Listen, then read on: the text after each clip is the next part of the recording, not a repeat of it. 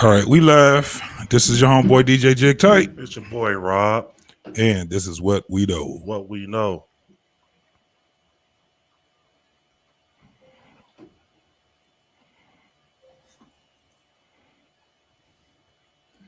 Episode 13, baby. 13. Episode 13. Yo, The Millennial. we You in already this know. thing. You already know. It's your homeboy again. It's your homeboy DJ Jig Tight, your homeboy Rob. Yo, Hey, man, we got a good show for y'all tonight, real man. good show. Real Absolutely. good The name of the show is the Millennial Manosphere. Basically, this is post and pre-millennial, which in my doggone generation is before the millennial. I'm in the Y. Rob, you in? show. I'm a millennial. Say it again. Millennial. Yeah. I think I said it right. Yeah, man. We're going to be speaking about, the difference between our generations, the generational gap, good and bad, and some of the things that we can actually improve in each generation. This is a call-in show, so if you're on Facebook and if you are on YouTube, preferably we prefer you to be on YouTube, man, so you can come in here, hit like, subscribe, and hit that notification button. When you go there, when you hit the notification button, you will always know when we're going live or when we are posting other videos. So that's what we do there. Right now, we are at about 2.29 subscribers. We're trying to get to 5,000 subscribers. So it definitely will help us if you guys can actually go on YouTube and interact with us on YouTube. But if you want to stay on Facebook, man, go ahead, stay on Facebook. But I'm telling you right now, by the time we hit 5,000, we probably be doing only about 30 minutes on Facebook. And if you want to see the rest of the show, you will have to come over here to YouTube. So when you hit the subscribe button on YouTube and you hit it's showing you right. I always do that shit wrong. Right here, it's giving you the call to order right there on our screen. You see it, like, subscribe, and then hit that set that doggone notification button, man. Yeah, and also, you can follow us on YouTube. I mean, follow us on Instagram. What we know _ podcast. You can also follow me on Instagram, thankful_Robert. And you can follow me, DJ _JIGTYTE. That's DJ Jig Tight. You can follow me on for that on IG, and you can also follow the second channel. We don't know what we're gonna be doing with that channel yet, but you can also go on there and subscribe to that channel. That's DJ _JIGTYTE. I don't know if that's an underscore or not, but if you just type in DJ Jig Tight, I'm gonna come up and hit that subscribe and and hit that notification button also, man. Look at some of the content we have on there also. You can like those videos, tell us what you really think, comment on them, and because that helps us with all the interactions right now, man. So yeah, basically those are the other things. What else we got to tell them, man? We're not telling too much, but we working on some things, some interviews. Make sure you get over at the mic. Y'all can hear me? Okay. Yeah. So we got some interviews coming up, man. We're gonna try to do some more interviews. I don't want to say too much, just know it's coming, And if you're gonna take a shot, today is gonna be a really good day to take a shot. Your boy Rob, his birthday coming up. You know what I'm saying? In about how many hours we got? About 3 hours, man. We got about 3 hours of Rob's birthday. Yeah. And you'll be how old? I gotta be 21. No. The lies you tell. The lies you tell. Gen Z. Yes, sir. Yeah. I'll be 31. 31 years old. You in there now. You all in your 30s, homie. All in your 30s. But we got some guests that's on here right now, man. We're gonna go ahead and bring these brothers in here so they can get over here and actually, chime in on a lot of the things that we're gonna be saying tonight, talking tonight, man. Y'all go ahead and introduce yourself, bro. What's the deal? It's Phoenix 2. Instagram, I am _Phoenix 2, man. Just really glad and privileged, honored to be on this podcast with these other gentlemen, man. I'm eager to chop it up with you, gentlemen, man. I watched the show. I'm a big fan. Definitely subscribing, supporting, hitting that notification bell as well. So it's an honor to be on the platform. Appreciate it, brother. Sir. What's up, E? What's the deal? My brothers. Been a long time. But Yeah, it's It's been a minute, man. Shit, you got the locks, boy. Man. Shit, the last time I saw you, homie. We both had the waves. Right. Both of y'all was popping the waves. Yeah, man. I had to grow it out. Go ahead man. and tell them what you are. Yes, man, sir. Y'all know me, man. I'm Ethan, but everybody know me as EC. So everybody call me AEC. Find me on Instagram at i.e._Investopedia. I'm not really on there. I'm not really a big socialite. I'm working on getting that back in there. But after this YouTube, I think I got to feel it after this podcast and everything. Y'all gonna see more of me, And I got some things on the works that I'm working on. But maybe we'll touch on it in this conversation because y'all gonna see I talk a lot. And maybe I can enlighten you fellas on some things. Most definitely. We got a couple other brothers that's gonna be on here on this panel also, man. That's gonna be enjoying the conversation that we're gonna have tonight, also, man. And it's also if you are on Facebook or once you come on here on YouTube, you can also call in. Once we get in and get to running, man, we can have some other people to come in and chime in. I got right now the link. I just put it in the comment, so it should be on both. Rob, check and see if it's on Facebook also, bro. I saw it pop up earlier. Yeah, so once we get to running, man, we're gonna be taking some calls or whatever. But it's a pleasure, man, having you guys on here. This is probably the first time we had a podcast on this channel anyway, where we have multiple people chiming in, other than my man Jeff, which he'll be in a little bit. But it's definitely gonna be rocking, bro. Yeah, I'm very excited because I work with both of y'all, bros. You know what I'm saying? So every time I had conversations with y'all, bro, we always had some meaningful conversations, bro. Fresh. Absolutely. Conversation a lot of people are scared to have. So what's the ages of you guys, man? What's y'all ages, man? I'm 32. I'll be 33 in October. Millennial. Yes, sir. Okay, Yeah. we got one. Millennial. Yes, sir. I'm an What 80. about you, I'm an 80s baby. I was born in 86. I'm 35. You a millennial too, bro. Yeah, I'll take it. Yeah. Hey, look. As far as what I know right now, man, that shit is running kind of far. Y'all there. Yeah. Y'all there, man. Y'all there because a lot of the millennials right now don't even realize that they're millennials. You got 40-year-olds don't even know that they're millennials right now. And then you got the Generation Z. They think they millennials, and you like, no, you ain't a millennial. Right. And then we got those babies, that Generation Alpha. They ain't even did what they thing yet.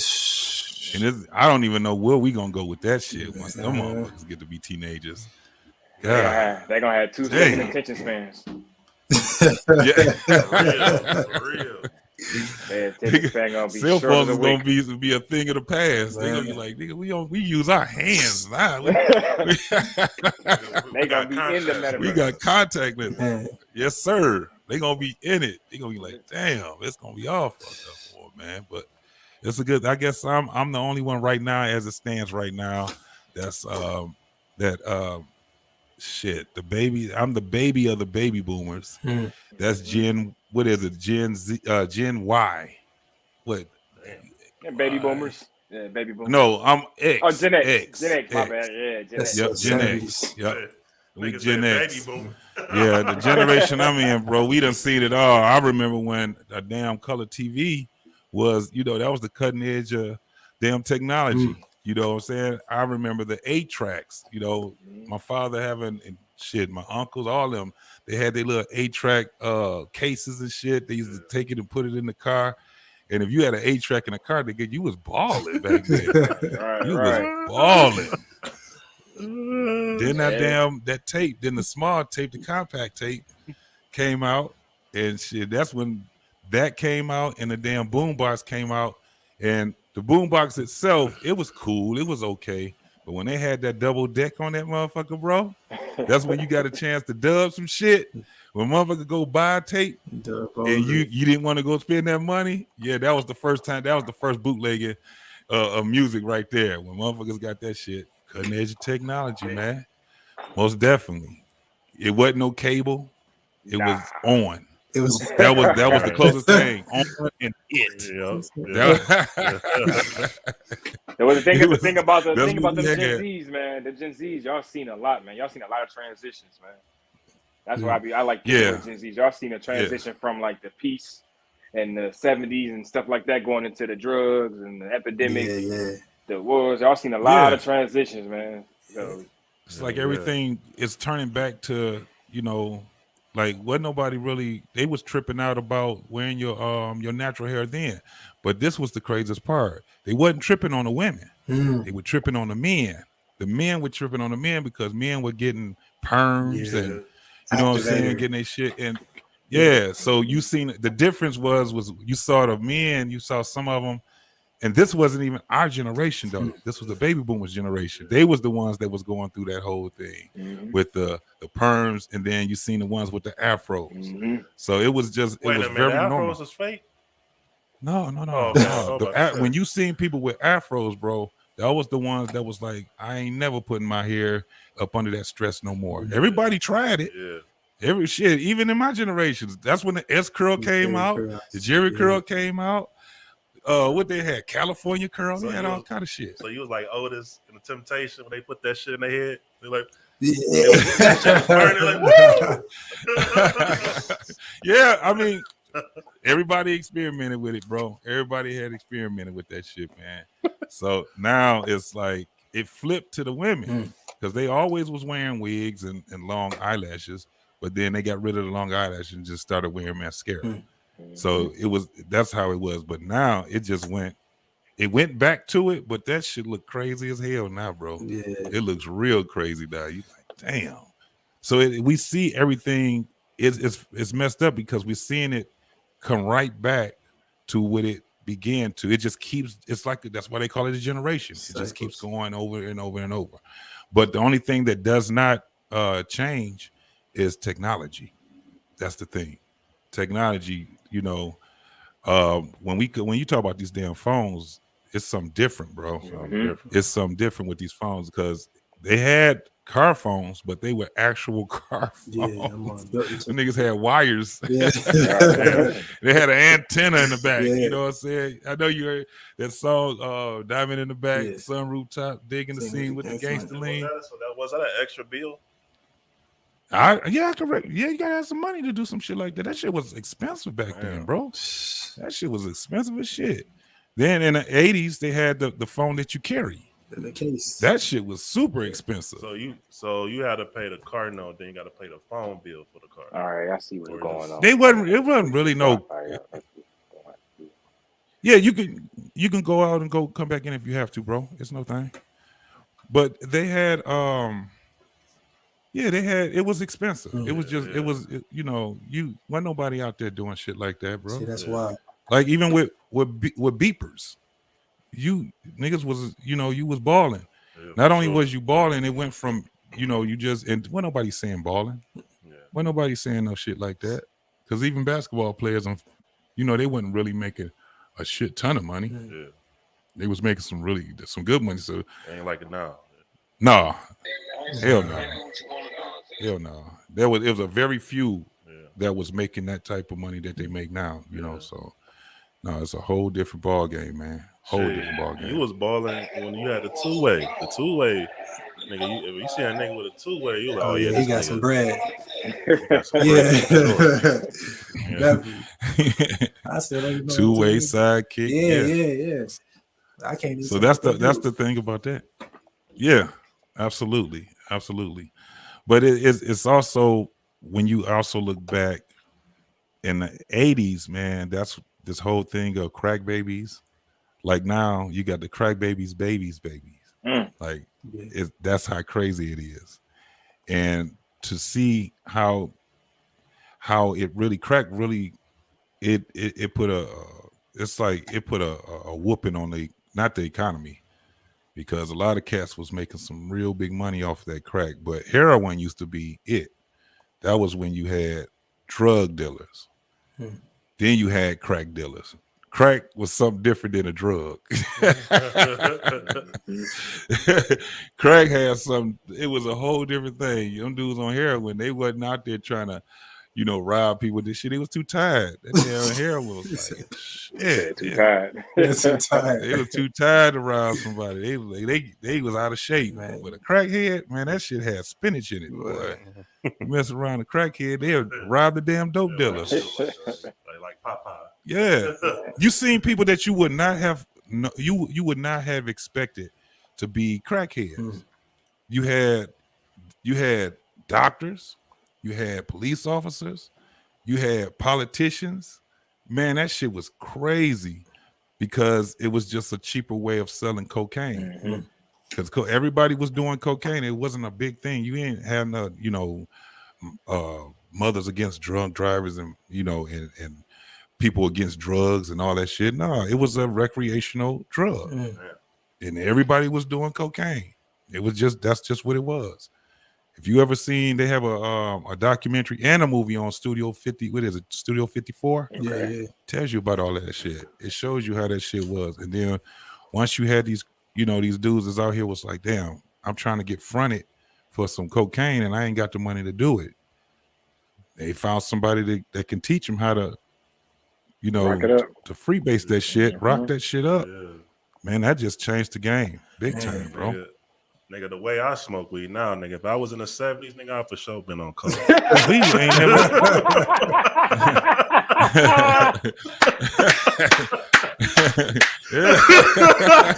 Oh shit! I'll be lining that motherfucker up. See this nigga walking around, keep holding his nose.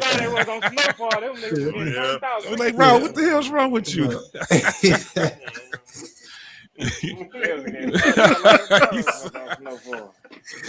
I'm being sober in the 70s. You gotta be fucked up. Oh, that's wild. Hey, once again, man, if y'all on here, you on YouTube, you on Facebook, man. Also look, put a comment in. Let us know that you in this piece looking at us, What's man. The Facebook? And the Facebook is, you can go. Did you share it too, Rob? You could either go up on the mine's James Dunlap, and it should be right there on my page. That should be in there on there also. Rob is you Robert Crawford? Yeah, Robert Crawford. Oh, you Robert Crawford on Facebook. Yeah, we on there. And don't forget to like, and I'm not talking about if you're on Facebook to like the damn the post. It's cool to like the post, but come over here on YouTube and like the video and subscribe. We got a lot of what they call them on Fresh and Fit. They call them ninja watchers. Yeah, we got a whole bunch of people that's out there. And support the show. We got super chats now, man. Yes, sir. The show, you know what I'm saying? Yes, sir. Yep, we got that super chat right now. Shit, niggas are monetized. Yeah, man. Congratulations on that. A little bit. Yes, sir. Yeah, man. That's a big thing right there, man. People don't understand. Wait till. Yeah, man. Got it. Yeah, you got an option. We got a we have right now, man, opportunity to make some really good money, man, and to be able to do more in marketing. You know what I'm saying? So, and we learning as we go. I've been trying to do this shit for a very long time, man. And every time I get close, I was getting close to getting monetized. They changed the goddamn policy. I used to be like, God damn.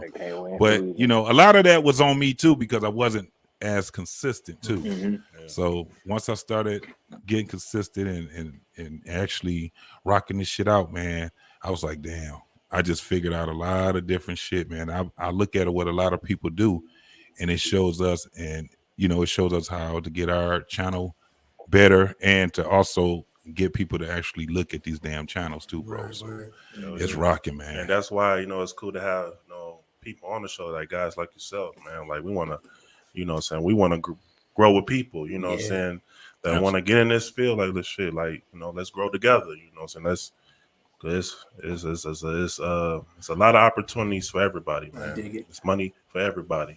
Yes, sir. Ain't no point in being stingy with it. So I got the first question, brothers. Yes, sir. It's gonna be a light question, and we'll just go from everybody's perspective. What is it right now from you guys' perspective of what a man is? Simply. Y'all go first. All right, I'm adding all these. I'm shooting out to my Facebook. Y'all know when I send this thing out to Facebook. Oh, go ahead. Yes, sir. My Facebook Go might ahead, turn go up ahead. a little bit when they see I'm on here. But I'm trying to find a link also to the YouTube. I'm over on my laptop linking all this. What together. We Know podcast.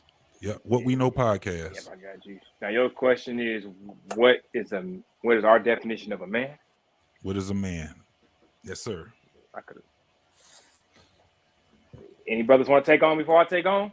Man, I say if we're looking at it, I think you got to make the distinction at 22. It's 2022 is kind of sad, but you got to make the distinction biologically what a man is, because people out here identifying as men and as males and whatnot. It's just an adult human male, you know what I'm saying, just on a biological level. But if we get into the deeper aspects of it,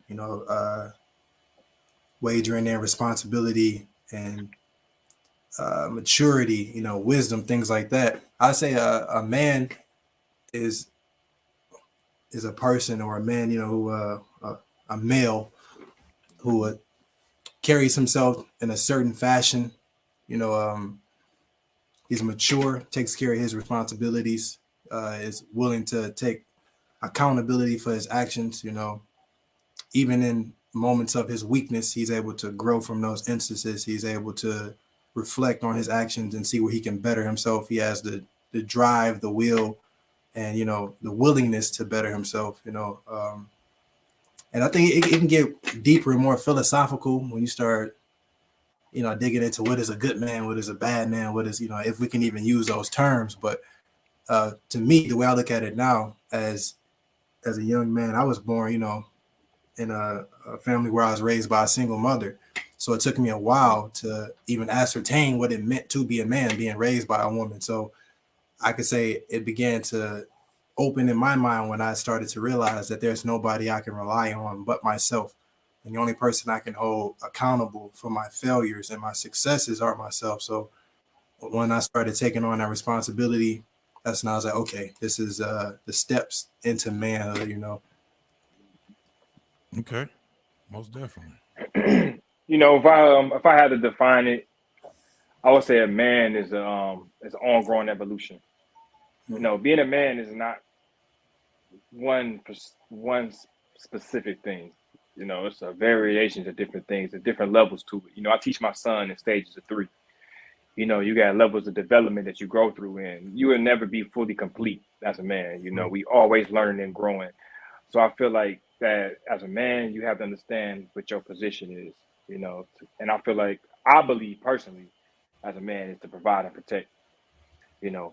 Everything else is near and dear to my heart, but to provide and protect is the most prominent thing that I can actually say that actually matters. After that, it would be building my community, you know what I'm saying? Because as men, that's what we're supposed to do. And I feel like as black men, that's what we fall short at. We don't build up our communities like we used to. We just kind of became a little bit more selfish. So I believe as a man, you stand on your morals, your principles, your values.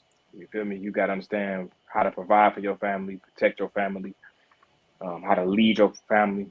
And that's honestly it, man. And after that, it's just an ongoing evolution of stages of, like I said, stages of 3. Like I said, my son, we do 3, 6, 9, 12, then you teenager, 15, 18, 21, et cetera, et cetera. Jesus died at the age of 33, so you already know. So everything is in the levels of 3. And yes, sir. It's an evolution. It's a stage level. And that's my take right there, brothers. Yes, sir. Yes, sir. Like for me, just piggyback what you guys said. I feel like as a man, most important, integrity is very important. Just putting the work. You know what I'm saying? when people not looking, you know. When I mean put in the work, you mean just continue to work on yourself, you know. And also, you know, accountability, you know, leadership roles, you know, um, really accountability. I think that's really make us strong as men because, you know, we have accountability. We could just, you know, what I'm saying our biggest critic could be ourselves, you know, and I feel like a lot of that could be because of our pride, you know what I'm saying?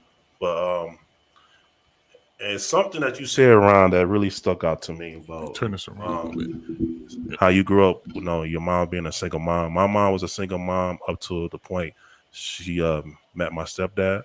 I was like 8 or 9. But it now I'm just looking at it now as a grown man. Like it took me a while to get to the man I am. Like I have to really, I would say, have to build my masculinity. Yeah. You know what I'm saying? Not discredit like my mom and my stepdad, because my stepdad, you know what I'm saying, he did a good job, you know, teaching me, you know, the stuff I need to know. But me, once I got 18, 19, when I was really out here, you know what I'm saying, dealing with people, dealing with women, you know what I'm saying, like, I ain't gonna lie, it was kind of a struggle, you know what I'm saying. Honestly, I don't think I really became a man really till I met my when I got with my wife. That's right. You know.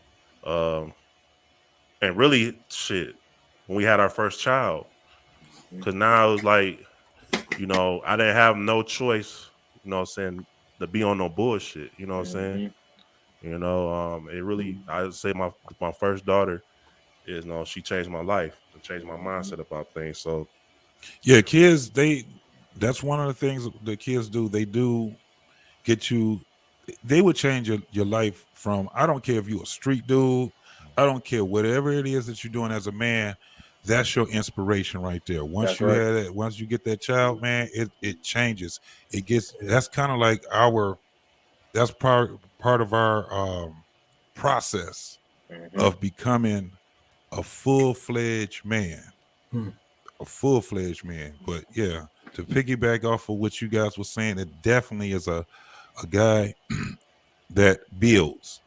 That's right. When one of the things that you can't even call yourself a full-fledged man. One of the things I talk about with men that, you know, we don't probably consider to be men, I kind of dropped off that whole concept of saying a real man, right? Because everybody is a man. I don't care if they're gay. I don't care if they trying to be a woman. They're still a man. Right. They just a shitty man. That's what it comes down to. You don't get the privilege to drop out of the ranks of being a fucking man. Yeah. Right. You know, you in the race, and it wasn't your choice to be in the race. Right. yeah. Whatever you was when you came out of that womb, whatever it was that you was, that you're supposed to be, there are some social constructs that you have to follow by, and then you come out and you build your own. Right. You can be a man. That's what we do. We build our own. We come out with our own definition of whatever it is that we have when it comes down to, but we don't get rid of the old shit. We just build on top of it. Right now, what we have is a lot of people that's trying to get rid of shit, trying to cancel shit. You know, no, you're supposed to build on something. Yeah. Now, the things that you do destroy is the things that's cancerous. Right. The things that is not conducive to building community, families. These are the things that you destroy.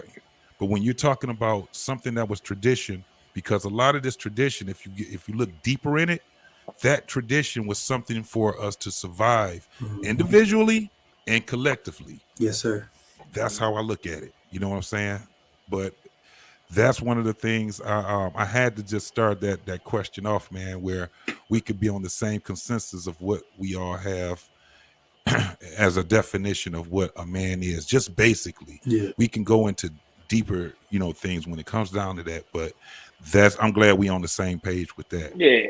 Again, if anybody is on Facebook, you guys can also join the conversation if you want to. I put the link into the chat room, and I will put it back in there again so you guys can be in here.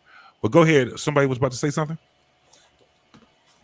But yeah, I mean, I feel like, you know, we made some. I like everybody points of views, you know, what they think a man's supposed to be, you know. And sometimes I wish most dudes had this mindset, man. You know, That's why you see, you see a lot of fucked up shit from niggas, All right, so what as far as like, let's go with this whole concept of having a mate, whether it's a wife, a significant other, or whatever. Do you think that? Here we go.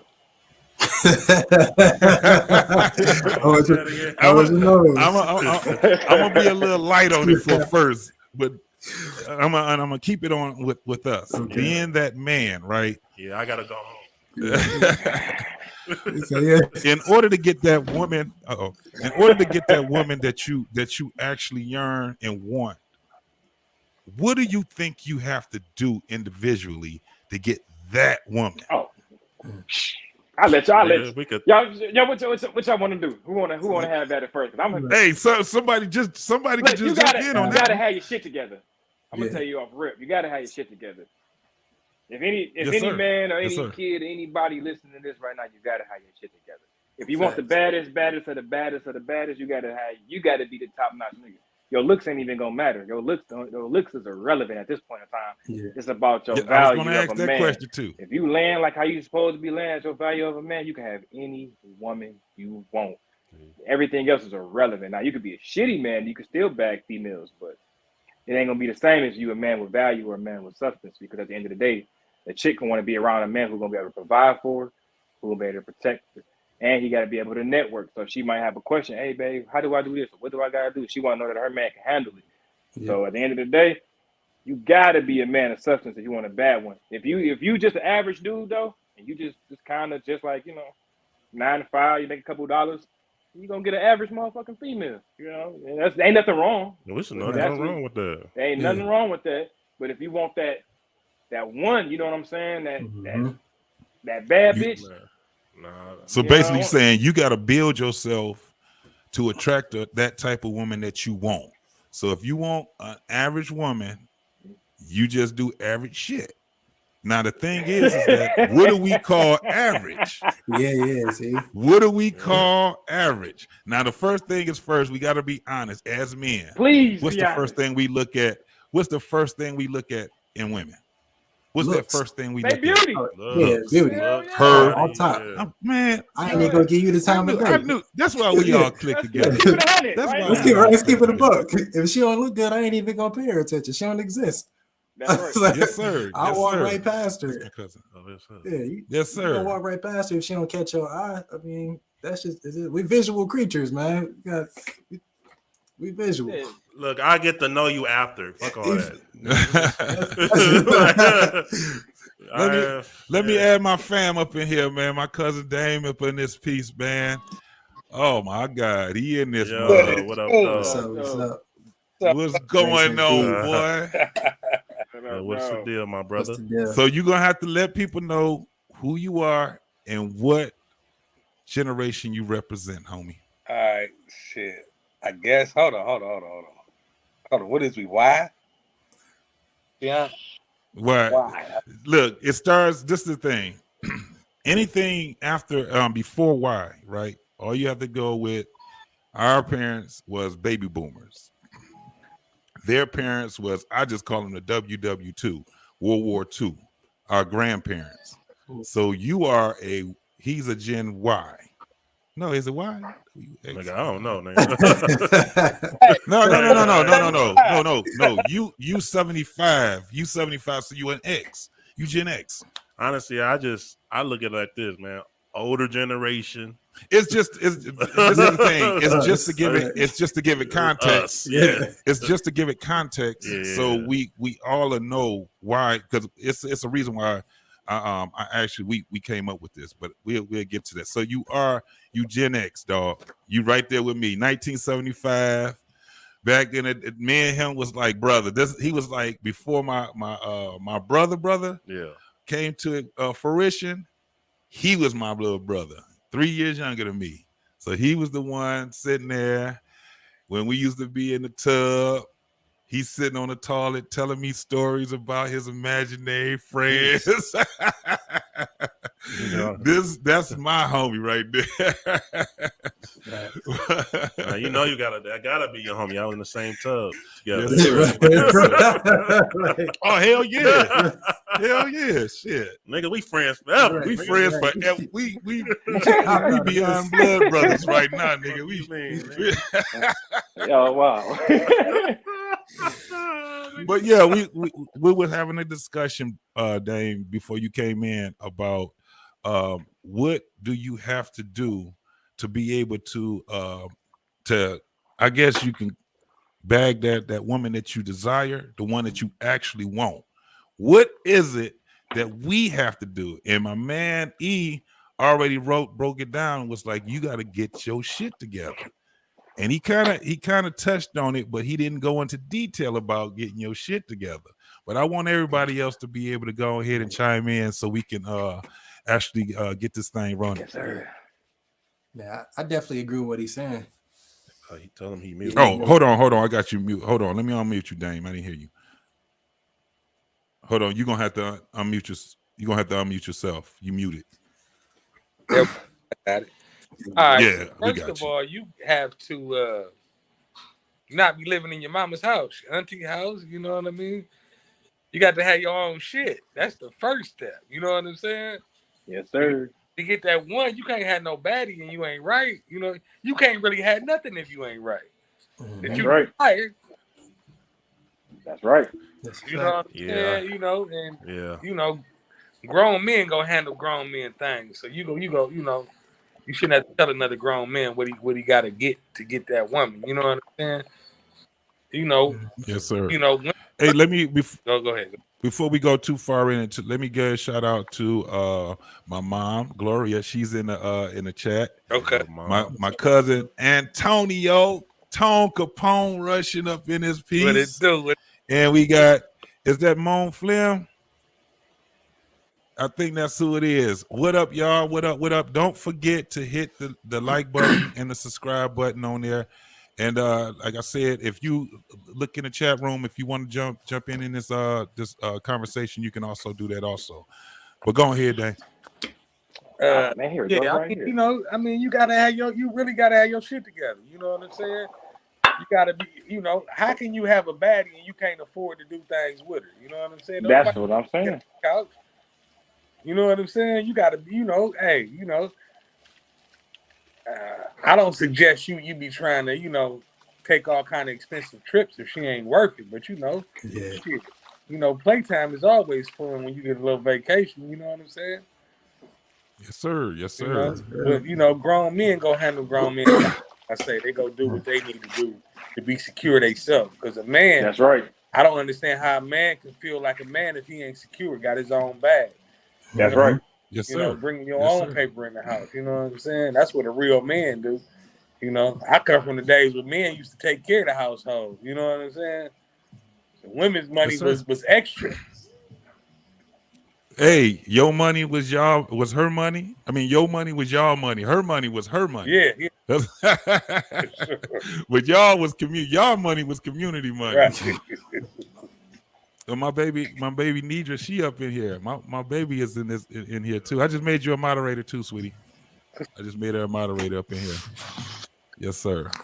But go ahead, Phoenix, man. Man, I feel like, man, I agree with both of these gentlemen are saying, and I think it's also important that you as a man understand the trajectory that you have, so you can best select the woman that is compatible with your path. Because I see a lot of dudes, man, they be aiming, you know what I'm saying? They get their stuff together, and then they invite something into they space that destroy it all, man. So I think also you have to be secure in yourself. You gotta get up. Like even for myself, man, when I was dating seriously, man, the first thing I had to realize, like, bro, if you trying to move toward marriage, you trying to move toward wiping something up, you gotta get out your mom's basement.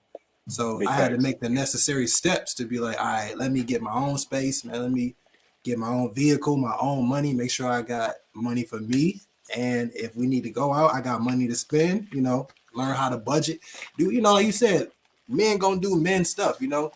Yeah. But I think you gotta have your stuff together. Like Got to. you gotta, as simple as put, like you gotta have your stuff together. And then you have to know what area you aiming at. So there are dudes who like, I just want an average girl. Well, if you want an average girl, you still gotta have your stuff together to some capacity to even get her. There you go. You mess around and run across her, you fumble the bag, you looking stupid. You know what I'm saying? So man, just like he said, you gotta have your stuff together. Yeah. But see, you gonna have some chicks out here, they'll rock with you if you ain't got nothing. Yeah. I'd be, because I remember at one point in time I ain't had shit and I was still bagging them. Like that ain't really, you know what I'm saying? So sometimes it really don't matter what you get. There you go. You got the swag. The bag ain't really gonna matter. Yeah, you got to get the gab. It's something different. You can make it jug for the dude. You know what I'm saying? The hard part would be, like I said, if you trying to get a bad bitch. I'm saying, I'm like when we was putting out we was talking about Cam Newton's situation and shit. See, he was talking about a bad bitch. He wasn't just talking about a woman. If you want a bad bitch, you gotta play a certain type of role. You know what I'm saying? You just can't be an average type of nigga. You know what I'm saying? That's why I say, like, if you shaking that bag, if you a dope boy or you're a swiper and that's your only avenue and you get fast money, you need a fast bitch. That's just how it's gonna work out. You know what I'm saying? Right, and it's temporary. It's temporary on both ends. If you on both ends, yep. Hey, let me ask y'all something. What up, though? I'm sorry. My bad cutting you off, bro. You good? I told you. No. I hear the word bad bitch a lot. Bro. Hey, look, we all talk together. Yeah. We all talk together. So everybody on this motherfucker get around. So hey, I hear the word bad bitch a lot. I've been something I need to know, bro. Is a bad bitch overrated, bro? Yes. Because it's over fucking rated. Like, yes. Like, just think of the word bad bitch. They are doing bad. Like, in life. These are not good people. Like, you be like, is you a bad bitch or is you a bad bitch? It's like, y'all niggas going crazy for bad people. Like, definitely overrated.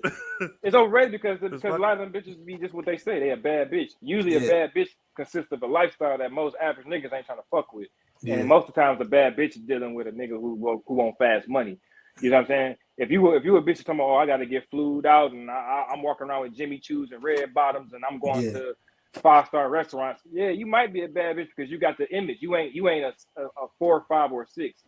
Kevin Sammy say over a 7. You a 9 or 10, and y'all know what a 9 or a 10 look like. Y'all know that bitch that woman when she look fast. Y'all like, damn. I gotta holler, you know what I mean? So you know what type of chick that is, and you know the type of money and maintenance that them type of chicks be having. They ain't going to no basic ass makeup artists. They ain't going to get no cheap ass nails done. They ain't, they got nice makeup, they got their hair done, whatever. When I say average, I'm talking about just an average chick who she not trying to be in the limelight. I like average. I don't like bad bitches. Bad bitches you gotta maintain. You gotta maintain a bad bitch. We ain't trying to maintain no motherfucker. We ain't trying to maintain. We ain't right. It's like having a motherfucking mansion or a goddamn Testarossa. The maintenance on that motherfucker is gonna be more than the damn bill. And then the attitude becomes a bad bitch. Oh, the attitude. Man, Just like a foreign car. You said just like a attitude. Yeah, like a full car. You take her, you gotta get she had an oil change. That motherfucker $700. Bullshit, Lincoln money. You better say we you'd be like, you know what, man? Fuck that. Man, I'm gonna trade her in. I need, I need downsize. Because when you think about it, what was you driving it for? Because you like the look, you like motherfuckers looking past, looking at you, exactly. Boost your ego, and shit like that. The day, and you hear when you out. Mm-hmm. Oh yeah, that's me. She don't even like that's your me. ass, That's me. probably. Yeah. But when you, but if you ever notice, that's why country though. When you trying to go from New York to Cali, you ain't about to hop in though. You ain't about to hop in that form. You about to hop in something real reliable, right? Yes, sir. Right. Yes, sir. And look, this is the craziest thing.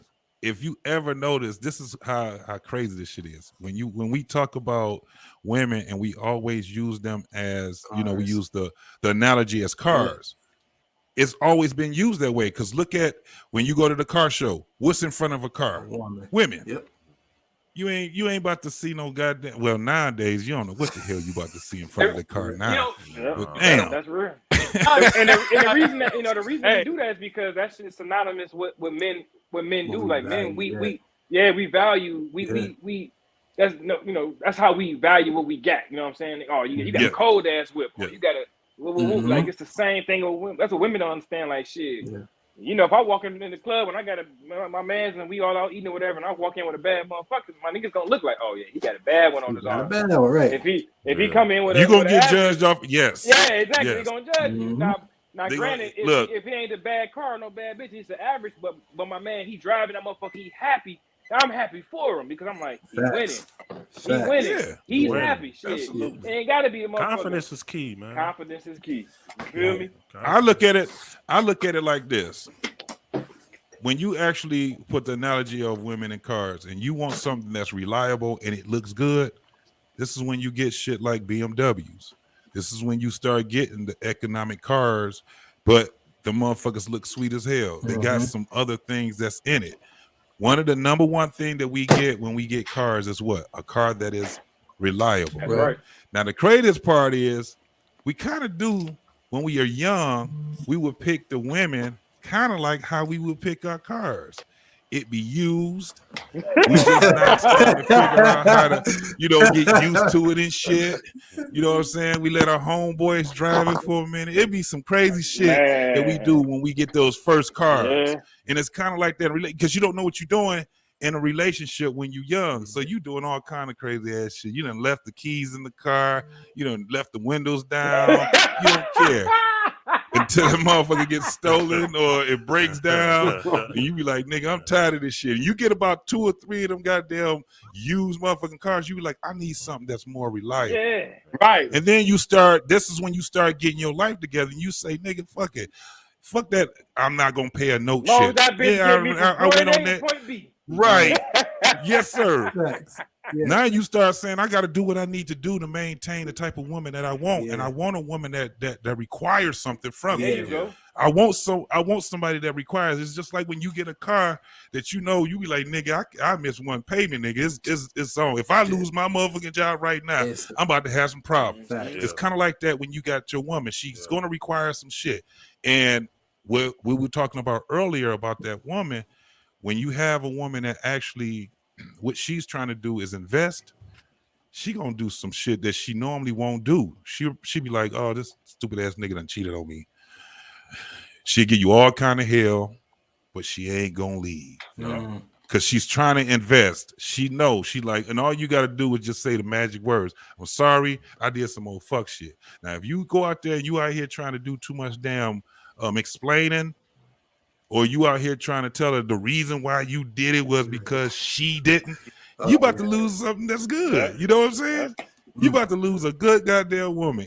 And that's why we have right now, going back to what we was talking about, when it comes down to building ourselves for women, man, this shit is not given to us. One of the things is that the difference between us and women is that they have their value already given to them about the time they're born. Hypergamy. When they're born, that value is already there for them. All they got to do is add on to it now. That's it.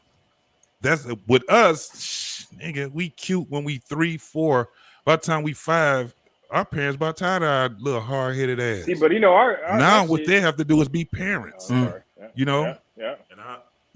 And I say this like the most important thing that we gotta have, bro, when it comes to like, I mean, that's not what will come to females, bro, but we just gotta have that leverage. And they go back what my man Damon said, like, shit, honestly, bro, we shouldn't even have to tell niggas like what you need to do to get a girl. That's like, right. if you really just bought it, bro, you bought your business, bro, you automatically gonna get the leverage, right. bro. Like, the key is just having the leverage, bro. And I don't mean by controlling your woman or nothing, but your woman have to be in the point where she will respect you. Yeah. That's why I don't like the word maintaining. I shouldn't have to maintain nobody. Anybody I feel like I got to maintain, that means that person don't really respect me. So that means that, this person can really leave, you know what I'm saying, if I'm falling off or if I fucking turn my head the wrong way, niggas, like, you know what I'm saying, it could be a wrap. So like, man, just focus on yourself. Like, if you focus on yourself and you see your life is changing, it's, you know what I'm saying, how you want things to go, you shouldn't have no fucking problem. Right. And I wish I knew that when I was a little bit younger. How do we? Yeah, let me ask you. Let me ask Generation X a question. How did we get right? How did we get here? Y'all got here through our generation. You guys got here basically So when you look at the millennials, this is the craziest thing because it's the reason why the generations they kind of like we melt into one another. Do y'all know what year the millennials start? It's a 10. Everything is a 10-year gap. No, that's eras. It's not even a gap, really. What it is that, for instance, your generation started when? What year your generation It's like started? 84, 85, ain't it? Something like that. Because you said 88. I did at first, but when I started doing the research on it, it's 81. 81? Yeah. 81. Generation X is 65 through 80. So it's a 15-year. I said 10, Yeah, but it's a 15-year gap. Yeah. So when you look at it that way, we have guys that's in your era, that's in your generation, that was also raised with my generation also, which my generation ended in 80. So you would have my generation basically, because I have daughters that's in you guys' generation. I have an older daughter. My older daughter is. My younger daughter isn't. And she was 96. So she's right there at the end of that millennial, almost at the end of it. Yeah. So when you look at it, when you talk about how you guys got here, and even let's go a little bit deeper. How your generation has the mindset that you guys have right now. Which one? Generation? And that comes from the millennials. Okay. Yeah. Okay. And it comes from the gap. We don't do the same thing that our parents did with our generation. Their generation did with us. We didn't do what you guys. Like, we shared everything with their generation. We shared entertainment, whether it's movies, music, it was food. It was certain things that we all shared together, and we always had, like with our generation, especially because we had a lot more mothers. So with our mothers, what they used to do was some creative shit. And a lot of things that we used to do was game night. And my line, Dame, we used to do video night. My mama used to get all the cousins together. We all do. Did that too. Yep. Yeah. We played softball at the park. We used to get up at 6 o'clock, 5 o'clock, 6 o'clock in the morning to go to Kensington Park, go to Metro Park, all these things for the family to do those type of things. And we played, and they barbecued. The men barbecued, the women cooked, and they had spade games going on. The people that didn't want to do volleyball or didn't want to do any sports and something like that, they had all kind of other stuff, especially 4th of July. Come on, man. Especially being in the D. Belle Isle was off the chain. Families was all over it. And it wasn't no vibe, and so what happened though was when we started getting deep into when your generation was coming up, it was shit that was being fucked up because our generation, our people started not really liking each other. So now you go to these parks, motherfuckers shooting each other, stabbing each other, these motherfuckers running each other over in cars. But how did we get here? Family members. How did we get here? It got to the point where, because in our generation, all of that shit started. I can specifically speak on in Detroit. In Detroit wasn't big on gangs like Bloods and Crips type of neighborhood gangs. It was neighborhood gangs. It was like, that was a notorious gang. Then you had Pony Down, 2020, 60 Minutes. So the gangs started going up and up and up, and so you started having less and less households that had both parents in the household. Right. So I know, once that started happening, you had like the teen pregnancy was just off the chains during that time. It's people right now that I know that's only about 13, 14 years older than their kids. So imagine you got somebody right now that's my age, like 49, 50, and they kids is in their 40s, or they late 30s. You know what I'm saying? So it's a lot of that. You just don't hear a whole lot of this stuff being taught. So now you got father is not there, mom is the head of household. She was turning her son into her boyfriend and making her daughter her enemy. You talk to a lot of women, they're going to tell you that they left, they had to grow up at the age of 14, 15, and 16. But let me ask you this, They James. had they, I don't mean, I'm yeah. bad. I don't mean to cut you off. No, go ahead, But bro. Oh, we good. when I say how did we get here, I mean like when we start talking about deindustrialization, the movement of the factories out of the city, the crack epidemic that came through in the 70s that plagued our neighborhoods from the 70s through the 80s, through the Generation X. You know what I'm saying? Or are we talking about feminism that moved from the 60s through the 70s that plagued Generation X? Oh, I got you. So when I say like, how did we get here? Like a lot of times we had the gender wars or we had a gender conversations, but we necessarily don't bring into the history of how we actually got here because it's really deep history that we forget about. Like I said, when we talk about deindustrialization, it's a reason why why Black fathers didn't have jobs. You see what I'm saying? When we talk about the drug epidemic, it's a reason why they chose the streets because of the industrialization. When we start talking about women running the house, we got to start talking about feminism and the fact that the women didn't have jobs and that the husbands was being locked up and they was getting Section 8 and they had welfare.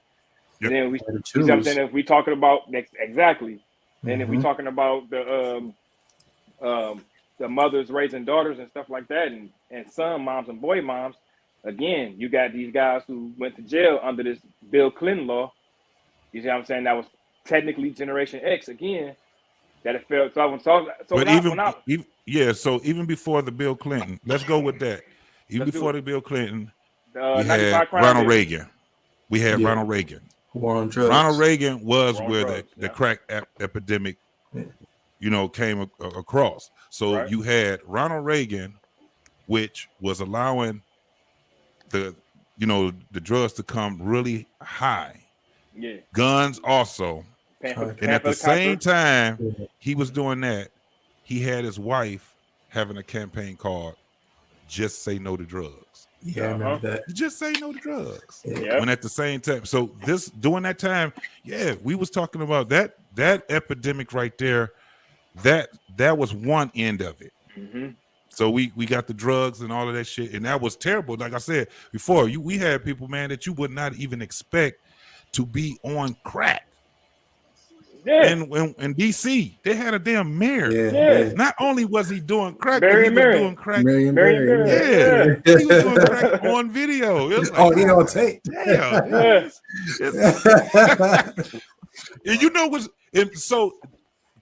And then let's fast forward that. Before he died, do you know he was reelected? Yep. As mayor? Yep. I do this history stuff, so I know. Yeah. He did. Yes, sir. He sure did. He was reelected as fucking mayor. It's like, what the hell just happened? Y'all do know that this motherfucker was out here getting live. Right. He was getting live. But then we already had like the feminism. That was in the 70s. And in the late part of the 60s, the 70s. Now you had before then, let's go to the boomers. We had Vietnam. Yep. That killed off a lot of people, bro. It did. Vietnam, and the ones that didn't get killed off, the motherfuckers was crazy as hell. PTSD. They coming back, PTSD, they done lost limbs, their head is all screwed up, and they did not have proper care. There you go. That's what it was. I work for VA. There you go. And I can tell you right now that really fucked up families, because you had dudes back then that, because what we said earlier, what a man does, he builds. Right. And they wanted to be married, and a lot of these men understood this woman, and he probably didn't even know her. He probably just knew this girl. They was going together in high school. He got drafted. Right, he came back. He gets drafted. He tells her, I'm gonna be back, but before I go, we're gonna get married, because if something happened to me, I want to make sure that you straight. You had a lot of that going on. And so a lot of these guys didn't ever make it back, man. We talking about right after basic training, man, they were gone. So that was part of tearing up the families then. Then you had this whole thing that was going on with this feminism thing. You can do what you want to do. I know you've seen that picture of the woman with the bonnet on, and she do this. Rosie the Ripper. Yeah, that symbol, man, that symbol was something That was something Yes, totally Rosie different the than what you Riveter. can even imagine. Yeah. You can do what a man does. So they had these women telling them that they can do exactly what a man does. They can make just as much money as they can. And so not only did you have that, but then you had women's lib, which was a part of the feminist movement also. Yes, sir. But women's liberation was something different. It was sexual liberation. You don't need a man. All you need is their sperm. All of these things that was being said. Now, do we blame the women? I don't really blame the women. I blame the men that were backing them. There you go. Because they couldn't have did anything Without the men. if the men was not backing them. But So it was. go ahead. DJ, I say this. I'm an advocate for feminism. You know, hey, I believe women should have equal pay, equal rights, equal. Hey, so before we go any further, I'm not. Look, any women listening, y'all deserve to get paid what y'all supposed to get paid. Y'all supposed to. If y'all want it how y'all want it, I'm for it. I am not against it. So we as men. I don't think any man is against equality when it comes down to women. So But it's the when they But women don't even want equality. Understand this. Superiority.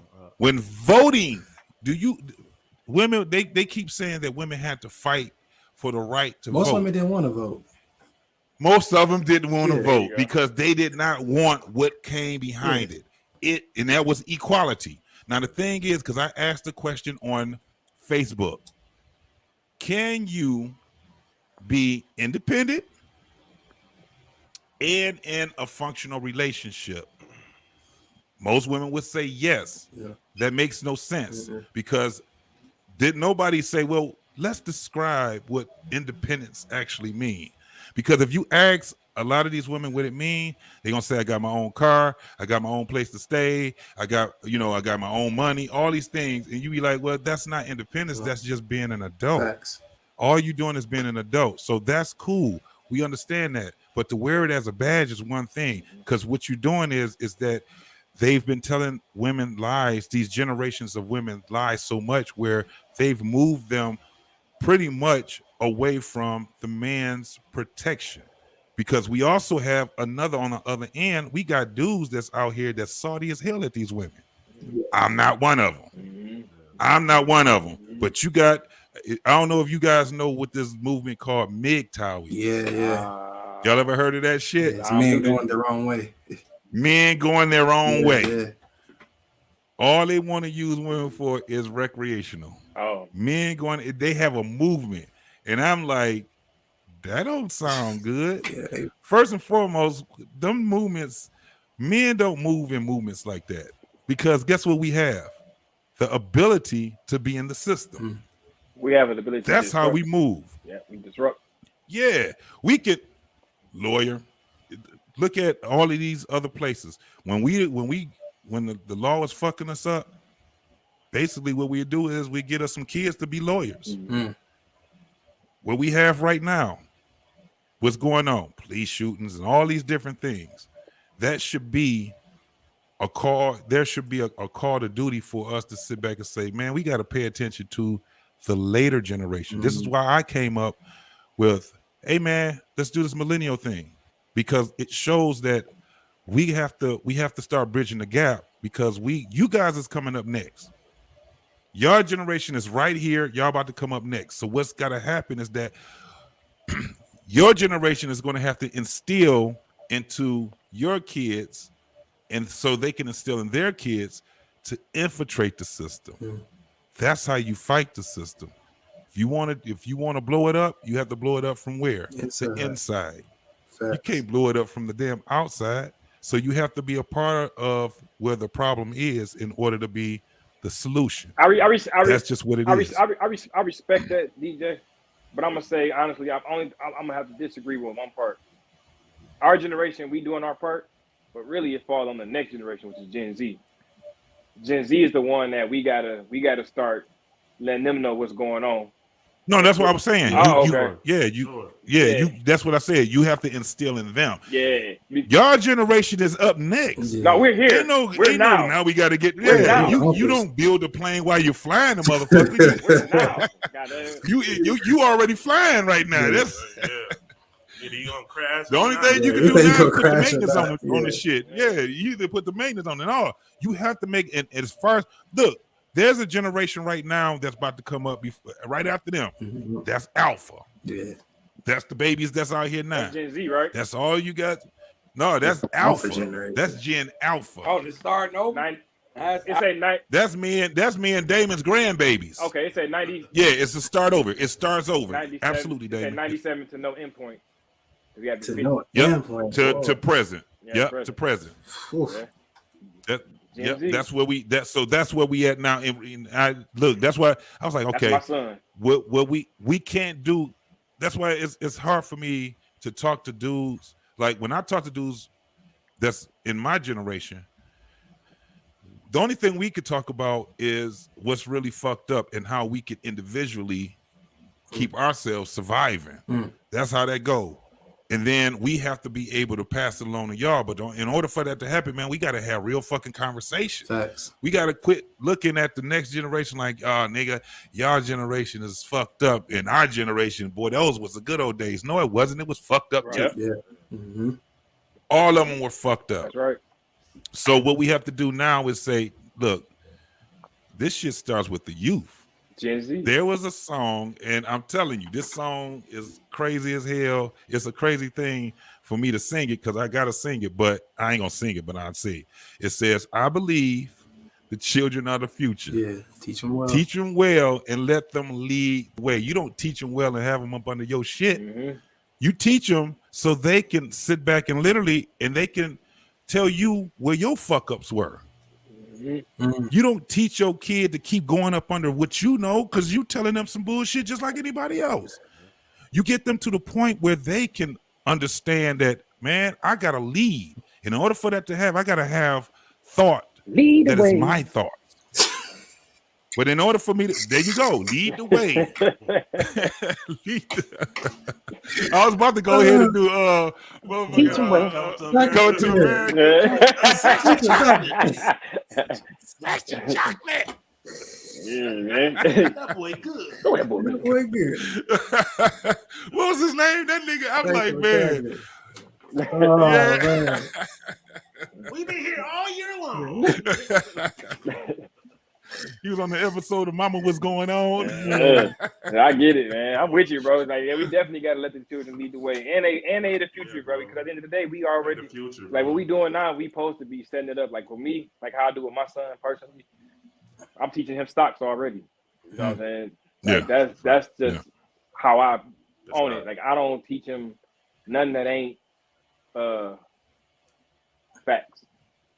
You feel me? Yeah. Like Tupac Yeah. said, bro, like you gotta keep building the seed, even if he don't understand it right now. Yeah. You know what I'm saying? He's gonna reflect on his name one day. Yeah, exactly. I tell what I'm him saying? all the time. That's- I say it don't make sense right now, but it always gonna make sense when you get older.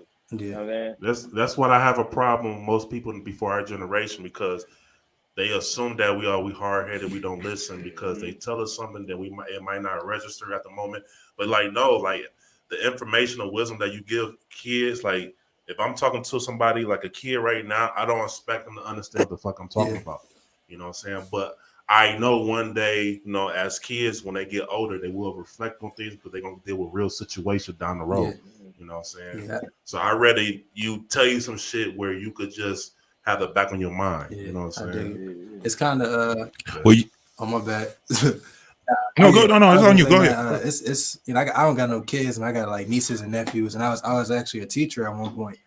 And it's the way I explain it to kids, man, is the same way I explain trauma to adults. It's like we as adults, we don't understand that we have trauma until we get old enough till we have to exercise those areas where we've been traumatized in. And it's the same way with teaching kids. Like they not gonna understand at that moment, but once they get to an area in their life where they have to exercise that information that you gave them, they're gonna reflect and be like, oh yeah, such and such told me this. You know, Mom Dukes told me this, Dad told me this, Uncle told me this. And it's the same way with trauma as adults. Like we don't realize how we've been traumatized until we get to, like, you know, a lot of people got abandonment issues and they don't realize they have abandonment issues until they get to the age where they have to bond with another person. And they're like, why am I not able to do this? And it's like, because you have trauma. But now you know you have trauma because you tried to exercise that area and it was deficient. And it's the same way with education. It's like a lot of our parents didn't teach us stuff. So we got to an age where we had to exercise information in certain areas. We realized we were deficient in that area. Like even our schooling system, how many of us, I didn't know how to sign a check, do my taxes. You know what I'm saying? I got older and I'm lost as hell. Like who's gonna do this for me? You know, but it's just like that with information. So when he say, like my man say he teach his son that your son gonna get old enough and be like, oh, stocks, I got that in the bag. You know what I mean? Like my dad was teaching me this when I was 4 or 5 years old. So he's not deficient in that area. So Look, you finished? No, go ahead, man. I don't want to cut you off. I'm finished, bro. Go ahead. No, but one of the things, again, this is another thing that I look at too, is that in the era we in right now is that women and men are pitted against each other. Yeah. When it comes down to things like Mother's Day and Father's Day and all these different things, it's not a good idea to be a single parent, no matter if you're a woman or you a man. Facts. My whole thing is this. One of the things that moms are very instrumental on is that they teach the kids how to feel, how to be more empathetic towards, that's how it used to be anyway. You know what I'm saying? Where mothers, fathers was more of logic. It was like, and sometimes our logic get in front of us, dog. That shit could stand in our fucking way. If we're just sitting there and we just doing shit, because we can get into a zone where we be like, I don't give a fuck what's going on with nobody. This is where that whole grind comes from. This is when the ambition comes in. And one of the things about us as men is that we're full of ambition.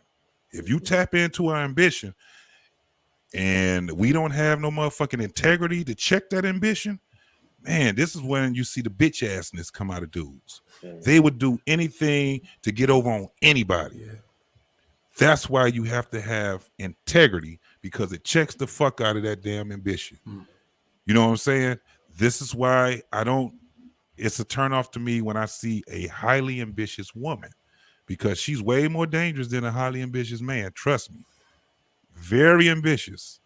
And she will this is where your strippers come from. It's where your women that work in the streets. The women in them streets, they're very dangerous, bro. Wrong with strippers. Hold on.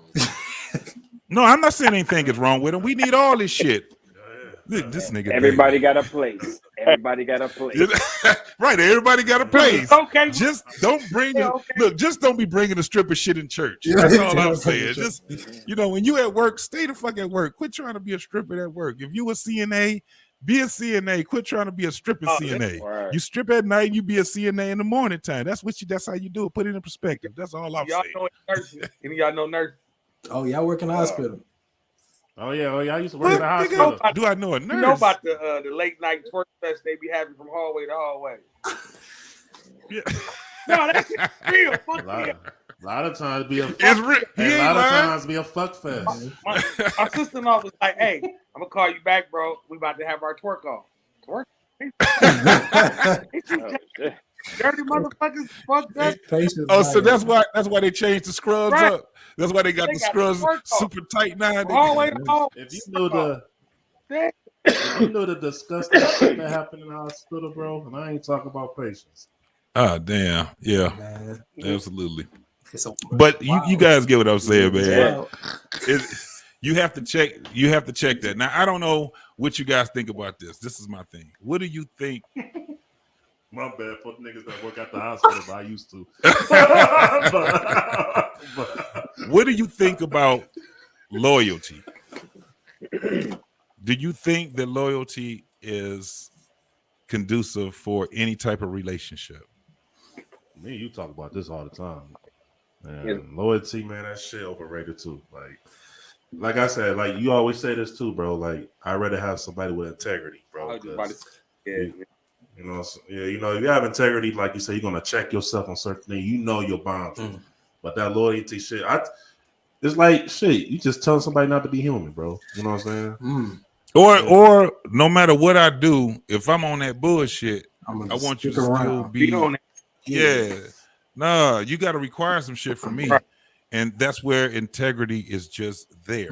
That integrity is what checks, because my whole thing, and what I tell you, if I want a loyal motherfucker, I get a dog. Get a fucking dog. That motherfucker loyal as shit.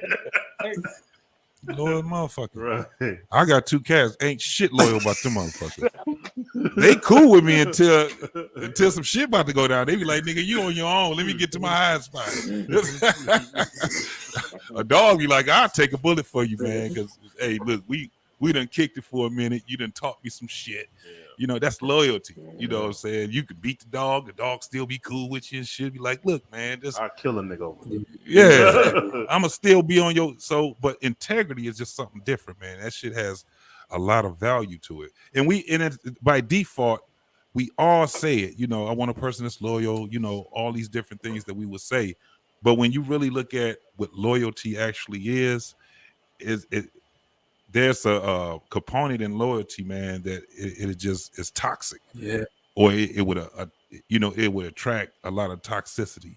You know what I'm saying? But other than that, I like integrity. I love somebody that's integritous. Hey, fellas. Absolutely. I don't want to interrupt y'all, man, but I gotta head out to work, man. Absolutely, Yeah, brother. It was a pleasure, man. It was an honor to be on this panel with you fine gentlemen, man. Hopefully we do this again real soon. We definitely gonna do it again, bro. No doubt, man. You guys have a blessed night, man. Grace and peace to you. All right, brother. Peace, God. Yes, sir. All right, man. My man. But it was something. Oh, so check this out. I know that you guys already probably already seen the whole Cam Newton shit, or you heard the whole hoopla that's on it. Now I want to show this one little piece on it, and then I want to get you guys, you know, you guys' actual, you know, what you think about it. That's what I'm saying. Shit, nigga. Well, let me put this on over here, and this was off of. A shout out to the $1 Million Worth of Game podcast that this was actually off of, where he was doing an interview with these brothers, man, and I'm pretty familiar with them. Gilly and Wallow. Yes, sir. Yes, sir. So I'm gonna show this little snap. I'm not gonna play the whole thing. I'm only gonna play a little bit of it from what everybody else was tripping off of. Fair use. And absolutely, this is fair use. And here we go, y'all. Tell me what y'all think about this. Oh shit, I'm hitting the wrong goddamn thing. There we go. You know one Cam. They don't know Cam. The upbringing, you growing up. What was that? Can y'all hear it? Yeah. How was that? Okay. So I'm not one of these dudes to be like, bro, I'm gutter, I'm this, I'm that. Man, I had a perfect example of what a man was in my life by my father. My parents has been together for 36, 37 years now, and it's a beautiful thing. I grew up in a 3-parent household, my mom, my father, and my grandmother. And I knew what a woman was, not a bad bitch.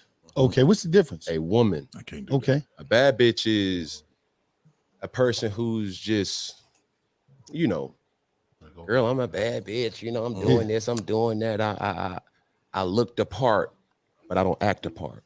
Okay. You know, and it's a lot of women who are bad bitches. And I say bitches in a way, not to degrade a woman, but just to go off the aesthetic of what they deem is a boss chick. Now, a woman for me is handling your own, but knowing how to cater to a man's needs, right?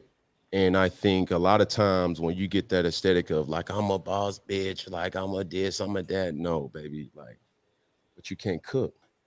Okay. You don't know when to be quiet. You don't know how to allow a man to lead. Now, a lot of women, now the kickback of that is be quiet. I'm gonna be quiet for the man and handle his business. You know, that's what they say.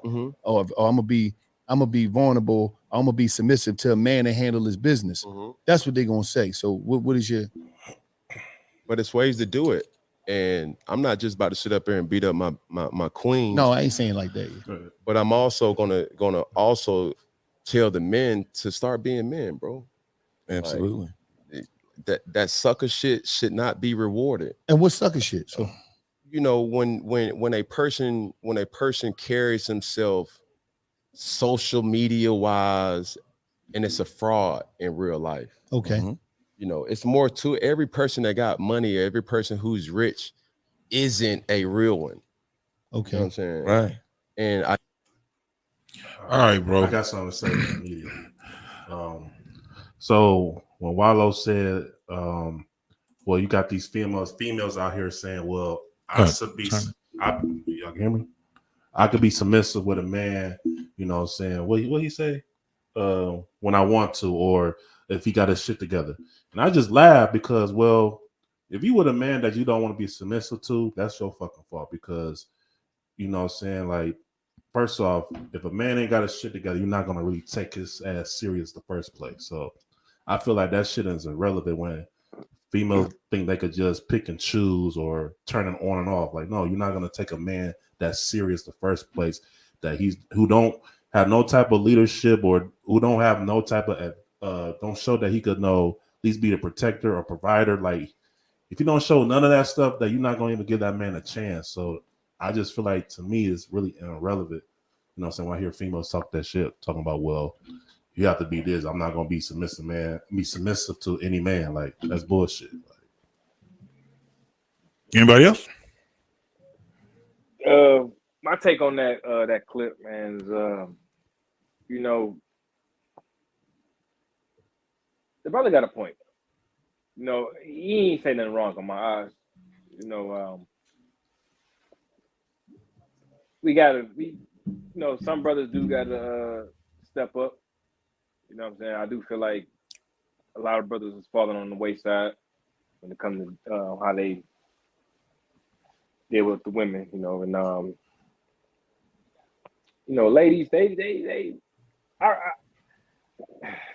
it's touchy, man. It's touchy because I know they feel like they're not supposed to, quote unquote, cater to us and love on us or whatnot to us. But nowadays it seems like it's conditional. You know, they do it because, you know, they want to, or you got to build them up to be able to do it. And I don't think that part of it's fair. But I don't see nothing wrong with what the brother said, man. I got much respect for Cam for what he said, man. For sure. Like I said, everybody done talked about this, and I've been the same way since ever. Like, bro, we gotta be at a point where the women they gonna strive to be independent regardless. You know what I'm saying? And as men, we supposed to be striving every day to be better men. That's when earlier when you asked, like, what's my definition of a man? That's it. All come back to that. You know, if you striving to be the best version of you, you can get away and with saying and doing pretty much damn near anything. Not to say that's what the goal is, but shit, your value is gonna determine your outcome. Your value will determine your outcome, bro. No doubt. Yeah, most definitely. You know, Cam got how many kids? You know, man, he got a lot of kids, bro. Yeah, I think 6, 7. Yeah. You know, he got a gang of them. And he can talk like that. Yeah, he can. And then I don't understand why, like, people are mad, mostly females.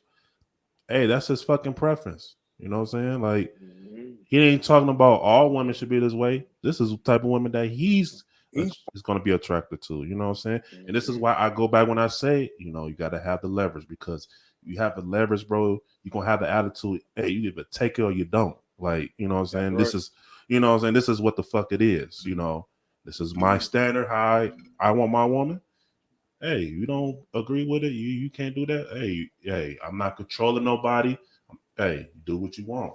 You know? As a man, you got to stand up on that shit too, just to be straight up. Like we be thinking like, you know, oh man, I can. You gonna bend, you gonna move X, Y, and Z, and she gonna do it. Like if you got your shit together, the opportunities and the women out here is endless because they outweigh us anyway. So there's way more pickings for us. You know what I'm saying? So as men, we pose this battle to be the best version of us and be shakers and movers of the community.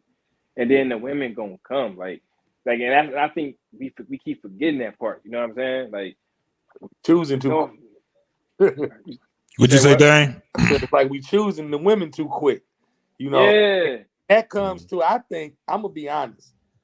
I think like us as parents need to school our kids on what women we shouldn't mess with, and what women they should mess with. You know what I mean? Giving them ideas of, because when you're young, a teenager, you just trying to get you something. You know what I'm saying? And that's how you might end up with a baby, or you end up with somebody you've been messing with since 9th grade. Now here you are, 30 years old. You've been messing with this girl since high school. You know what I'm saying?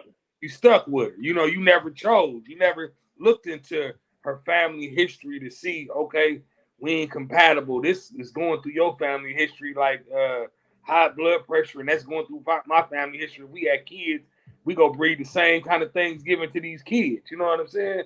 It's a lot of factors we gotta mentally think about before we start messing with a woman.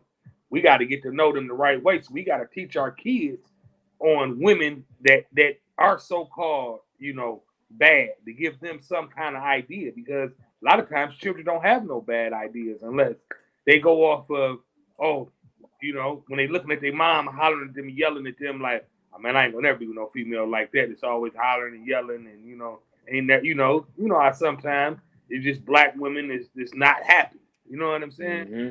Their whole life is not happy, so they bring it into their kids' doorstep where they feeling like, I don't want to be through this shit.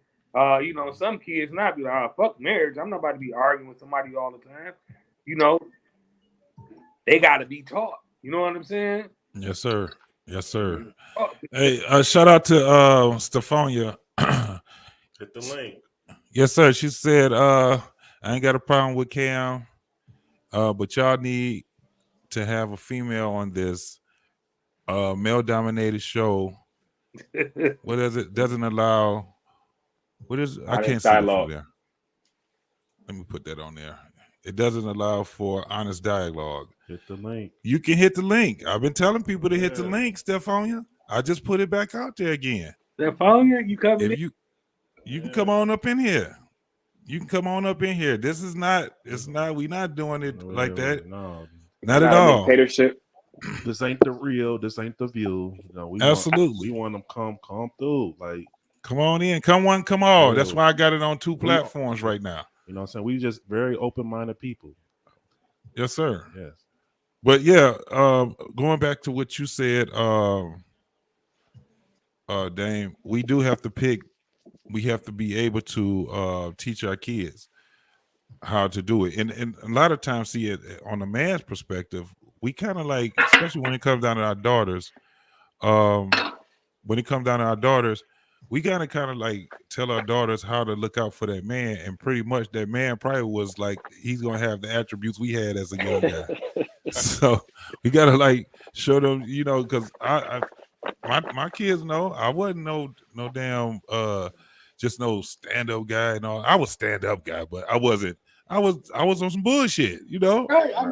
Especially as a teenager. So I would tell my daughters, no, that's why I tell them, hey, vet that nigga, bring him around me. Mm-hmm. That's the thing about being an older guy, because I have been delivered. Yeah. I've been delivered. Been around the block. I was on that bullshit. Right. Mm-hmm. And I can tell you. And the thing is that we have to have balance, because the thing is that men and young women have to learn how to vet one another. Mm-hmm. That's what it is. Everybody can't get this. You have to be a discriminate person when it comes down to giving away your resources. Because at the end of the day, that's what we're going to be doing, sharing our fucking resources. Women, you have to understand what that man's role is as being a man. And you have to figure out how to vet that guy. You got to figure it out. Just saying the bullshit that we saying, when you start seeing that these dudes, this is what I don't understand. I really don't understand this.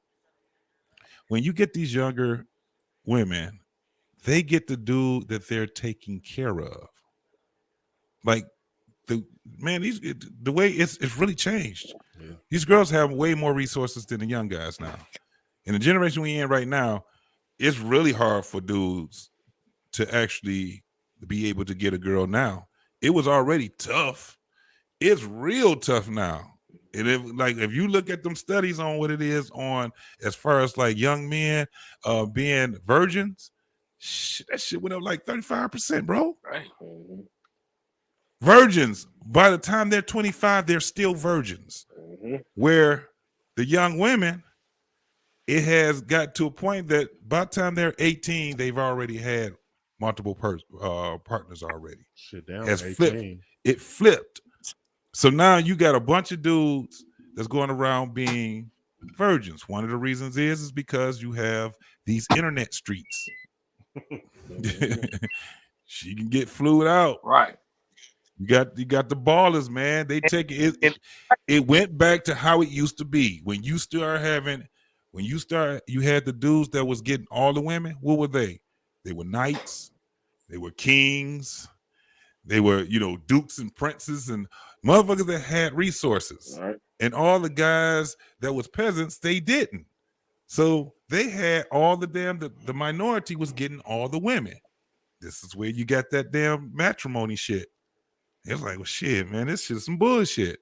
Motherfuckers say, well, shit, you better start learning how to marry. You better understand we got this new thing called monogamy. And we got this thing to pair up with it, marriage. And these are the things that got men where they can look at dudes now. Why do they get with girls? So they can continue to have sex with them. The majority of dudes will get with a woman, young dudes. And when I'm talking about, because by the time you get about in your 30s and 40s, it's a little bit different for y'all. You know what I'm saying? Because we done got to the point where we done already fucked off a lot of money. We done already done had ticket after ticket, got car impounded, all kind of shit. By the time you get in your 30s, now you starting to be like, man, let me get my shit together. Because now you starting to want to obtain certain things. By the time you're 40, you should be already obtaining them. You should be looking for, retirement and start building off of that, investments and all these different things. In your generation, it's a little bit different now because you got motherfuckers that's at 18, they in the stocks and bonds and real estate and all of these different things. But it's a big line between that because you got the haves and then you just have niggas that they ain't even have knots. Them niggas is just, they ain't even got the knot. Nigga, they broke. You know what I'm saying? But that's why them young big niggas, difference now. That's why them young brothers need to move in their purpose, man. You know what I'm saying? Like, yeah, if they always know as a man growing up, this is what you need to be doing. Take care of your business and leveling up as a young man. You ain't gonna worry about that little pussy on that side. You feel me? You know what I'm saying? Because that ain't no big deal. See, women move in their beauty, men move in their brains. You know what I'm saying? Women, they know what they blessed with. You know what I'm saying? A man ain't waking up in the morning and trying to make sure he look real good and go out and try to look good for the women. Like, hey, somebody pick me. You know what I'm saying? Somebody holler at me. I'm about to take 100 selfies and shit. You know what I'm saying? You know what I'm saying? So we just move a little bit different. We have always moving our purpose as being builders in the community. You know what I'm saying? And that's why I'm like, you know what I'm saying? For me, teaching my son, and like I got my nephew over here, you know what I'm saying? Like, I don't even put that even in their mind, you know what I'm saying? They got the girls that they kick it with, you know what I'm saying? They got, they be dating, whatever. That's cool. I don't trip because they're going to be boys, But at the end of the day, I kind of keep it in their mind like, hey, the plan is to be able to provide and protect. Can you provide for this chick? If she want to go to the movies right now, can you do it? Can you protect it? Can you know what I'm saying? If not, don't worry about that. Look, you know what I'm saying? When you got money, a gift to gab, and you can fight, nigga, you good. Yeah. You a beautiful looking motherfucker. Yeah. Really, if you can fight. Nigga, that's you gonna still get some. See, I don't even want my son to scratch that itch. You feel me? Right. Because once you get that little taste of it, boy, you start tasting blood, boy. It's going on. It was like that one part where got down the Barney Mac show when he taught Jordan how to fight. Yeah. And then bully, and he beat the bully up. Then Jordan started being the bully. Nigga was like, "Hey, I don't play." I ain't teach you be no bully. He can take that route. That nigga going around, I don't play. That's what you told me to say.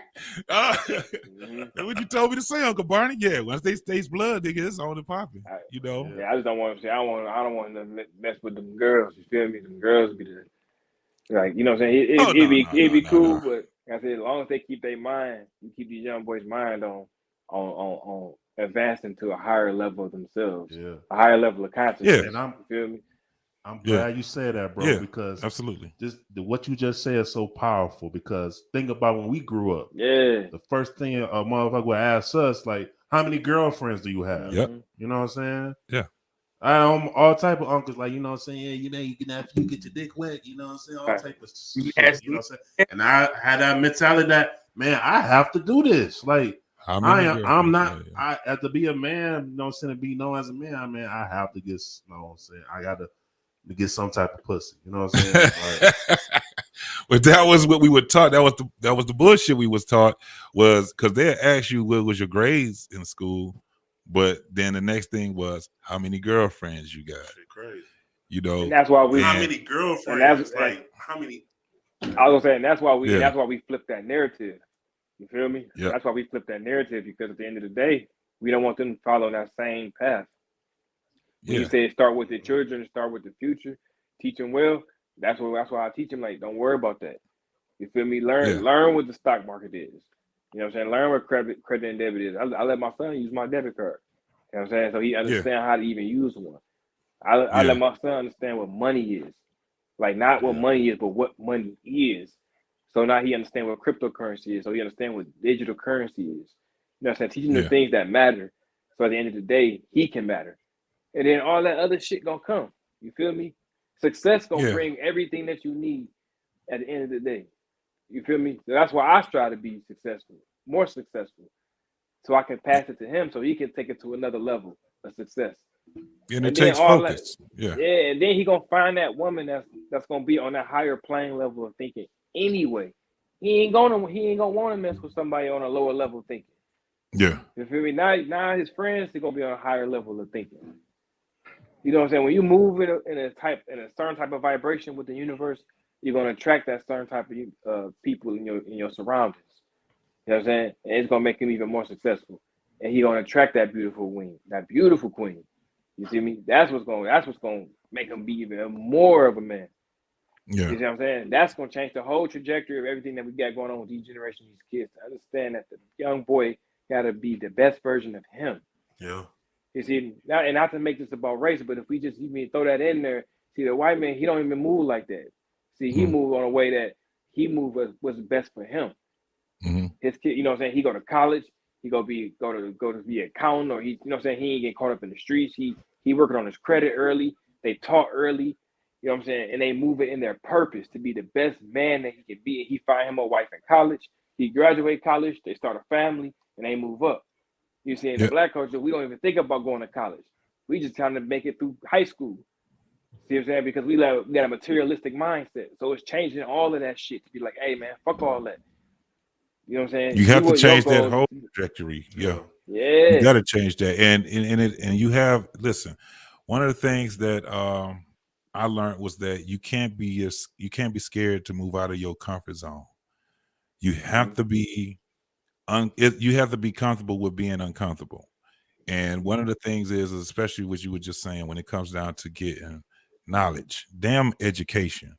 We talk about knowledge because you got people that got education and they done paid over $100,000-$200,000 for their education, and they don't even use the degree that they get.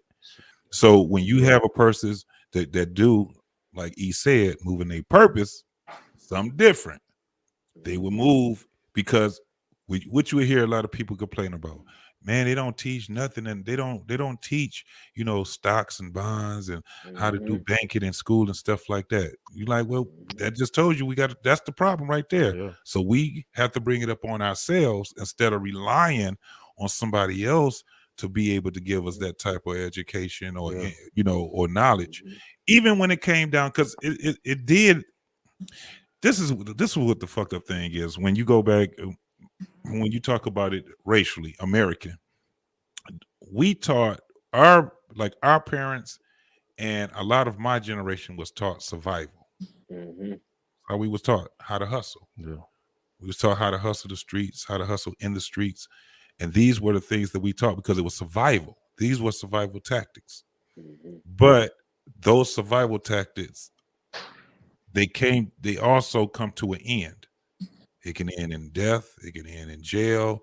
You know, they didn't have the wherewithal to be able to teach us how not to do things that was also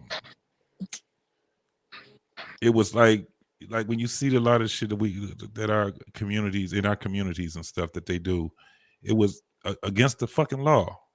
You would hear people on Facebook talking about hustling EBT cards, you know, everybody, and it's all materialistic shit that they talking about.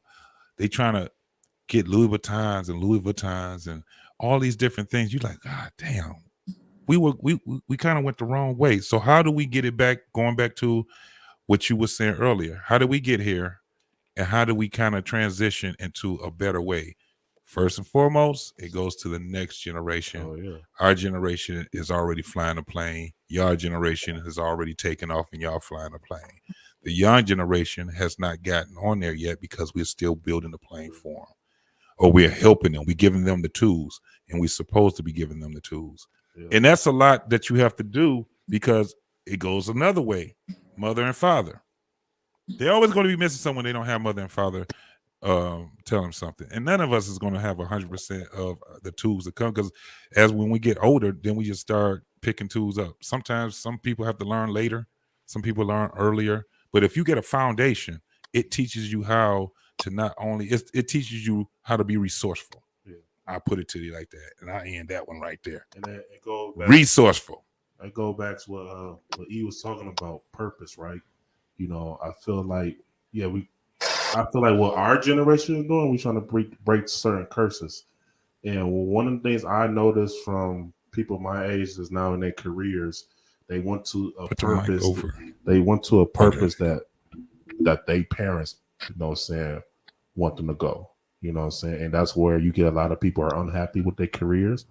Or like you said, don't go into the career where they got their degree on, you know. So I think, you know, for our generation of parents, one thing I'm teaching my daughters, you know, whatever you want to do in life, you know what I'm saying? Like my daughter's like, she want to get into YouTube or YouTube right now. You know, I'm willing to invest in my daughter. And I feel like as parents or our generation, we must invest in the younger generation now. You know what I'm saying? Invest in our resource, money, and time, you know. And that's one thing I want to do for my daughters, you know. I want to invest in my daughters, you know what I'm saying, dreams, you know, regardless if they decide to stick with it or not, you know what I'm saying. And as she get older, I have to teach her, like, hey, anything you want to do, you know, you got to eventually have to stick with it, because, you know, you're going to have to go through some ups and downs. But at least she know that she have a dad and a mom that's willing to invest in her goals, you know what I'm saying?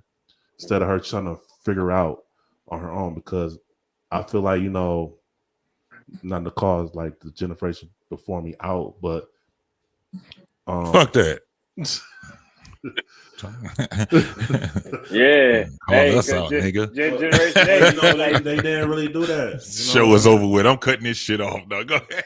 You know, but Hey, James said he was on the plane with us, and then Generation Next, they ain't on the plane yet. Right, nigga, I got it. That's why I knew that's why I had to bring this parachute. I thought about it. I say, shit, he on the plane with us. Damn. I said, well, what y'all supposed to be ahead of us. Y'all supposed to have been like, you know, yeah, we and that's my thing, bro. We I want my daughter to be ahead of me. Yeah, I'm supposed to be ahead of me. You know what I'm saying? Like, I don't want her to.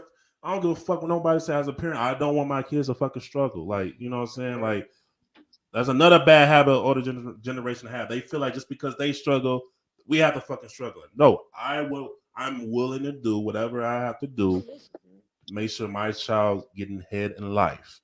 But a part of that has to come from her divorcing your ways of thinking. When she gets older, she's gonna have to divorce the shit out your ass. Yeah, you and her mama. She's gonna have to divorce, because she's gonna have to have her own mind. And that shit. This is where, you know, they get to a point that in college. That's when you in the rebellious stage. You in full-fledged rebellion stage when you at college age. This is why you have the majority of motherfuckers that's when they start being political and all that shit. That college shit, man. I did not realize how terrible college students are politically. But man, you be seeing that They shit. act like robots, bro. It's like, wow, you can just say some shit that, especially when you start talking about, you know, relationships, men and women's roles and stuff like that. This is where you get all that goddamn shit. There's no definition of a woman. There's no definition of a man. You're like, wait, hold on. The fuck is you talking about? Well, just look it up. Just Google it. You like, Google what? That bullshit that you just said? No, there are. That is a social construct. You like, what the fuck? So that's why they have to have the foundation through the parents, because once they get to that rebellious age, man, depending on who's actually rocking with them, that's who they're gonna start following. And you know, that's one of the bad things of college. I still think that, you know, if you can go to experience and shit, that's just how it go. My wife. Oh, go ahead and read it for you. Yeah, shout out to my wife. You know what I'm saying? You know, me and her talk about this a lot. She said I was told what I was going to be when I grew up. That's confused me on who I want to be now. One thing I'm gonna do is invest in my kids so they don't have to go through that. Yeah, That's right. You know, so that's what. So y'all do. on the same page. Yeah, for y'all sure. on the same page. Same page. Right. That's dope. Yeah. That's Same dope. page. That's real dope. Yeah. Yeah, man. That's dope as shit. I have no expectations, bro. I'm gonna keep a fucking buck. Only expectation I have with my kids, just fucking live life. I'm gonna keep a buck, bro. You know what I'm saying? And that's me for somebody that, you know, I wasn't the most perfect kid. I wasn't the best student in school and shit like that. I had all these expectations and shit and really fuck with me mentally. So my thing is, look, I just want you to fucking live and learn, all right? And whatever's in that brain of yours, hey, come to me and your mom and let's try to help you. You know what I'm saying? Yeah. That's all come with showing support, you know, raising kids, and they know you got their back from little all the way up. Best go come back when it's time. I got older children and younger children, so you know, I didn't see it. Yeah, this nigga you got what, 2 generations of them? Yeah, you was busy, my nigga. This nigga got a football team, nigga. He got a basketball team and 3 on the bench, nigga. I done had it all. Hey, kids can turn out to be different than what you thought when they was little. You know what I'm saying? But one thing I noticed is that with children, you cannot baby them once they start getting older, because they'll get used to it and get stuck in that ways where they'll be thinking that they're entitled for you to be paying their rent, paying their bills, and your money is their money, you know, when they get older. You know what I'm saying? So it's all about teaching them how to stand on their own too. You know what I'm saying? Sometimes letting them struggle will teach something. You know what I mean? It's always good to see them struggle and be able to pick them up when they're struggling too hard. They don't see that net right up under them. You be like, they don't even see this motherfucking net. Right. I ain't gonna let them know that it's there. No, not. Yeah, but if you try and fail, and you will see there's a motherfucking net right there. But they don't believe it. But now when they done moved home with you, and it's been over 6 months, now you start to change shit around. Like, hey, don't walk out my house cleaning this fuck up. Real, yeah, right. You make it uncomfortable for them. You got to change that shit up on. You got to, then that's gonna motivate them. I gotta get the fuck up out of here. This old motherfucking tripping. He always mad. Yeah. What'd you say? You give him that look like, nigga, this ain't our house. This is my house. Right. You here on borrowed time. You gotta give him that look. You in here fried chicken at 2 a.m. Right. You know what I'm saying? You don't even fuck up piece. You just eat it all to yourself. You know, kids can do some crazy shit. You know what I'm saying? So. Yeah. Man, I can't wait to have them problems. Oh, it's coming. You got kids, they coming. You had that motherfucking safety net though. Do not let them know that motherfucker's there. Right. It's just like, you know, they be like, well, shit, I ain't even gonna walk on the wire. Fuck that shit. He got me. Man, I had my garage sold out to the kids. I changed that shit. Oh hell no. You make sure you like, I done fucked up. Hold on. Yeah, that's it. And that's where it's hard for it's hard because you still love your kids. Fuck right. It. They don't feel it. They don't feel it a lot, but you be like, you ain't supposed to feel it. You supposed to know it. Yeah. God damn it. All this goddamn I feel shit. But man, listen, I want to end this off on some bullshit. Okay. And I want to talk to you guys on this whole thing, on this guys comparing Russell Wilson to the rapper Future. And you see these people coming off, they say, well, damn, Sierra, she was better off with Future than she is with Russell Wilson. I want to know you guys' take on that shit. Look, let me tell you something, bro. I got 3 daughters. I will be proud and happy they found a Russell Westbrook. Hey, a square ass nigga, I prefer them niggas. Russell Wilson. Matter of fact, if Russell Wilson is a square, goddamn, I'm a square. Like, what the fuck are we talking about? Like this shit is crazy. But you have people, you have fucking women will complain about these niggas. No shit, niggas, fuck niggas. Y'all like these niggas. Like, this is why niggas don't want to be a fucking gentleman, the good boy and shit. Like, you like these niggas. Like.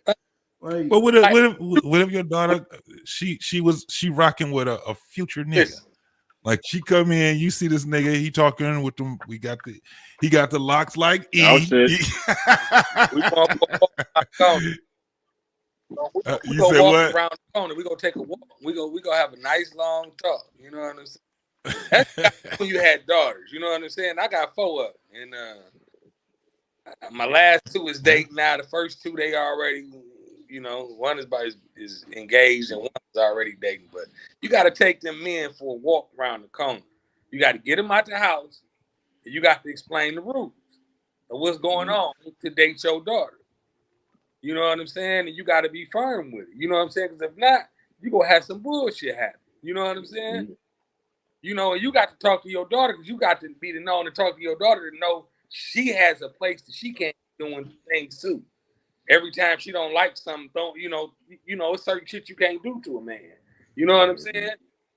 We all got places in life. You know what I'm saying? The women got to know their place as well as us men. We have to know our place. Things that we supposed to do and not supposed to do, and they thank you, mama. Not supposed to do. You know what I'm saying? Yeah. You know, man, I would rather my children have a fucking Russell Westbrook. Because Future, just like he said, oh shit, he left her. Steve Harvey daughter, I don't want. Damn, motherfucker, you gonna make every time you break up with a bitch, you gonna make a diss song? Right. You know what I'm got saying? multiple kids at that.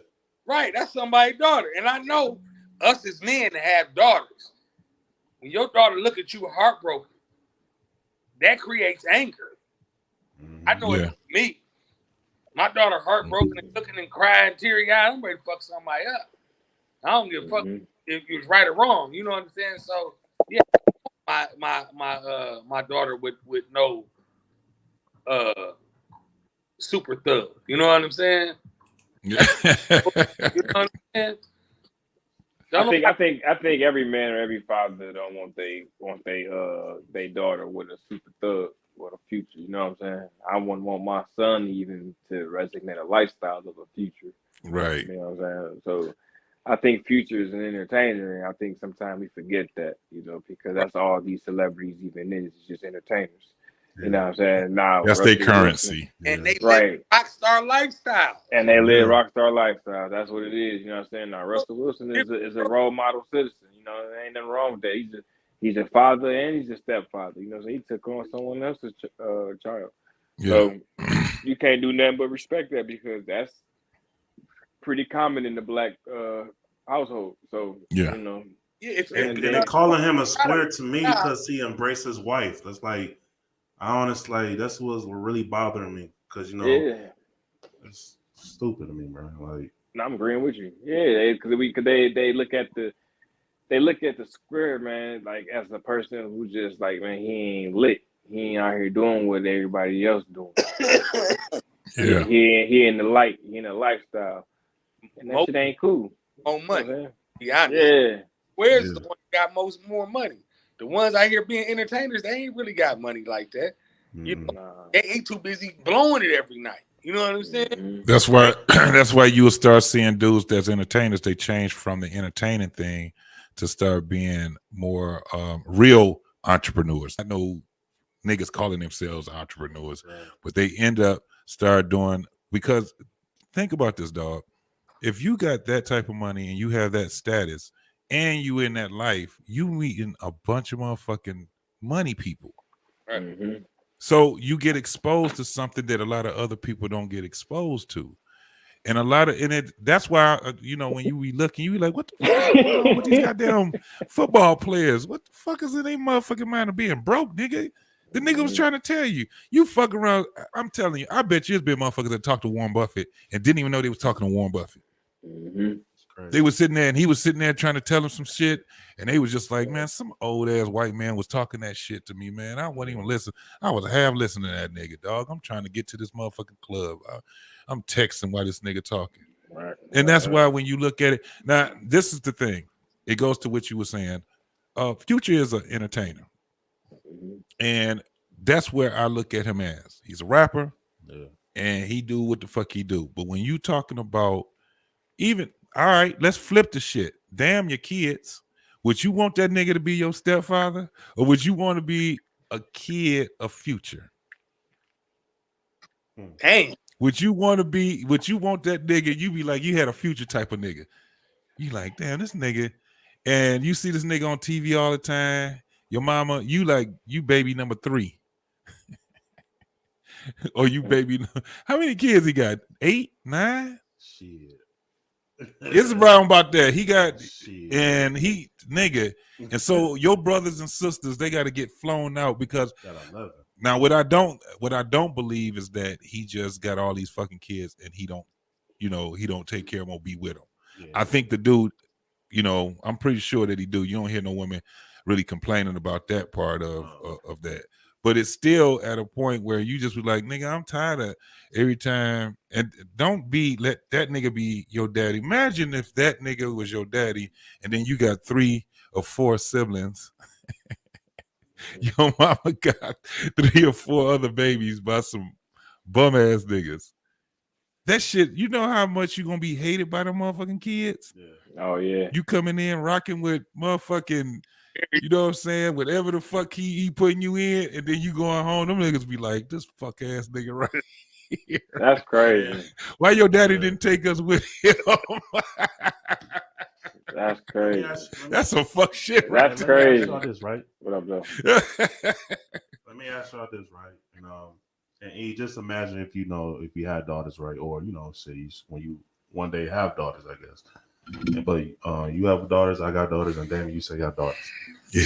So you said Damon earlier, like if I see my daughter crying, or a nigga broke her heart, I'm willing to fucking like, so I'm, and I don't say like you are, but you'll have the mindset like, man, I'm ready to fucking nigga up type shit. But when as fathers do we step back with like, okay, we see our children be with a certain person where we be like, you know what? She gotta figure it out, or he gotta figure it out, like. And one reason why I asked that because I go back, you have talked about this before. You asked, what advice you give your daughter about men, and you said, well, the number one thing is that, hey, it is what it is, but you're gonna get your heart broken. Yeah, you will get your heart broken. Yes, so, you will get your fucking heart. It ain't no. Yeah. It may come. Yeah. Chances will happen. Right. Yeah. No, you will. Yeah. So you got to prepare for this shit. And I feel like if I have a daughter, right, go with a Future type nigga, yeah, I could fucking say like I don't want you to be with him, all this type of shit. But I feel like at a certain point, though, you do have to fall back, just let her just figure that shit out, see for her own, because like my wife just said, these niggas really just a phase. You know what I'm saying? Yeah. But it's just at the end of the day, bro, you have to now just knowing. Like Damon said also, he was like, nah, I get with the nigga. He go and talk to him. Yeah. Damon is more like co-op. He like co-op. Hey, no, let's talk. You know what I'm saying? And I think that's a great approach to have to get them exposed. What you doing, Dame? You about to get me demonetized, homie? Yep. Man, mute that. Oh no, you gotta mute that. Fair use. You got that shit. You got to mute that, bro. We can't. You gonna get us demonetized. This nigga playing Isley Brothers out here.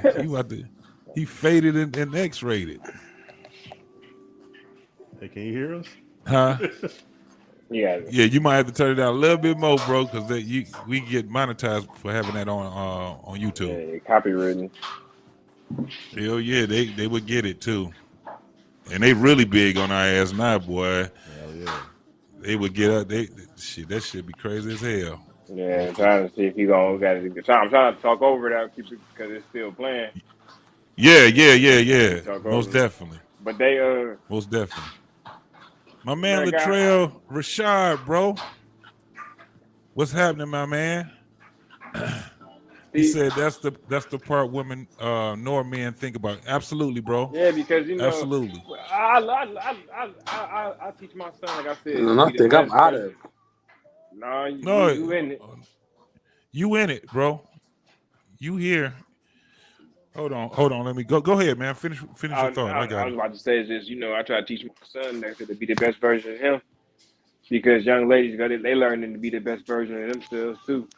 And then Russell Wilson, that man has been the best version of him. Again. You feel me? Yeah. And he gonna keep it, and I don't see nothing wrong with that doing what he's doing. Shit. You know what I'm saying? Future, Jimi Hendrix, you know what I'm saying? He's got caught up in the lifestyle. So, I can't be mad at that either, because these young girls, they like it, because some people, they look at it like they're not gonna blossom to be more than what they already is. So right. They can get it come up off of being a rapper baby mama, or athlete baby mama, or a street nigga baby mama who got a check. You know what I'm saying? The chick gonna fall where she fall. You know what I'm saying? The nigga better be the best version of him. Shop that motherfucker up, put a condom on. Man, love yourself. Love your kids. If you got some, and if you don't, man, like I said, to continue being the best version of yourself. Women, I feel like they should love themselves. You know what I'm saying? Move with integrity, move with femininity, and be the best version of themselves. You know what I'm saying? I don't feel like they should go looking for a husband. I feel like the husband should find them. Yeah. You know what I'm saying? Yeah, all they got to do is present themselves. Yeah. That's right. That's right. And I feel like men should work out and become the best version of themselves, like I said. And then when they reach that status where they can provide and protect for their woman, then they go ahead and they go and grab that chick. And now in this modern time right now, it's all fucked up, because you got too much of women too masculine, and they admit to being that, and you got men trying to battle that masculinity. You feel me? And they battling that shit because they don't know if they want to be more masculine or they want to bait it up and be feminine. You know what I'm saying? Right. And let the women lead. And it's all the way, you know what I'm saying? Because that's what the situation with the Will Smith thing is. If we even bring that into it, because everybody think that's the masculine. They thought that was a masculine man, and look what turned around and happened with that. That turned around and being a laughing joke. You know what I'm saying? Then that's a beta male. You see us, Damon? Dang. Can you see us? Seeing that motherfucker like these, man. Right. Hold on. Let me tell you. Go out, then come back in. But one of the biggest things is to be able to vet, man. Like everybody, I'm a big believer then that everybody should exist. You should have all because people attract one another. That's what they do. They all attract one another. So you got people that are at a lower frequency, they will attract each other. People that's at a pretty high frequency, they will attract each other. All these different things that you have, you got, like we were saying, when you're young, when you got the jump off, you know what I'm saying? You got people getting lit. It's just when you in a different part of your life, you learn different things. Mm-hmm. But it also goes back to what you were saying. Also, was that we have to teach the younger generation another way. Yeah. You still should be able to turn up. You still should be able to live life and go out and do all these different things that you do. But then you also have to understand that you have to have a foundation. One of the biggest foundations is having knowledge. Mm-hmm. And knowledge comes through, education and learning the knowledge of the most supreme is knowledge of self. Mm-hmm. So in order for you to know that shit, you have to be a person that actually is not afraid and scared to even live. Right. You got to live, and you can't be afraid to fucking fail. Can you hear us, Damon? You back in, bro? Dang. Man, that's the soundtrack to Booty Call, man. Right, he got the Booty Call soundtrack going. Yeah. Or motherfucker, he got Heavy D. You can't, man. Damon, can you hear us? You can't put that on there, bro. Yeah, but you gotta mute him out. Yeah, but yeah, it just goes back to that, man. But look, what we do know is we don't want our kids, we don't want our young men to grow up following no motherfucking Future. You know what I'm saying? Hell and we know one thing: we don't want our daughters dating no motherfucking Future. Right. So shit. Right. We all know Russell Wilson is a better motherfucking candidate. Motherfuckers who want to rock with goddamn Future, like Rob Wife said, is a goddamn phase. And we all know that shit. No, nothing come with that shit but motherfucking baggage. Like I said, and most chicks who look for that, like I said, is the motherfucker who looking for a handout anyway. You know what I'm saying? A lot of girls. Yeah. My bad. I know you good, man. You good, but shit, I was like a lot of girls will fucking go through that phase, and then when it's too late, then they want to fucking pick quote unquote the right nigga. You know what I'm saying? Look at Sierra, shit. Before Russell Wilson, shit started with fucking Bow Wow. Then from I know Reggie Bush. You know what I'm saying? They made rumors with her and 50 Cent, but I don't know how true that was. No, 50 was knocking them down, nigga. You know what I'm saying? But then Future, you know what I'm saying? Yeah. So I just see why niggas would come out and say, oh, he's a square, because, you know, you look at Russell Wilson, bro, like, before he was Russell Wilson, bro, you looked at him before, bro, he was, you would never thought in a million years that he would be with a girl like Sierra. I beg to differ, nigga. He was one of the motherfuckers. He was real smart in school. Yep. The motherfucker was very athletic. Mm-hmm. He was on a hell of a path. Outside looking in. That's what I'm saying. No, I'm saying, but if you understand, remember, this motherfucker came to being a quarterback. Yeah. A top-notch quarterback. You know what type of culture that is? Yeah. Nigga, that nigga he didn't come from a culture of squares. Motherfuckers would call them squares because they doing right thing. He talked with good English diction. Right. The motherfucker he was smart in school. Mm-hmm. You know what I'm saying? He did more than just be a fucking football player. He played golf. The motherfucker played chess. Mm-hmm. He learned, you know, what he majored in? I forgot what he majored in, but he majored in some shit that if football didn't work, the motherfucker still would have been a millionaire. I mean, shit, he played baseball too. Yeah. And he played baseball. Yep. So he was destined. That ain't no square. That's a dude that was destined for greatness. Mm-hmm. But a lot of people would look at it. When you look at Future, that nigga was rolling the dice, nigga. That was true. With his lifestyle, he was rolling the fucking dice.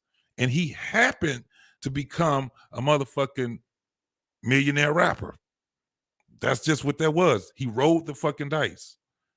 And I ain't knocking the dude's hustle because, you know, evidently he got swag. Evidently he got all that. But how do you end up as a woman sitting back and saying, I want to make my child's father a nigga that I don't have no intentions on marrying? Exactly. Well, she probably went through a time in that life. Or don't have no intention of marrying her. But she probably went through an era in her life, man. You know what I'm saying? She was dating rappers. You know what I'm saying? She was young. That's why, like Rob White said, it was a phase. She just got caught up in the phase and had a baby by a nigga while she was in that phase. You feel me? Yeah, like, but that shit happened 9 times. Or no, he got 7. I think 7 baby mamas. Yeah, and she might be like baby mama number 4 or 3. You know what I'm saying? She might thought she was gonna be the one that was gonna change it. She thought she was the one that was gonna change it. Right. I can't blame her for that because at the time they was young. You feel me? So, what is something you don't like about your generation? What is something you don't like about? Yeah, she said I wanted to ask the question the younger generation, which is her generation. Not mind you, she's a millennial too, but she's like the the senior millennial. That's all that shit is. What is something you don't like about Your generation. your generation? I don't like how Your peers. I don't like how they're not proactive enough. That's what I don't like. Ooh. I feel like they still caught up in the lifestyle. Yep. They still caught up Stuck in up. the money, the looks, the who you know, what you know, so not what you know, what you've accomplished or where you're trying to go. You know, our generation, my peers, you know, there's a point in time when like in the 60s and the 50s, those Panthers and those marchers and Dr. King, you know, they was in their late 20s, early 30s. You know, Black Panthers was in their 20s. Some of them was in their early teens. Shit in their teens. You know what I'm Yeah. saying? They was making moves, and I feel like our generation don't do shit. Excuse my language. You know, we don't move like that. We don't move. We don't move with purpose. You know, we move for the moment, and I'll never be completely pleased with my culture and to see my peers until I see that. You know what I'm saying? Because I'm an advocate for that. I'm an advocate for change at the end of the day. You know, and yeah, that's what I feel. You know, that's a big thing. You know, I feel like we're getting better at marriage because I used to not like that we didn't marry at a higher rate, and I didn't like that we wasn't financially literate. But Yeah. now I feel like we're a little bit more financially literate, but I do feel like we're not progressive with change. We don't understand politics. We don't understand, you know, HR 40. We don't understand Democrats, Republicans. We don't understand the Senate. You know, how to vote people into House, how to vote people into Congress. You know, even understanding Change laws. Change laws. Yeah, we don't understand organizing. You know, the unity that's in community, the neighbor that's in neighborhood. You know, our people don't understand that. You know, that's you know, that to answer the question. You know. You know, mine is pretty much simple. Pretty much what you said, E. Hey, I don't like how the older generation just stuck in their ways. You know, they feel like a lot of older. No, she was saying in your generation, what you don't like about your generation. Oh, my generation. Oh Yeah. shit. Oh, okay. Your peers. My peers. Okay. Nobody give a fuck about nigga.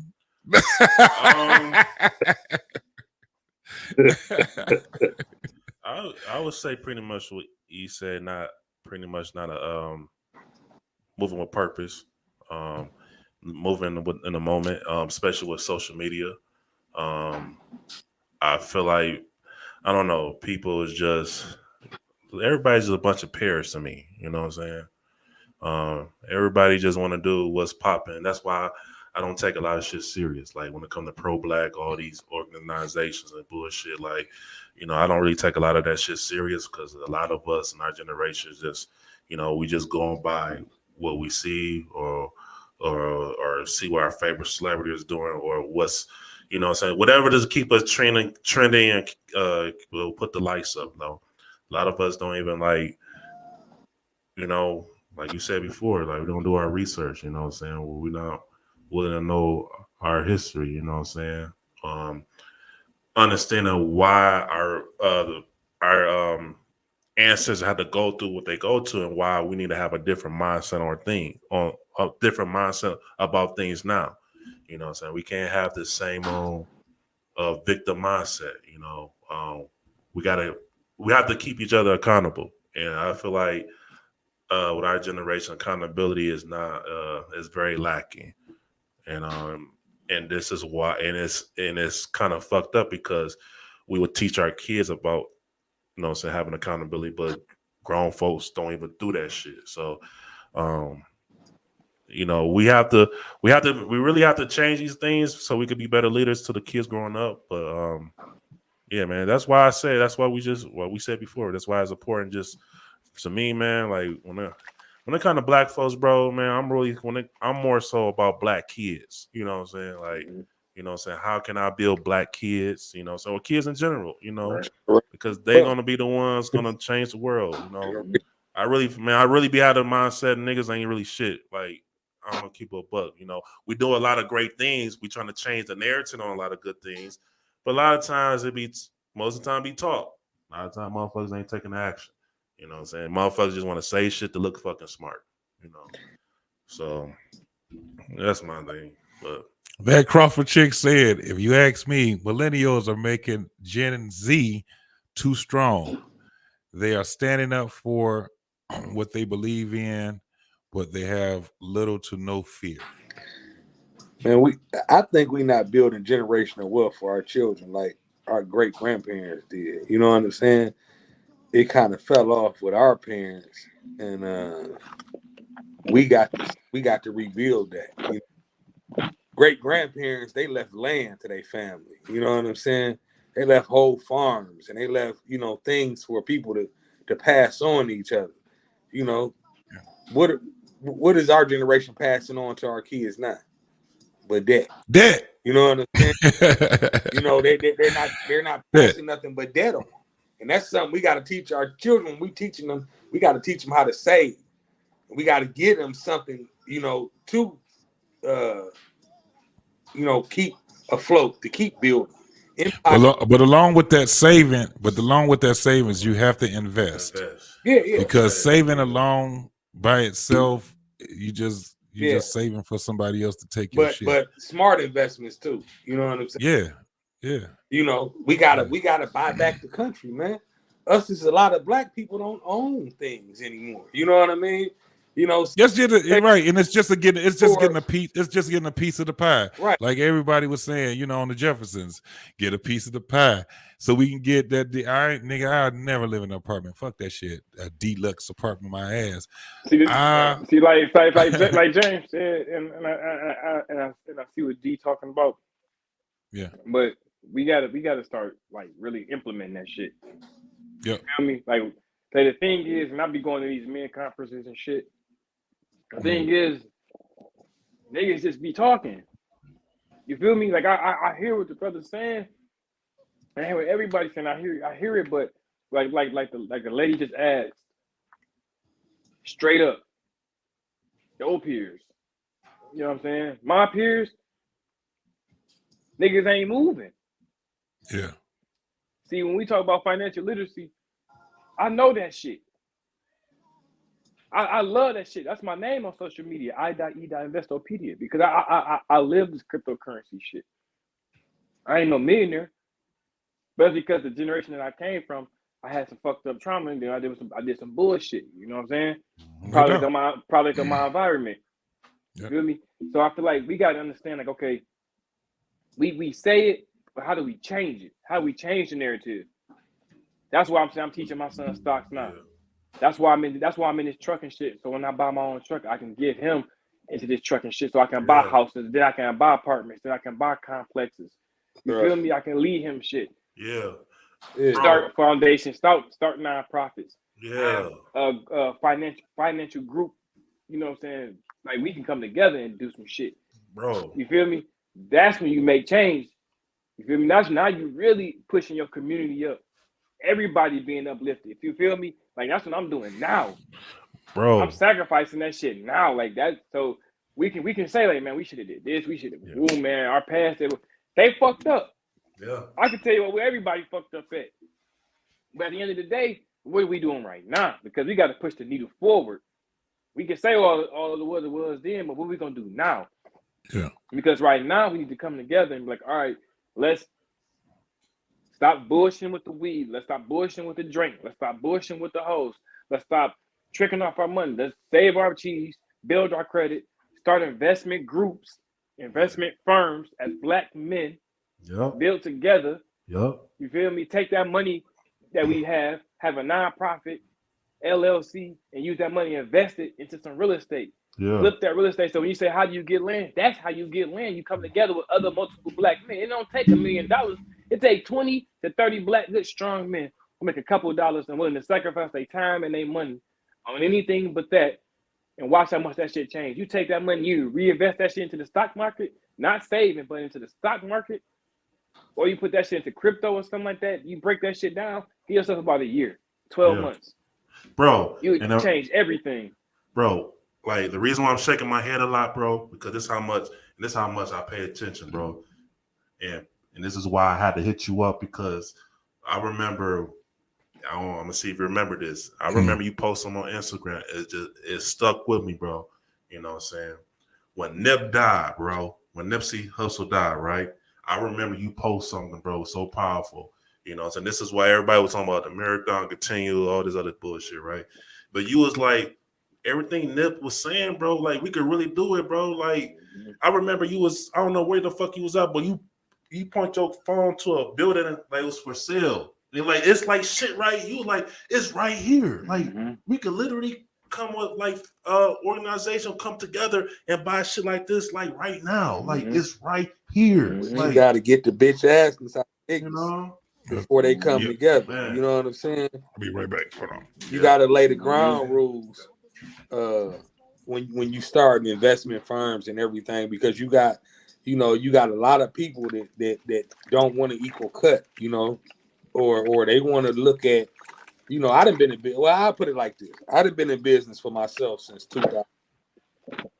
So 2000 what? Nobody's clock since 2001. Okay. You know, since 2001. So that's the last time I punched the clock for somebody. And, you know, it's ups and downs in business. You know what I'm saying? You got to keep reinventing yourself. You know, some things don't work. And when you got to pay the bills and take care of your family, you know, you got to move on to the next thing.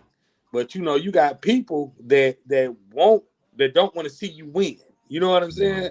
No. That will work against you. You know what I'm saying? So that's why I said when you come into business with 20, 30 black people, you got to make sure you coming in the right circle with the right people that don't have all that bitch asses in them. Yeah. You know what I'm saying? Because it's hard when you're dealing with money. Yeah, we are our own enemy, man. Like, yeah, you know, so this was like when people, like when I hear black people always begging for support and all this other shit, like support black business. Like, look, bro, stop fucking labeling yourself so small. Like, we don't have to label ourselves as quote unquote like black business and shit. Right. You know what I'm saying? This is business. You know, just like we shouldn't have to like this. Listen to something. We're begging other black people to support us. Like, right. That's how silly do that even fucking sound? You know what I'm saying? We gotta fucking convince our own people to fucking support us. Like, that shit sounds silly as fuck to me. You know what I'm saying? Because you know the problem is, You bro. know. And I'm gonna keep it a buck. That shit ain't business. That shit is a hustle. See, we confuse hustle with businesses. Man. See, I don't want to go too crazy on this tube.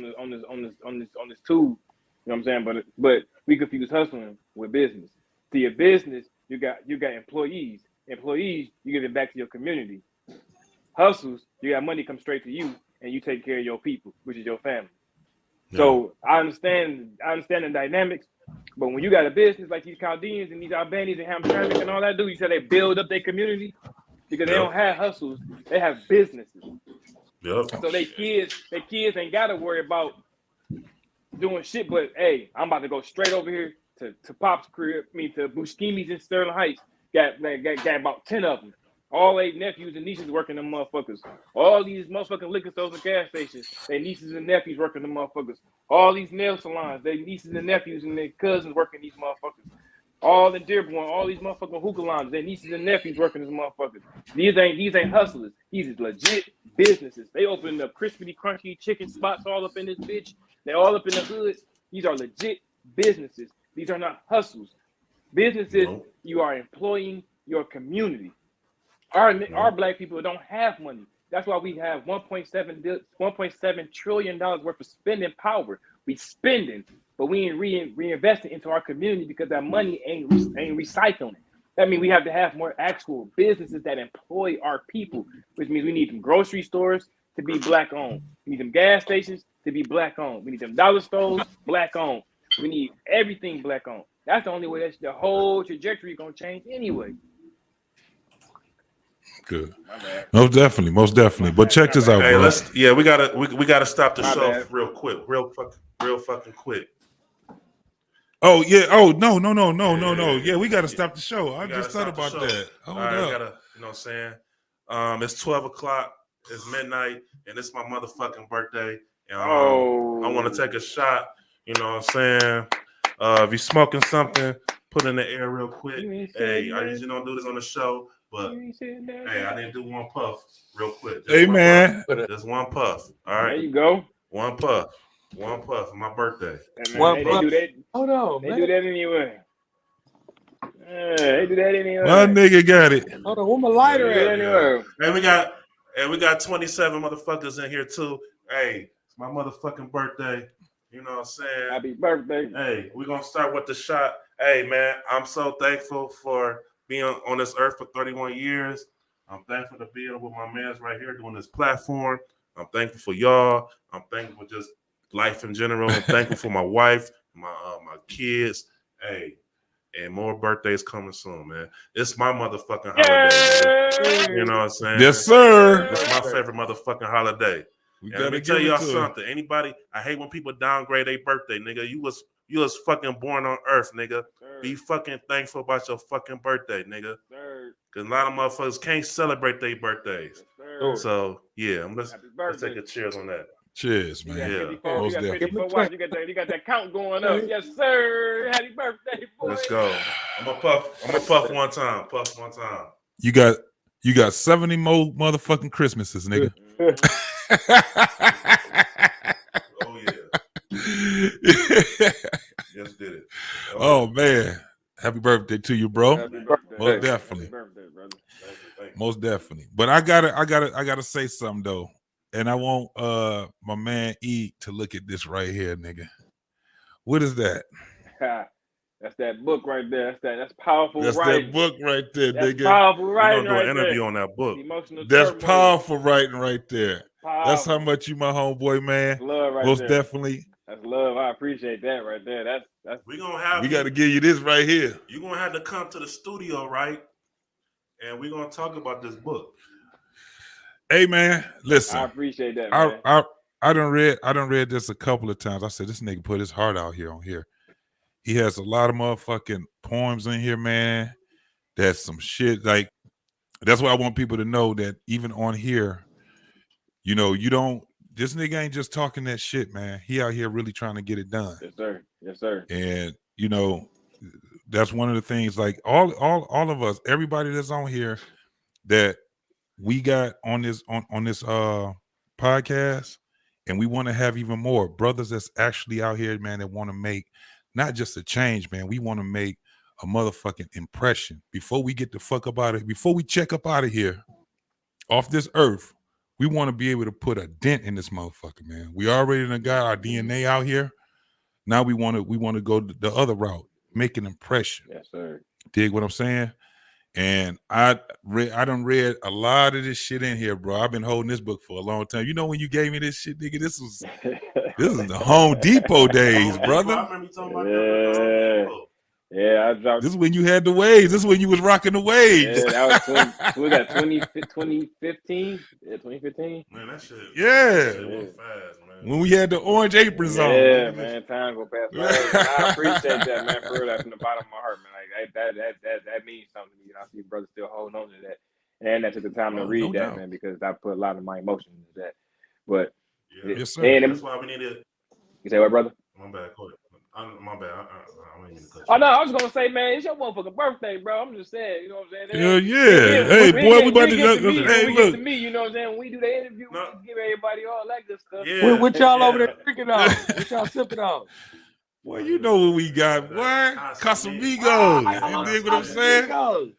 Yeah. We got them. Hey, man. Look, I couldn't do the what's the one that I don't know if Young Generation fuck with the darker one, the one that's a little more darker. The Neho. Cool, that's straight. Yeah. The Nail, yeah. I can't. that one better. That one is better to me because it's right in between. It's right there in between and shit, man. Hey, what you know about Most that definitely. Tercet? Ooh, you got that Remy. Oh boy, You know about that Tercet? you put some money into that. Yeah. You put some money into that right there, boy. You know what I'm saying? I'm about to have me one of these. You Hey. know, you got to. That's when you break that out on special guests. Yeah, you That's know when what you I'm break saying? that out with the He special guests. doing it though. He breaking them out though. Ooh. Yeah. We got to get sponsors. But no, like yo, E. But I was gonna say, bro, like I remember you was telling me some stories when working at Home Depot together, bro. And your story, I can't wait to have you come to the studio and tell your story because it's very inspiring. You know what I'm saying? Like the things you went through, Yeah, man. diversity and shit. You know what I'm saying? Like I look up to dudes like you, you know what I'm saying? And I feel like other men, women need to hear your story because, they probably going through the same shit you're going through. Oh, yeah. You know what I'm saying? So yeah, bro, we definitely gonna do another show on that. You know what I'm saying? Man, Well, it ain't no motherfucking mistake where we all got together, man. absolutely. This is not a mistake at all. And I'm telling you, bro, it's a lot of us, man. It's a lot of us that's connected. Yep. And when we do something like this is one of the things that doing this podcast, I didn't do this podcast because I wanted to be famous. I didn't do it because I'm trying to be rich. I did it because it made sense. Yeah. You know what I'm saying? Now, I ain't trying to just be no poor ass motherfucker. I'll be lying if I tell you that. This is a part of creating wealth. You know what I'm Yes, saying? sir. And this is a part of betting on myself. Robert betting on himself, and we betting on each Put other. our egos to the side. Like, Yeah, I remember, this is not no easy fucking thing. Mhm. I would tell anybody that's out here that's really trying to do something when it comes down to any type of media, whether you're doing a podcast on YouTube or you're doing it somewhere else. I wish motherfucking Jeff was here, man. But we'll get him on. That's another brother that's a really good brother, and he all the way in Jersey. Yeah. He live in Jersey, but they visiting family, man. But that's another good brother. Yeah. And man, I got a brother, man, that actually was one of my army buddies, man. One of the days, we gonna definitely talk about, all of us will be able to give our stories about how we navigate through this shit, bro. Yeah. Because we all got some motherfucking stories. Yeah. This is my cousin Damon. This nigga is my brother. My brother, not only just my cousin, but my brother. I got a lot of other ones, but he has a story. You got a story. Robert got a story. And we don't have this story because we out here trying to complain. We tell a story so we can make other people, be able to get better in life and then understand that, man, life is life. Mhm. It's not fair. It's not all these other things that we say that it isn't and it ain't supposed to be. It's just life. That's right. And we figure this shit out, man. Let me tell you one thing. And I do a lot of things, man, and I speak a lot of motherfucking shit in existence. This is one of the things that I have spoken in existence for a long fucking time. Am I lying, Damon? Am I lying, Robert? This podcast. Yeah. I've been trying to do this shit for so fucking long, man.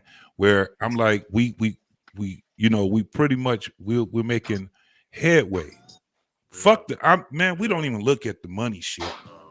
Man, we monetize, but we ain't even look, man. We let's keep our head down, let's get the work done, and let's see where we supposed to be at here. Yeah.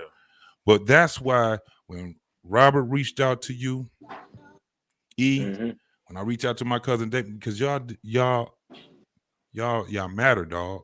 Yeah.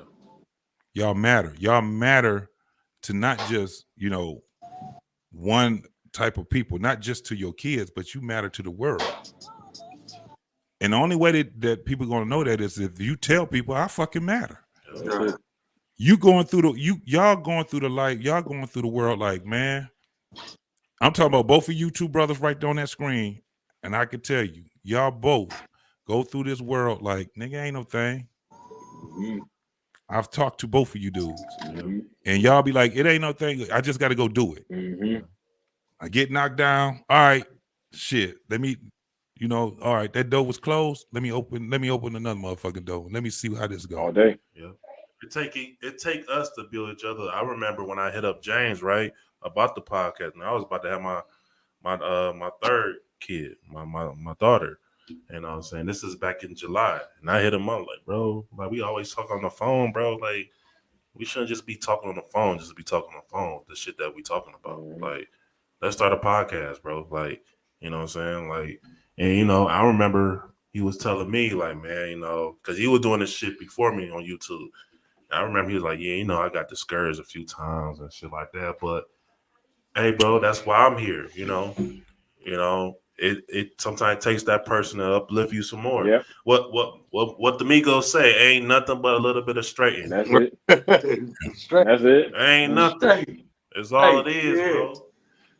You know, niggas need to have this fucking mindset. Niggas all competing against each other and shit like that. Fucking they mans over some bitches, all this other stupid ass shit. We need to compete. Nigga, we need to Listen, this in our nature to compete, but this is the thing. We have to put that motherfucker in context. That's all we need to do. Being the best, just being the best person that we are. When you the best version of you, nigga, I'm competing with you. I'm gonna try to be the best person of me. Right. You know what I'm saying? I'm gonna be trying to do that. You trying to uplift me, nigga? I'm gonna outdo you by uplifting you. Did Some There more. you that's go. how we do it. Yeah. Prosperity. Yeah. Prosperity. Yeah, because it's in our nature to be competitive. It's in our nature to be competitive. But what we need to do is be competitive in the nature where we're uplifting each other some kind of way and not just saying that shit. I can't stand that shit. And we got to pull our goddamn women up with us, not keep knocking they fucking ass down. We got to start pulling them up. Yeah. But We got to hold them the responsible. way to do it, We got to hold them responsible for what they doing, though, too. we got to hold them accountable, but we got to Somebody figure say I out. ain't responsible. This is the Accountable. thing. We got to figure out how to get back to that, right? We may not be the ones that actually be putting in the work and doing it, but we have to instill it in the next generation. Right. You dig what I'm saying? We can still fight the fight. We may not win the fight right now, but if we keep pushing this shit and pushing the narrative that's gonna better people, because we got a narrative right now, dog, that's making people confused. We got to be the opposite of that goddamn narrative. Yeah. And the way that we do it is to invade it. You have to do it like in a war sense. I'm a soldier, dog. So I'm gonna be a soldier till I die. You know what I'm saying? I'm a veteran. So I always look at things, and when you combat it, you have to combat it so you can get inside it, so you can infiltrate it. Then you can get it from the inside out. When you try to destroy something from the outside in, you're going to end up killing too many people and you're going to lose. The probabilities of you winning is going to be no. When you actually look at how they do war, that's why you will see, and I don't want to put Ukraine and all that shit in there, but let's look at Vietnam, how it was, right? The reason why we won in Vietnam because we took it to Vietnam and we invaded that motherfucker and infiltrated that motherfucker. So when you want to get that cancerous shit out, think about how they get cancer cells. What do? They put radiation in it. How do radiation kill it? From the inside out, not from the outside in. This is what we have to start doing. And the way we conquer hate, the way we conquer angst and all these things, through love, accountability, through protection, through all these different things, all the stuff that they don't want you to have. Because when you don't have protection, when you don't have security, you're just out here. It's like a motherfucker keeps spinning your ass around and you just running around. You angry at every motherfucking body because you discombobulated. Because you don't know who your enemy is. That's it. So you have to get strong, brother. And the thing is that so we had a person on here, Stephonia. Love you, and cuz. she came up with she said, well, why don't you have women in here and all of that shit? I get what she's saying, but this is the thing. I want to start with men. I want to start with men because we are naturally leaders and we have to instill being leaders with men. Yeah. We have to start instilling that. Because when we sit back and we say, well, we're going to put women and men together, it's going to keep things discombobulated. Because you got too many women with ideals and bad habits that they have where they like, well, we can lead too. Yes, you can. But you got to find out what the hell you're going to lead. Right. You're not about to lead me.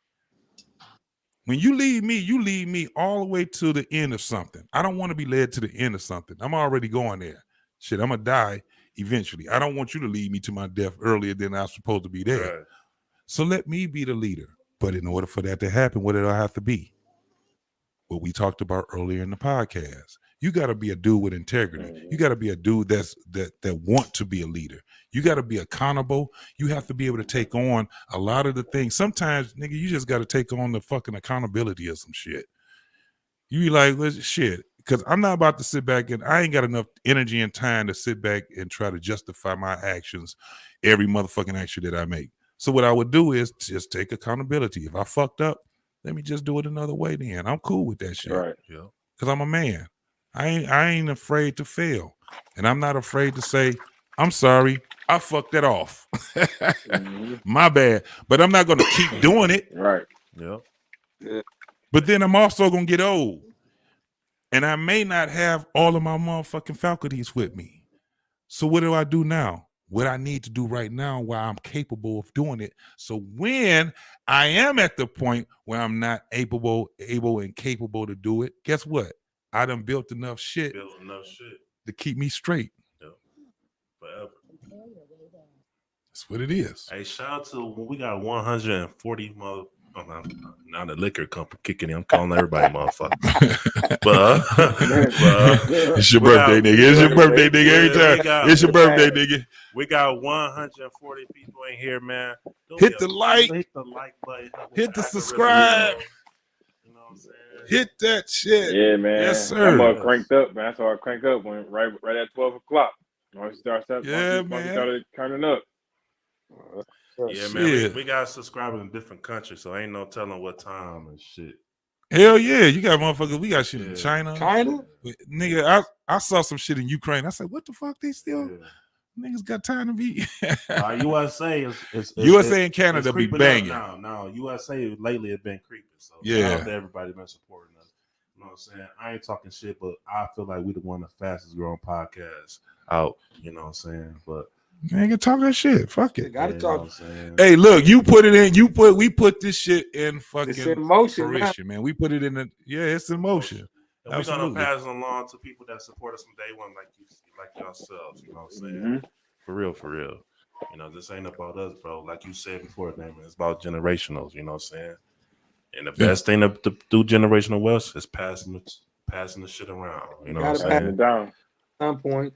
You know, so motherfuckers to feed their kids too. You know what I'm saying? And their grandkids, great grandkids, great grandkids. You know, and this what we doing right now. This is storytelling. This is something you gonna be able to talk to your grandkids about and tell them that you did something you was a part of, and you know that might inspire them to do something. You don't know what another kid is gonna be and what is gonna inspire them. You know. You can tell them something that you did, you know, and that can inspire them to want to do that better than what you did. I'm gonna be better than granddad when he did this. You know what I'm saying? I'm gonna try my hardest. Hell yeah. Yeah, man. You want children look up to people in a certain kind of way, you know. They idolize us, adults. You know what I'm saying? And brothers doing something positive, that's what we got to get back to these kids too, as well. Yeah. Something, positivity into the families. You know what I'm saying? We got to bring back where the dads is really there taking care of their kids, no matter if they're with the woman or not. You know what I'm saying? We got to start preaching to our children and showing them how to their, as men, I believe men should not pay child support. They should take care of their children. Real talk. Yeah. Real men should take care of their children. Yeah. You should not have a court system to tell you how to take care of your child. You know what I'm saying? Real men be doing that. You know what I'm saying? I got 8. I ain't never paid child support. Not to say I'm different than anybody else. You know what I'm saying? Took care of mine. But I felt like I always told a woman, you put me on child support, that's gonna be the biggest fight. You gonna get what you gonna get. You get what you get. That's gonna you get what the fuck you get. Now they gonna get something different. Right. They gonna get something different. My dog say he ain't had jobs since 2001, so you know they ain't about to get none on child support. No, that's not true. I filed taxes. I just ain't worked for nobody. I haven't. I've worked, in my own businesses since 2001. So they can snatch some money if child support would have been involved. You know what I'm saying? Because they take everything: your passport, your driver's license. You know what I'm saying? Don't I know it, nigga? Ain't get away with that. But I'm not gonna say I was lucky. I just stood for one certain thing. If I was gonna be with a woman, or if I wasn't gonna be with you, you ain't gonna put me on that shit. I said the same thing. I'm gonna take care of mine. You know what I'm saying? Yeah. I'm gonna pay the cost all the way out for them. You know what I'm saying? Sure. I think that's what most real men should be doing. Because when they on child support, you fall behind, you know what I'm saying? And then that get a lot of people where they don't even want to see their kid or can't see their kid because they behind on child support. They can't, you know what I'm saying? They can't Because you turn that child into a bill. And a lot of women don't understand that. You turn that child into a fucking bill. Right. Yes, what you do. I would rather listen. Fuck up kids. I would rather women I'd rather women will be at the point where they be like, I'm just dropping the motherfucking kid off. Yeah. Right. I'd rather for a woman to sue a nigga for time than for the money. On some real shit, some parental time. She sue your ass. She be like, "No, fuck that I like shit. that. You need to have this motherfucking kid 50% of his goddamn time. Goddamn it, this your kid." It makes more sense for that. Yeah. And you know what happened, dog? I swear to God, most men, when you put that responsibility on them to be a father, they just gonna do it, man. Yeah. Right. They gonna motherfucking do it. Unless you got that bum ass nigga, because it is a bunch of them niggas that ain't shit. And we ain't never been at a point where we never said it as men that no nigga, because we'll look at a nigga and be like, nigga, it's because of your ass, it's because of I and the rest of my compadres is going through the shit we going through because they made laws for fuck ass niggas like you. Yeah. You suck ass. You know, you just you see how passionate I'm starting to get. Wait. But let's take it's the woman's fault too, because hey, you get to choose the man you fucking be with. We already got that. They ain't taking on responsibility. See, this is the thing. We at a point where they're not taking on the responsibility, so we got to start taking on the responsibility. All right, so let me ask you this. It goes back to being leaders. Go ahead, bro. Let me ask you this, man. So if now we see this meme a lot, and let me just toss it at you. Fuck it. If men really did switch roles with women, could we do what they do? Hell no. No, we couldn't do what they do. Listen, we can't do what they do. I'm not going to front end like I can. No. Hold on. We can't do what they do. But let me tell you what we won't do. Let me tell you what we won't do. We won't sit back and put their ass on child support. We're going to improvise. All we do, when you actually look at it, we will improvise. Nigga, I can't braid hair. No. So guess what I have to do? Pay that $130. Pay that $85 to get my daughter's hairs done. And then I'll give them, like, I could do ponytails. It's going to be like, my wife is begging me to learn how to do hair. Right. Like, So it's never, and I'm not a proponent of single parenthood at all. I'm a proponent of nuclear families and keeping that shit together. And in the event that can't happen, 50-50. Fuck all that shit. 50-50. But then it goes back to what we talked about earlier in life. I mean, what we were saying. Man, you got to be a nigga that's capable. Yeah. If we had it where, okay, we're gonna talk about the women. If they vetted us and said, the only way that I have sex with you is if you wear a fucking condom, right? Because I'm already on the IDU, elemental P. I don't know what the fuck they is. And I'm on some other shit. But you can't have my child. We not about to have a child together because you're not capable. I would rather for women to be where they're at right there, where it's like, you know, you got to build yourself to get that type of woman. If they were more stringent on us, and if they actually led with, because I don't want to have a fucking kid. I don't want my kid to be with a goddamn bum ass man. Man, it's gonna make us niggas. Listen, it'll separate us because you have some niggas that'll sit back and complain, and then the other niggas would do what? Throw that out the window. They would acquiesce to it. They get their ass motherfucking career, fuck a job. Niggas be, if women said, I'm only gonna fuck engineers. You know how many mathematicians we have in this world? Listen. But you know what? All that shit get thrown out the window when the liquor kick in. Well, yeah, you're right. That liquor kick in. They can have the best game in the world, but if you got some good ass jokes and a little liquor and some good ass liquor, nigga, it is. Oh shit! You already know. You all that shit go out the window. Nigga, you the hit of the night, nigga. He got a point, man. Hey, nowadays, niggas putting what's that honey shit? Niggas putting honey. Oh, then they got the honey pack. niggas put honey in the Right, blunt. right. And nigga, the condoms is breaking. That's when you start breaking condoms. The condoms is breaking. You like, damn, this nigga got a rocket. He breaking the goddamn condoms, nigga. Niggas come to next fit. Yeah, Niggas man. talk that Netflix and chill. Nigga come with hard dick instantly, nigga. Man. Damn, man, listen. Damn, Damon did just throw a monkey wrench in that nigga. We was talking some goddamn progress, and this nigga just sit back and put us back 60 years later Hey, with that shit, nigga. real With though, liquor, man. you like, God damn.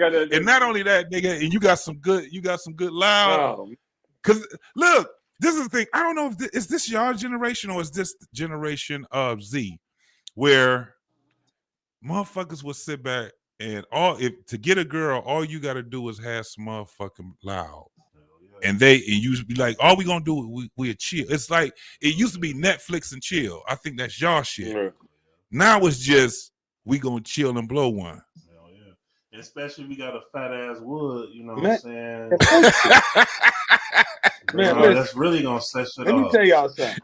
The weed that the generation now is coming up on is totally different than the weed we came up on. What they got now? Yeah, What's stupid the ass difference? Zaza. Because nigga, that What they shit, got the shit just like, all right. Niggas got the, I tell you, they back in the got day, Dookie designer weed bags. was like But, 10%. You know what I'm saying? 12%. Mhm. Now this shit, yeah, 35, like 40, 36. yeah, You know what I'm I saying? don't need all that shit. You smoking this shit, it's like you drinking liquor. Cause you talking like you know something about some Nigga. weed. And then nowadays they got these little fake ass designer You ain't, bags. nigga. You don't sound like a weed connoisseur, nigga. You sound like a nigga that really gets down with the weed. Like you sound scientific, Hey, nigga. my You- man like shit back in the day. The meds was everything. yeah, The meds will get you. Right. Yeah. Back in the day. yeah.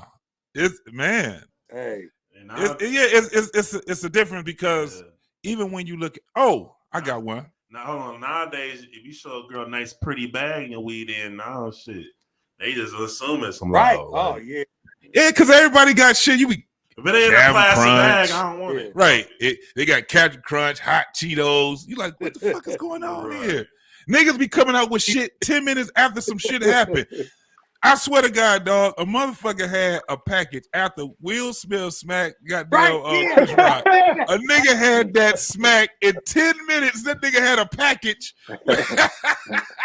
Like, Right. yeah, that's the killer part, bro. That's the killer part. Nigga, R.I.P. to Kobe, bro. When Kobe died, niggas had the Kobe pack, that number 8, nigga. God The damn. niggas was charging. They the do it in a eighth, matter of bro, minutes, nigga. Bro, the 8th, bro. I don't give a fuck with nobody said. I am not spending no more than $40 on the 8th, nigga. These niggas charging 60 to 75 off of fucking, cause it's in a fucking bag, nigga. Put my shit in a plastic bag. That's the case, nigga. and tie it up, The nigga. fuck? Just give me a baggie. What you mean? I remember I bought some weed. I was like, hey man, how much is that, man? Shit. Hey man, shit. It's really 60, but I ain't got no more bag, the Kobe bag, so I charge you like shit, 45. I'm like, ain't this about a bitch? $15 for the bag. So y'all niggas buying for cap, nigga. Y'all spending extra for some cap ass shit, nigga. Some Hey. cap shit. Last time I was in, The same last time shit. I was home, Nigga, I'm in the thing, right? I call it delivery service. They meet me at the corner store. Wait, they got Uber, nigga. They got meet me at the They got corner Uber, store they got Uber with a weed. $90 eighth. And I said, $90? They said, yeah. They said, well, if you want something else, we got the Uncle Snoop. It's $150 for an Man, eighth. y'all got me fucked What? up, nigga. God damn. Nigga. So, hey, I was a little stupid. I just wanted to try that Uncle Snoop, so I bought it, right? Shit was not it, bro. Man, I already know, bro. That shit ain't. listen, it was it, but I ain't buy no more of it.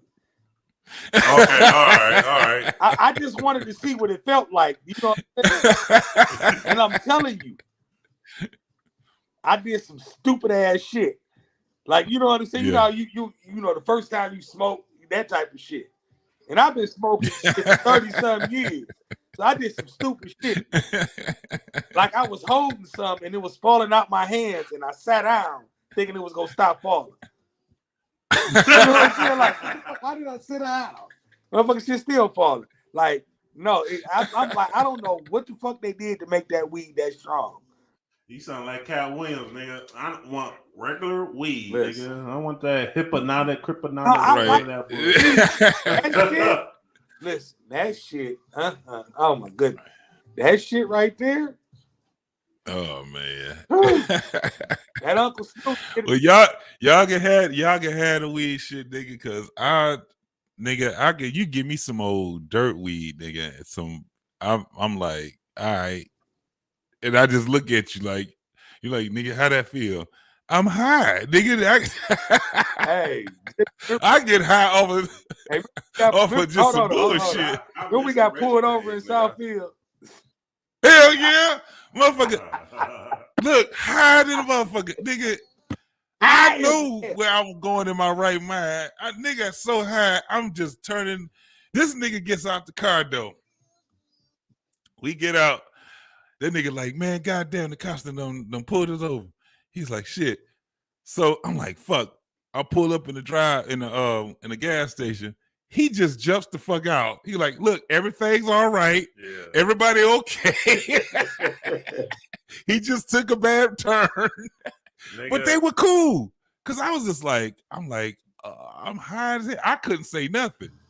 And next thing you know, we was on our way. Shit, we was on our way. I don't know what he told them, but that nigga went out, jumped out. They didn't say, sir, get back in the car, nothing. He was just like, hey, look, everything is all right. He just made a wrong turn. This is where I was like, yeah, I made a wrong turn. I was like, God damn. I knew where we was going, where we was headed.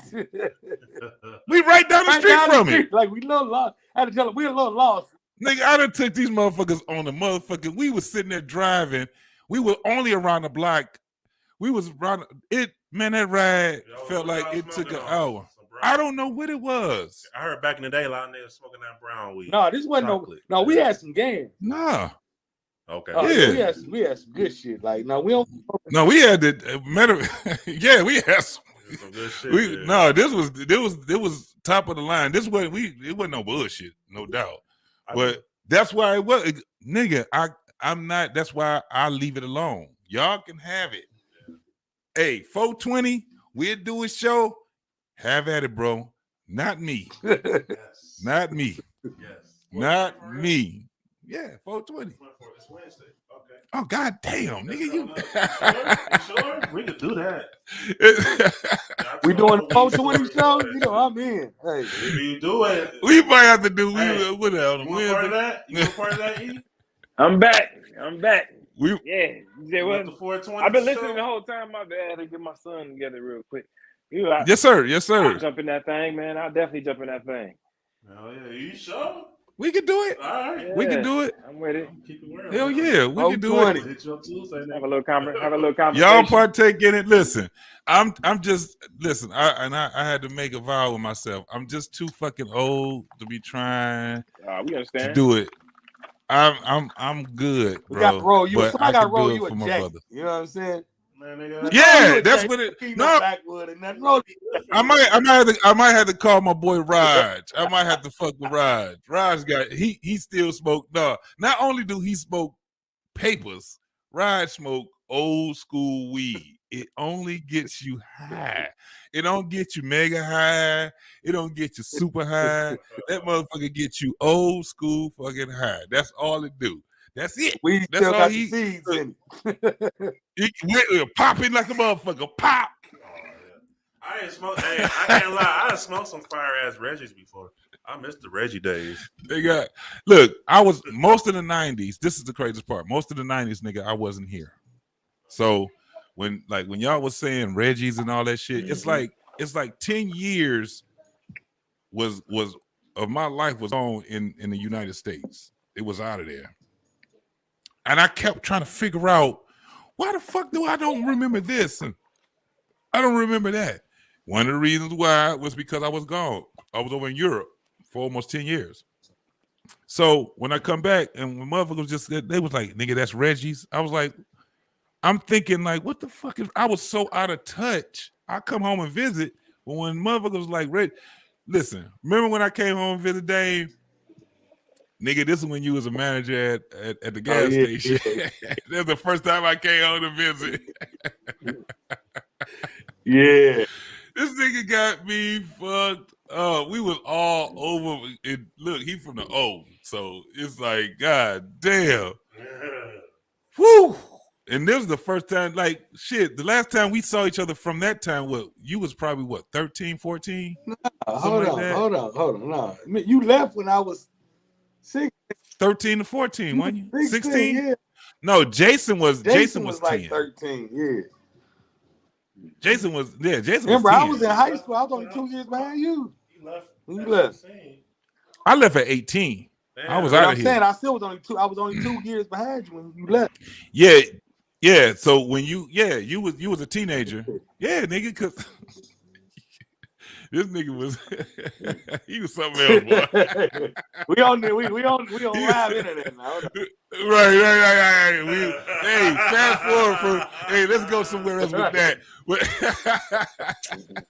So how about these playoffs? Right. Hey, but man, you know who in killed the 90s, me about doing the playoffs? Y'all hit the dude Bubba. It's my man named Who? something Bubble Triple X or something. He be talking about the Lakers and how they ain't shit. Yeah, I seen he got a YouTube. Yeah, he got a YouTube. That channel also. is, Yeah. Oh man, he be dogging the shit out of them goddamn Lakers. Nigga, they need to be Right, dogged, but it man. be Them niggas so funny. they supposed to be out cold. Them niggas, that's supposed to be in the dream team, Man, niggas. Yes, sir. So, brothers, I don't mean to interrupt, but we didn't hit that 3-hour mark, man. I didn't. God damn, I'm gonna have to turn this into 2 shows, man. 3 hours. We normally do an hour and a half, 2 hours. Yeah, most definitely. We done ripped it in. I'm about to tend to my fatherly duties, man. I just even just jumped up. Hell for yeah, sure, hell bro. yeah. Hey, I appreciate you, bro. I'm glad we had such a goddamn good time. So y'all know we got to do it again, Yeah, Gonna bro. do it again, Oh, bro. absolutely, I'm serious absolutely. when I said it. I'm serious when I said E. I'm serious. Oh no, I Like, felt it. I you felt know, it. Yeah, for sure, bro. Yes, sir. Yes, We sir. definitely gonna have to link up. Right do here, another boy. one. Yeah, man. That's why I said I'm ready, man. I'm ready. Tell my story, man. You know, people want to hear it. Most If they definitely. want to hear it, they tune in. I got a feeling if I tell it, it's gonna do right. You know what I'm saying? It's gonna do, nigga. It's gonna do what it's Come on, supposed to man. do. We trying to do some shit over here. Yeah. So, like, shout out your shit, bro. Social media, Yeah. all that shit, bro. Before you go. Yeah. Y'all can follow me on Instagram at i.e._investopedia. You know what I'm saying? Everything else, don't worry about that. Just hit me on the gram.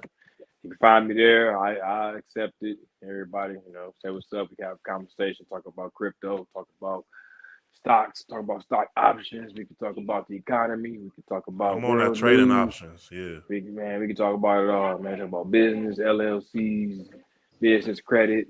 Yeah, I like Get all me that up, stuff. dog. Listen, Hey, you like all got that. niggas. Yeah. Get me up. Hey, you say stocks option, bro. People don't realize trading options, bro. That's like the stock market or steroids, bro. You talking about you want to make Nigga, I just possibly changed. fast money in the stock market Real when it fast. go up and down. Up That's and the down. shit. I right just there. changed. I just changed my motherfucking 401k, dog. Y'all got to remember, I'm an old head. I'm on the downhill of retirement. Mm-hmm. So I just changed my shit, and I didn't even understand. I was like, man, out of 12 years of working where I work at, nigga, I lost like $40,000, dog, because I didn't change over to a different part of my stock. Now I had changed over because I'm like, man, I'm up on it. I just wasn't, just like what you were saying. I wasn't financial literate. Mm-hmm. I wasn't financial literate. So that's the thing. I need to get with you. I need to get with you, Dame. You nigga, we right here, what we talking about right here is a bunch of motherfucking money right here. Yes, sir. I ain't gonna even lie. This shit is a bunch of motherfucking money right here. We need to put our money so we can have it for our seeds. Whole lot of Because money in this. we gonna be up out of here. We gonna check out. We don't know when we gonna check out. So we need to do the best that we can right now. Yes, sir. And keep living life like this shit is wonderful and not bad. Fuck that shit. Nigga, we adversities is what we already know that's what life is. Mm-hmm. That's what it is. But yeah, man, thank you, bro. Oh yeah, he's coming with us. I'm putting out there. I don't give a fuck. he come out with his own shit too. YouTube. Get with us, nigga, so we can go ahead and put you on. We put it out there. Yes, sir. Show you some shit. We put it in out. We gonna, Sir. hey, to the least, we gonna get your shit monetized, bro. Oh, yeah. I guarantee. I'm already on it, man. Fuck with us. I appreciate Fuck y'all, with brothers, me, DJ. Man. We gonna do that something. Nigga say that. We gonna do something together where y'all can, tag me in there. They call it. My YouTube is explaining it, but we Yeah, man, we definitely gonna get with you on that. Sir, But yeah, most man. definitely. But yeah, thank you, bro. Yep. I'll let you. Appreciate you, bro. Take care. All right, bro. For sure. Love you, man. Dang. Good. Shit, nigga. You rocking with us. You rocking with us, nigga. I'm having another shot with you guys. Yeah. All right, let's go ahead and do it again, Go man. ahead, Let's yeah. do one more shot, Man. man. One more. Let me get that right there. Yeah. Let me go ahead and put a little something in That here. shit, oh. This is my nigga Robert's birthday. 31. 31. He done Okay. came and he's well in the 30s right now. I'm about to get the fuck out of my motherfucking 40s, nigga. That's this nigga literally. I am not gonna say. In 2001, he was like 30, nigga. I was like in elementary, nigga. I told him, thank God that we probably ran across each other so many times. That nigga said he was like, as a kid, was like, nigga, you gonna be we gonna be cool. We gonna be kicking it together. I was like, get on somewhere, Oh, little nigga. Man, shit.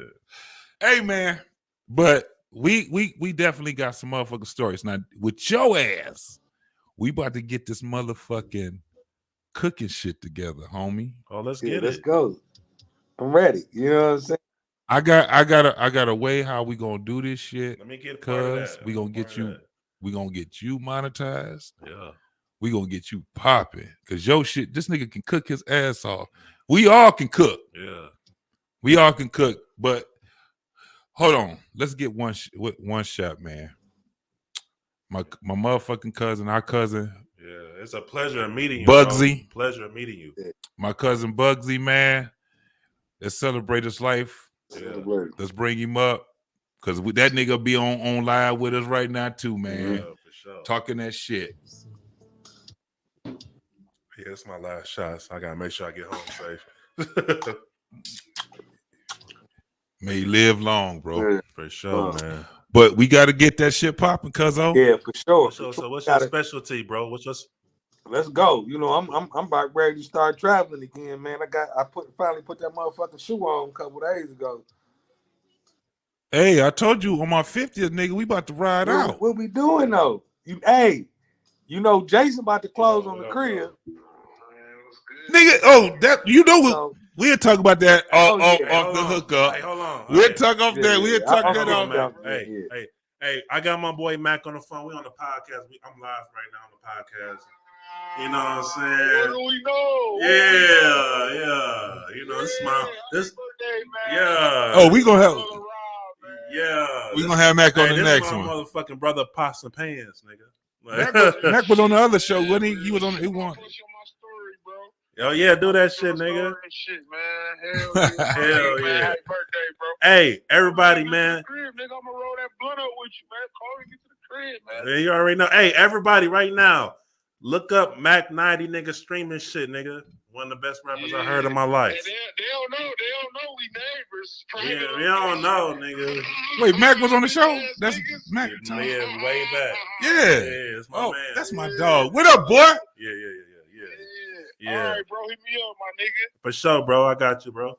Happy birthday, bro. Happy birthday, bro. Thank you, bro. Appreciate you. My nigga, 100. My nigga, for sure. God damn, boy, you done got them niggas calling you up now. Yeah, nigga.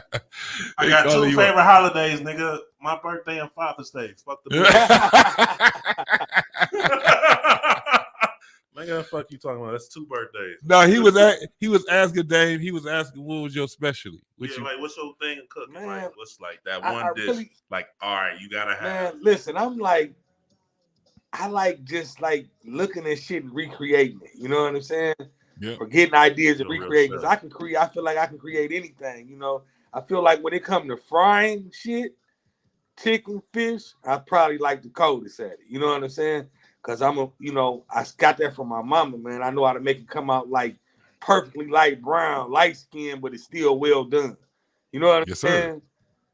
That fire got to be on point. Yeah. It's the all thing. about the heat. All about the heat. So let's do this one day, right? Because I ain't gonna act like I'm not like the best cook or nothing, but a lot of people, my wife, like I cooked for her family one time. A lot of people say I got some good ass fried chicken. Right. So one day, That's right. This nigga is a. So let's. He got to get it. He got to get it to click then. So one day, nigga, you cook your fried chicken, and I cook my fried chicken. Let's see. Now I'm gonna come down there because you know we can get Jimmy Kids and get that. Yes, sir. You know what I'm saying? Hey, look. While we on the show, just fucking around. Two cast iron pots right next to I'll throw the studio right in the motherfucking kitchen. Right. We talk about what? I'll throw the studio in the kitchen. Hey, let's speak. Yes, sir. Listen, while I'm in Walmart about a week or two ago, right? And they got a whole Blackstone section. Like with all the attachments for the Blackstone, everything you can buy for the Blackstone to cook on the Blackstone. You know, for the griddle outside. Yes, sir. Yeah. Hey, look, I'm just listening. It was like I just walked in and it was like music playing in my ear. Like you know what I'm saying? Like I started filling the cart up and I put the shit back like, damn, I ain't even got the Blackstone yet. I'm tripping. Yeah. I'm about to be 300-400 in on attachment. I seen I seen the grill. I got the black. Look, this is it. I got the Choco grill, Right. and I got the propane. Right. Now the Blackstone is That's the what I'm next one working I on, the gotta get, Blackstone. boy. Now you gotta fuck with me on the whole Benny Hanna hookup, though. Hey, did you do it yet? Listen. Hey, Rob, you nigga. What Did up? I do it? Did I do it? Hey, Dang? you came Did I through do with it? that. Did I do it? Hey, I ain't even gonna lie. Nigga, You got a Benny Hanna hookup? I did. I did the Benny Hanna's on the grill. Ah, I had the lobster, the Damn. lobster tails. So you fucking throwing shit up and shit. Nigga, I was doing my thing. Doing that yeah, he shit. did. And look, no, I made it Benny Hanna's, nigga, because I went to Benny Hanna's and got the garlic butter. See, that's the shit right there. I ain't never had Benny Hanna's. What? Yeah, I gotta try that shit. Yeah. I try the tripping. I nigga. try the frozen shit from the grocery. No. You need to experience, dog. Hey, you gotta just go for lunch. store. Don't even do the dinner. Yeah. Just go for lunch. Just Okay. Go for lunch. Catch you one of them lunches and go in there and chill. You and the wife, or you know, you Yeah, you I one was of the telling kids him, sneak he off. just You had- know what I'm hey, saying? Look, hold on. They just had their motherfucking their anniversary too. What y'all 4 years in? Oh yeah, Wednesday was our anniversary. Okay, we've been married for 4 years, but we've been together for 8. Oh shit! Happy anniversary. Yeah, Look, thank man, you. Yeah. I'm telling you, every dude that we have that we connected to, being on the podcast, even the ones that wasn't, every motherfucking dude is family oriented and they family building. Yeah, and it ain't easy. It's been tough. It's been You see what he just did? Listen, nigga. When it was up, it was up. when it's down, it's down. Yeah. You know what I'm saying? A lot of we came from breaking up, getting back together, arguments, and I mean, you know all what I'm that saying? shit. You It's gotta deal always, with all of it. Shit's gonna probably, you always gonna have your ups and downs, bro. But As long as you make it. at the end of the day, man, you just gotta eventually, I tell people you just gotta want this shit. This shit is bigger. We understand it's bigger than just love. It's really just the foundation for our kids. And I said this before in the podcast, I go back when somebody asks us, well, we have a problem with my generation now. The problem that I have that when we get together and we have kids, we become very selfish. We rather have our happiness over our kids, what's right for our kids. So I feel like a lot of like parents in our generation, even though we working on trying to break generational curse, but we could be very selfish. If we're not happy as an individual, like fuck the long term, fuck how our kids might be, fuck how our kids might feel, how it might affect them in the long term. You know what I'm saying? So that's one thing, me and my wife had understanding, it's just bigger than love. We have something a lot of people don't have.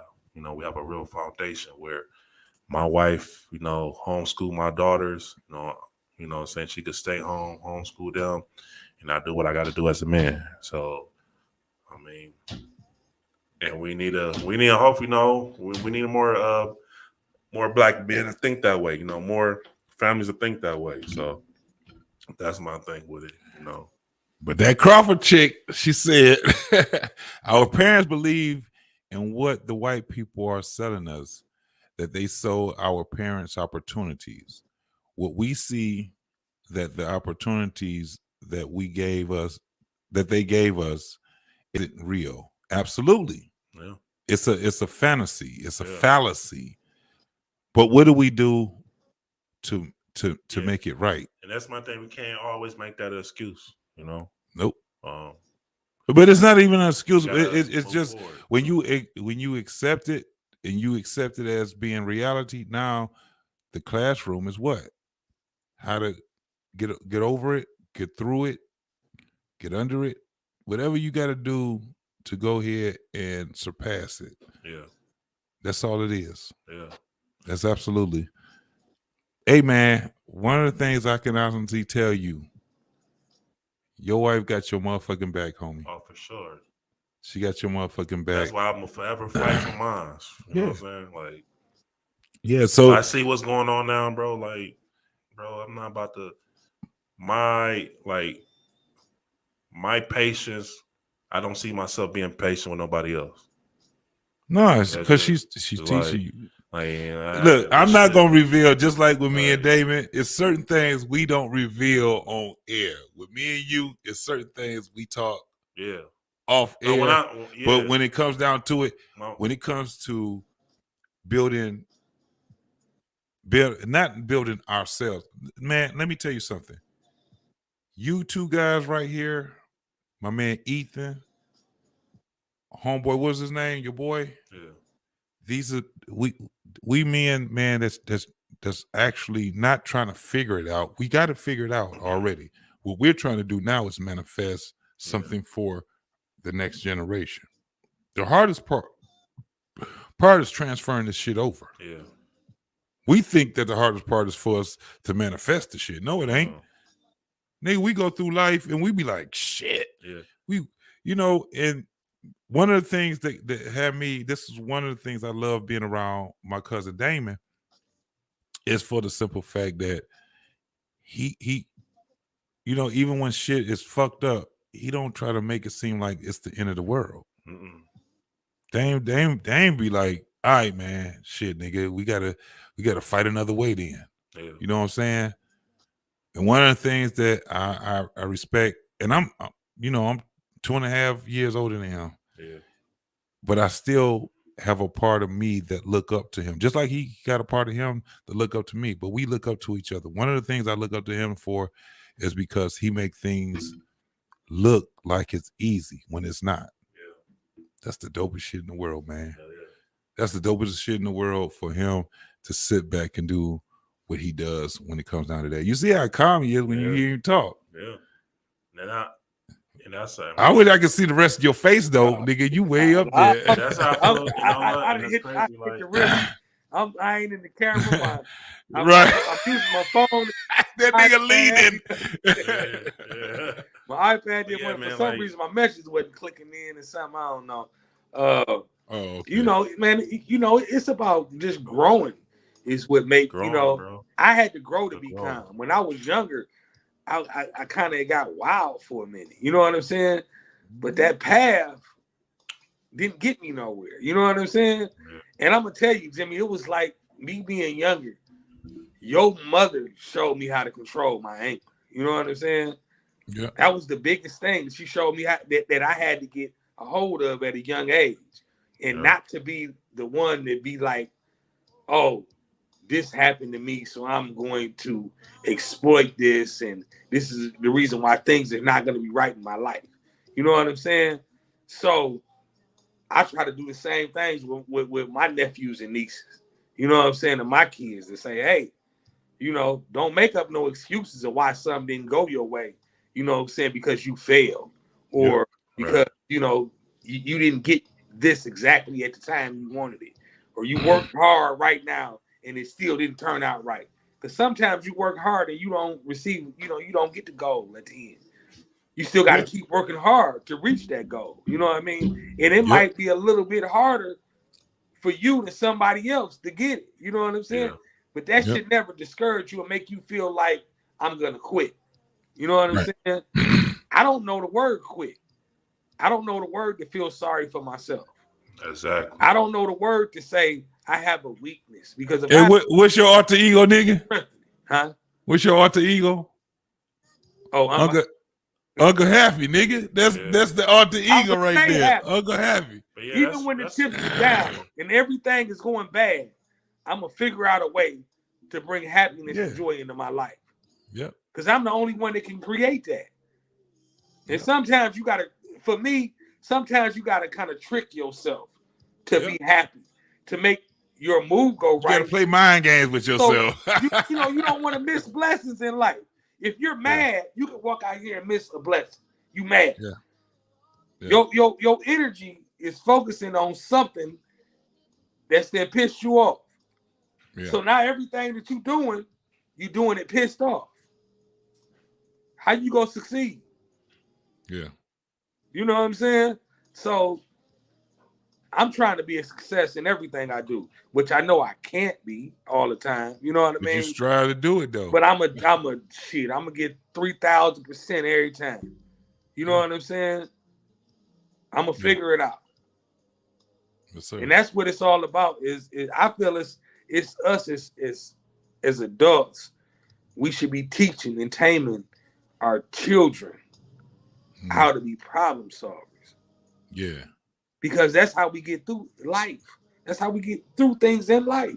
Yeah. It's the problem solve. If they don't know how to figure something out, they might just throw a tantrum because they can't figure it out. You know what I'm saying? And that's where the school shooters come from. We can't throw tantrums. Yeah. Oh shit. I had $25 in my wallet. I lost my wallet. I might just start whooping motherfuckers' ass. I lost my wallet. No, I'm gonna be hungry today. You gotta get some money somewhere else. You know what I'm saying? Yeah. I gotta figure it out. Because a lot of niggas is emotional, bro. Right. Like, that's why I feel like, that's why it's important to really have like a 2-parent household. Like, you know what I'm saying? And when I say it's bigger than love, I don't want people to think like, no, I love my wife to death. You know what I'm saying? But love just can't. I just feel like love just cannot be the only thing when it comes to building a foundation, when it comes to kids, bro. And I feel like when it comes to these niggas, bro, they do like crazy ass shit. A lot of these niggas be emotional, making decisions based off of emotional decision, bro. And a lot of them because, hey, it is what it is, bro. They grew up in single mother. I might households. have to disagree with you right there when it comes down to love. Let me tell you the reason why I'm going to disagree with you. Because love is not an emotion, nor is love something that you can really explain. No, right? I'm saying it's based on the way niggas is emotional because when you grew up, I'm gonna tell you what it is. Yeah. You grew up in a single mother household, bro, you're gonna fucking get her traits. And the reason why I'm saying that because like I told you before, my mom was a single mother up to the point till she met my stepdad. And I realized now as a grown man that I was carrying certain traits that my mom did, my grandma, and my auntie did, because I was always around them. This is why I said I had to build my masculinity, you know what I'm saying, on my own, you know what I'm saying, by, you know what I'm saying, just talking to guys like you. You know what I'm saying? Shit like that. Oh, assholes. You know what I'm saying? No, I mean, it is what it is. I'm an asshole. I ain't gonna lie. My girl says you call yourself an asshole. No, he like his dad. Those are the type of men. Those type of men. Those are the type of men that really get the fucking respect from the people in general. You know what I'm saying? Or being from women. You know what I'm saying? The respect. Like, a man has those niggas don't get respect. finesse. You know. So it's like, a lot of these niggas want to see niggas do like shit, like crazy ass shit, bro. I really question how they was bringing up. Was they bringing a 2-parent household? Was they bringing a single mom household? I'm not saying just because you live in a 2-parent household that is going to automatically change everything, but you know, based on how I was raised, you know, I built certain like traits that a female would do. You know, sometimes be over emotional. The point where you have to forget how you feel, or forget, you know, how you is as a man. You know what I'm saying? Do anything just to impress a woman type shit. You know what I'm saying? The fact that you have to fucking be a gentleman or be a good guy to every woman without that woman really earning that. You know what I'm saying? Like shit like that. Yeah. So, I mean, that's why I feel like we'll come to when men, we make too many emotional decisions instead of logical decisions. Yeah. You know? Right. Yeah, so, I agree with that. You know? Yeah. You know, shit on those single mothers and shit like that, but it is what it is. No, you're not. You know? This is the thing. When we speak what we speak, man, and you know, and like in the manner that we speak it in. So what we have to understand is that there's a bunch of motherfuckers out here, man, that really hate women. And they will sit back and spew a lot of bullshit that will, you know, it actually it sets a tone that, you know, women ain't shit and men are over them. You know what I'm saying? Where they don't look at the synergy between women and men. And one of the things that's what we was talking about earlier today when it comes down to holding accountability. See, as a man, when we hold accountability, we got to hold the next person to accountability. However, when we hold women to accountability, it is not conducive to hold a woman that you don't know nothing of fucking about. You ain't got nothing to do with, and you out here trying to talk shit about her and hold her to accountability. That's why it's a problem. Yeah. But when you have your own motherfucking woman, your sister, your mother, cousin, and all of them, and you speak closely to them and you hold them in accountability, now you can go through whatever it is that you have to go through. But when you're on this motherfucking internet and you sitting there talking to motherfuckers that ain't even 5 states close to you, and you out here talking shit to them, that's what they see. Yeah. Well, you know, what sisters need to do is blah, blah, blah, and this and that, and blah, blah, blah, and this and that. What brothers need to do, it got to the point where we don't even talk brothers and sisters no more. Do you understand that we are at a era where we say niggas and bitches? Right. We're niggas and bitches to each other. That ain't even to a black. It don't have nothing to do with being black or being white no more. Because white people are niggas too. Right. Right. When you hear women, when you hear the is XYZ, when you hear the Z generation say a nigga, they ain't talking about black motherfucker. They talk about a man. That is code word for man. When a nigga ain't doing what he's supposed to do. Understand this. In the 90s, that's when the melting pot started really big. That's where you had your M&Ms. That's where you had a bunch of motherfucking white men that were trying to be what? Swag black. They didn't want to be black. Yeah. They're like, no. That's a lot that come with being black. I just want to be semi-black. I want to be diet black. Yeah. I want to be able to get the you know, the motherfucking the sideburns and the short haircut and, you know, be able to talk. That's the black they was trying to get. That was in the 90s. Now we're in the 2000s. It's something different. Yeah. So at the end of the day, and I don't even fault that. I don't talk about that as if it was a fault.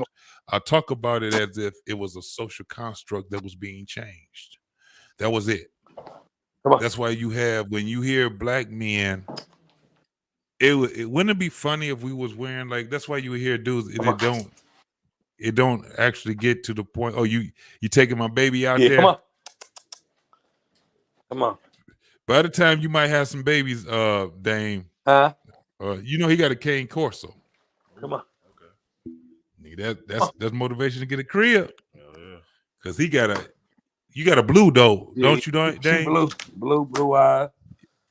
Yep, she blue. He about to start making her in a minute when she get older. Yeah, she got probably got about a year before she can get year.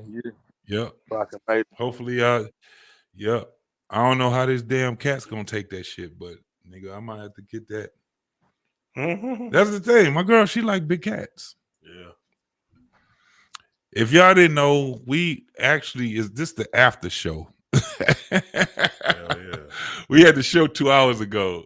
An hour and a half ago. This right here is the after show. Right here. We done sit back and we getting that shit popping right now. Again, my man, Robert. Hell yeah. Happy birthday, brother. Thank you. Yeah, It's definitely. And it's your birthday. Easter, you know what I'm saying? And it's Easter. You know what I'm saying? So Now I gotta be honest. I'm not a celebrator of Easter. yeah, I know.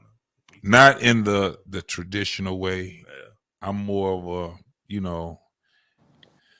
if I had young kids, we'd be doing the Easter egg hunt and all that which shit. I did with and my all that. kids earlier. Do you know what that shit actually represents? The bunny and the egg? You don't? Oh shit. That shit. Can we say that for another show? We can, but I can tell you right now Yeah. that it actually represents fertilization, birth, and that's basically where that comes from. Yeah, egg.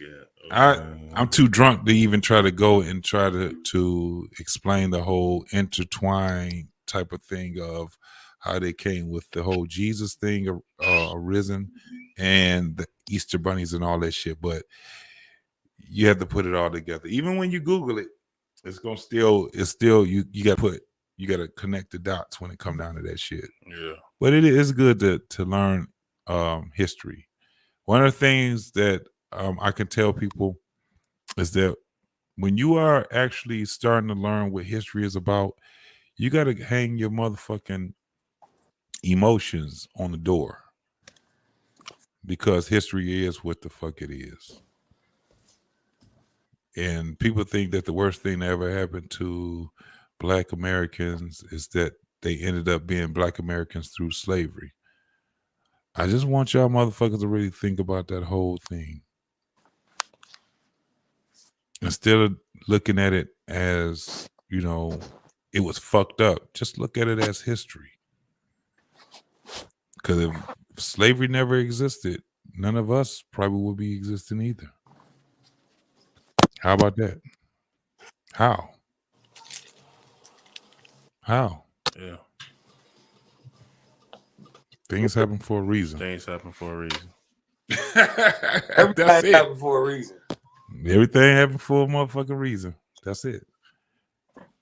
That's why we got to stop. We got to get out of that whole concept. And if there's any younger person, 20, 21, 22, even 25 years old, if y'all listening to this podcast, let me tell y'all something. When you learn about history, don't learn about history through emotions. Just learn about history through learning where you came from. It's gonna make you a whole different person. It's gonna have you're gonna have a whole different type of thinking. Absolutely. You just gotta you have to be able to evolve. We have to learn how to evolve, because right now we keep staying stagnant as a unit. And when I say we, I mean all of us as Americans, all of us as Africans, as Europeans, Canadians, all of us, we are all connected. Every one of us, every being, not every human being, no, every being. Think I'm lying? Start looking at some documentaries and start looking at the purpose. Start understanding the purpose of a cockroach. People don't think cockroaches have purposes. Yeah, I don't like a fucking cockroach. I can't stand a fucking roach. Now, what's the purpose of a cockroach? I don't know, but there's a purpose, because it wouldn't be in existence. Everything that's in existence has a purpose. Just because I don't know, does that mean that the motherfucker got to go? We got rid of all the motherfucking cockroaches. I guarantee it'd be something that be fucking us up right now. When you tell people when that whole thing came with the bees, let me tell you something. If you got rid of all the motherfucking working bees, guess what happened with us? You get rid of us. They pollinate the earth. Yeah. That's why people say save the bees. That's why you have people save the bees. Everything has a fucking purpose. No matter how much you look at it as it ain't purposeful, the motherfucker got a purpose. Go ahead and get rid of it if you want to. Motherfuckers don't like mosquitoes. Get rid of motherfucking mosquitoes if you want to. I guarantee it, they'll fuck the ecosystem up. Give me another thing that you don't like. Give me something that you don't like. What, rattlesnakes? You think if rattlesnakes come to extent that the ecosystem won't be fucked up? Why you think we got global warming right now? Because we done got rid of too much bullshit. And we added shit that we ain't had no business adding. Everything has a fucking purpose. Take the purpose out of this, motherfucker, if you want to. Oh, man. Take the purpose out of it if you want to. But we still celebrate my homeboy Roberts, man. We out here doing, we clowning. Yeah, Look. yeah. Right now, I ain't really got shit to say, so I'm because you buzzing. Normally we only do this shit for 2 hours, man. But hey, man, we right. Hey, my baby probably I'm already over there sleep. on that. Dang, right. That's that turn up juice. We on that Casamigos, baby. Hey, we on that Casamigos. Y'all better be glad man. I ain't there, because you know where we'd be at right now. Nigga. Well, what was we on? We was on that Remy, and I don't never let go of Remy though. Remy is my shit. Remy is my shit. 1738 is definitely. I got some 1738 in the motherfucking kitchen right now. I think I done got my shit chopped down to a few things right now. So it's probably Casamigos, 1738. And I started to put bourbon and whiskey. Yeah, bourbon and whiskey in my shit now. Some type of reservoir. I can't take all the rest of that shit, man. Can y'all still drink Hennessy? Nah, man. I mean, like only way I no more tequila now. Like that should give you the bubble guts, nigga. And they didn't put they done made like some kind of little daiquiri with it, some kind of little, and I ain't even getting a big one of that. But you know how you be having like them morning breakfast drinks or something. Yeah, yeah. A lot of these liquors. Wait, did you say morning breakfast drinks? Nigga, what you putting Hennessy in your morning breakfast drink? But no, I'm talking about you ain't never been to the brunch where they got the strawberries and the pineapples and the Hennessy and shit. Yeah. You didn't put something with it. No, because man, listen. When you get a certain age, drinking dwindles down. You can't drink like you used to drink. Hell no. You know what I'm saying? It's a delicacy. Hold on, I just saying, like, we grew up on bullshit. Like Mad Dog 2020. Yeah, we grew it. Right, Mad Dog 2020. Drinking some Mad Dog 2020 right now? Have you ever drank a 40? Robert, I'm gonna keep it real. Like my generation, if you drink a 40, bro, you fell in life. Hey, tell him, nigga. We grew up drinking 64s of OE and St. Anne. 60 pregnant bitches. We used to call them pregnant bitches. I get worried about my niggas. That and let me get one of them pregnant bitches. And then we used to buy them. Like you'll get 640s. Hold on. I'm gonna give you another one. Let's break it down to the early 90s. When niggas was drinking Coke 45s in the 4-pack cans, nigga. That Billy D. Williams, nigga, we used to be like, hey, the 64s. Nigga, you got a 4-pack of Coke 45 lit. And but then we didn't drink a lot of liquor. You remember? Yeah, you gotta remember back then. Beer. Now, it was all generation beer. now. These niggas beers and cigarettes. They drinking liquor early. Right. Yeah. Man, we wasn't drinking no liquor. We was drinking beer. We was drinking beer. My worst drunk experience. We was drinking liquor, but it was malt liquor. My worst drunk experience was my senior year in high school on 1800. Yeah, my worst was a 40. Not a 40, but we was drinking like, what was it? Nigga, St. Ives. Listen. No. Nigga, Hey, Dame, who was the spokesperson of St. Ives then? My big experience where I got fucked up and got the dizzy at was the motherfucking Everclear Harry Buffaloes with the fruit. Yeah. Hey, that was motherfucking Bushwick came out with that song Everclear. Nigga, we had that Harry Buffalo, and I'm eating fruit and skipping and getting punched. No, man, I ain't make it home. I lost my car keys. I ended up being with a fat bitch all night.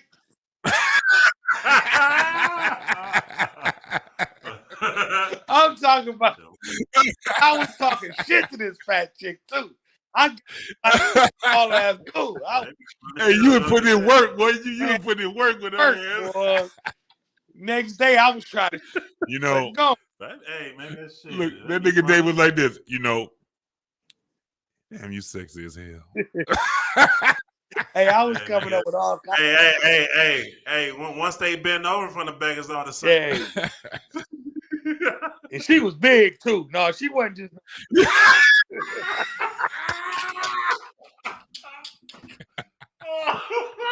She was big and round. You know what I'm saying? No, she was 500. You know what I'm saying?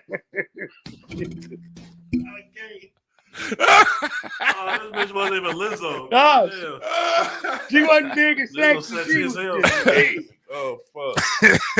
You had to move some shit over to get to the coochie. You're like, God damn, you got too much. Hey, shit. listen, Like, watch out, you had to compartmentalize I shit. can remember this shit because I remember moving some shit over and I'm hitting it and I'm just laughing.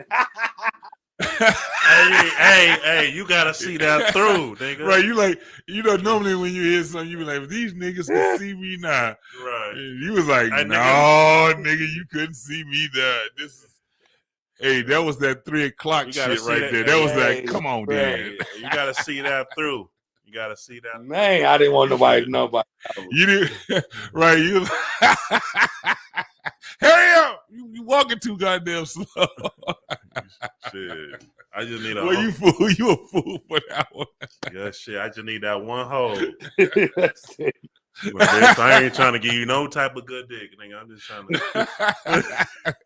But hey, when you young like that, you try. Is it a diss or jacking off? I choose you tonight. Right, you young boy, you like a bull. Then, you know 18.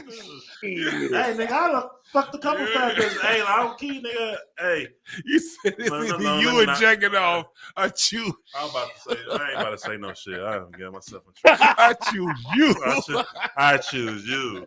I made an executive decision.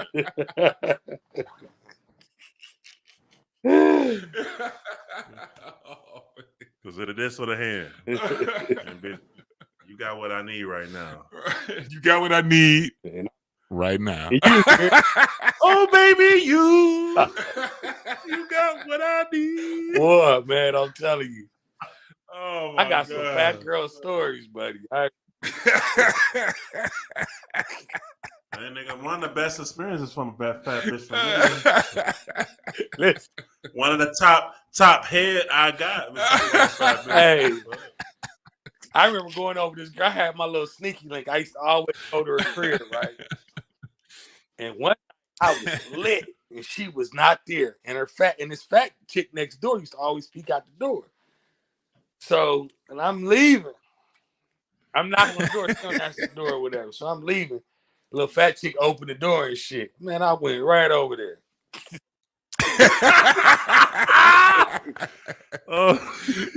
With your hands like this. What? And I don't know how I begged her, please, and got into that coochie. I'm like, hey, no, we demonetized like a motherfucker. We fat shaming like shit. No, we not. This motherfucker about to get us some motherfucking money. Trust me. YouTube looking at all they fat shaming. The only way we demonetize is that video fucked us up, and I can tell you right now, it ain't been fucking us up. We good, nigga. We good. We straight. Trust me. Hell yeah. Oh my God. Hey, I'm gonna have a segment called War Stories. Yeah. That's what I'm gonna do. And we all gonna be telling the hey, them war stories gonna be dope as fuck. I'll be careful, I say. You married, Still man. married. You got to. Use your past, nigga. Listen, Now, if you gotta say have some shit like, disclaimer. look, if that nigga say something like 2 months, 3 months ago, gotta- you like, oh, you gotta go just back. fuck it up. You got to go back. What you say? You've been together 8 years.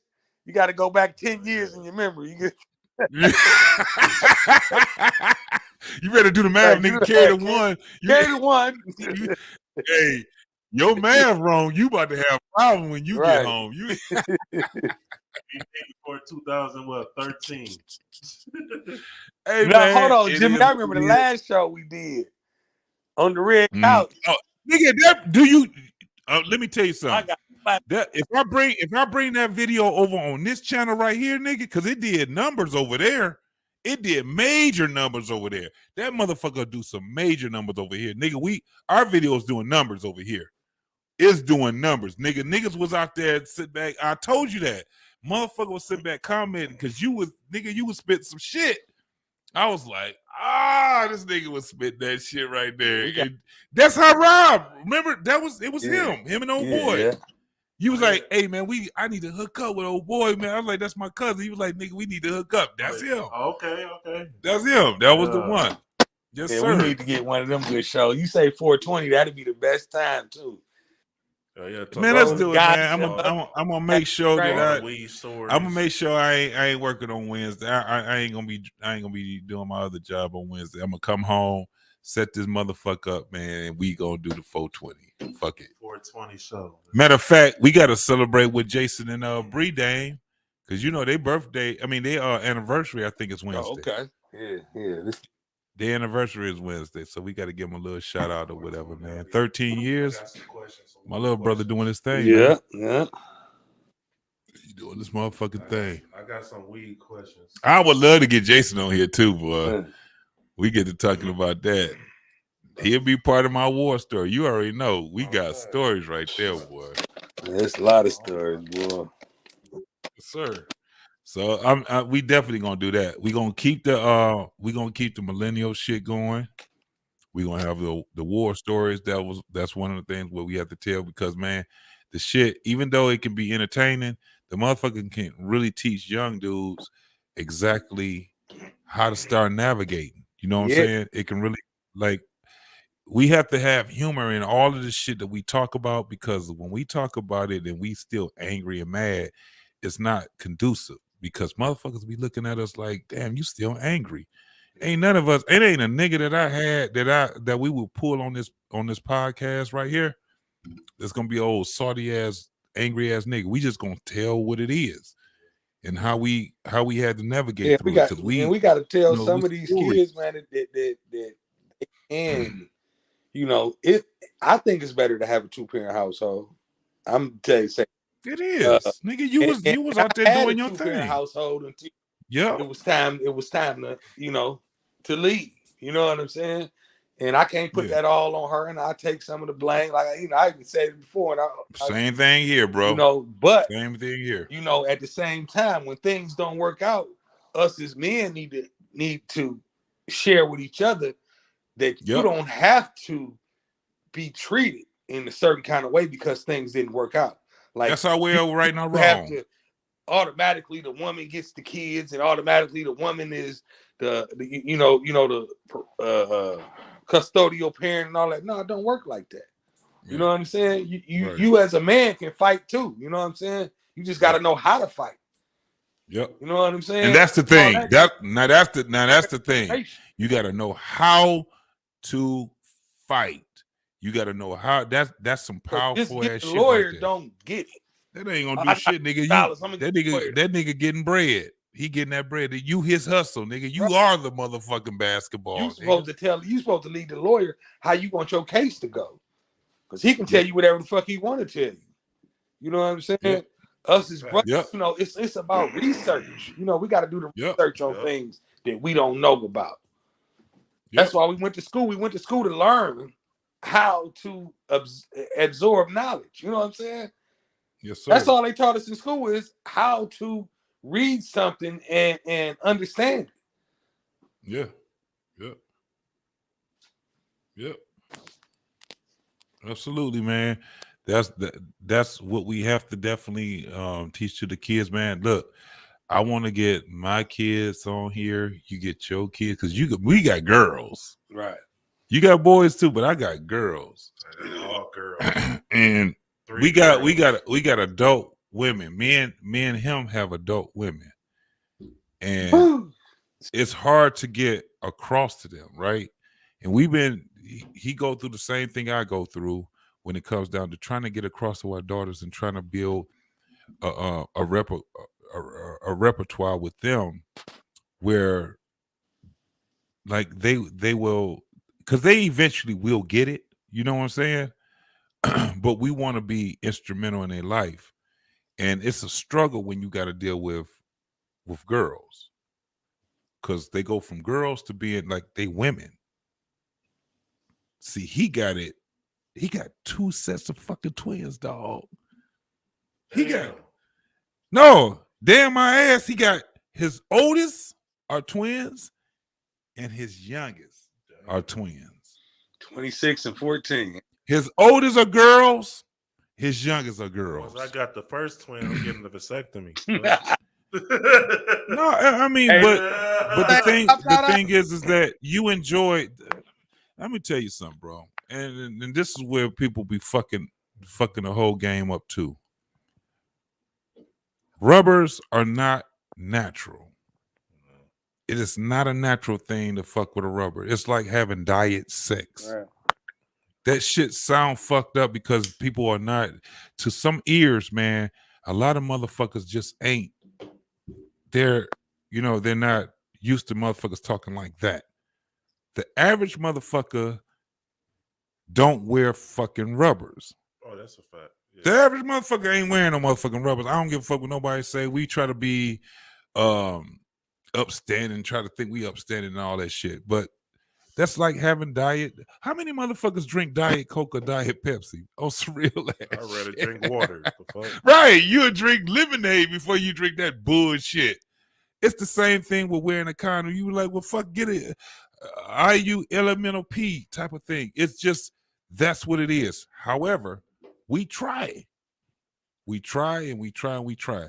This is where it gets to a point of motivation, of being at a point where when we start talking about monogamy, and this is just going to be another show. I ain't about to go deep into it, but when you start talking about monogamy, you have to have it. I want people to be able to argue that shit. Monogamy versus polyamory and polygamy and all that shit. I want motherfuckers to be able to have a show on that shit, because that shit is very needed, because we're confused. We in a motherfucking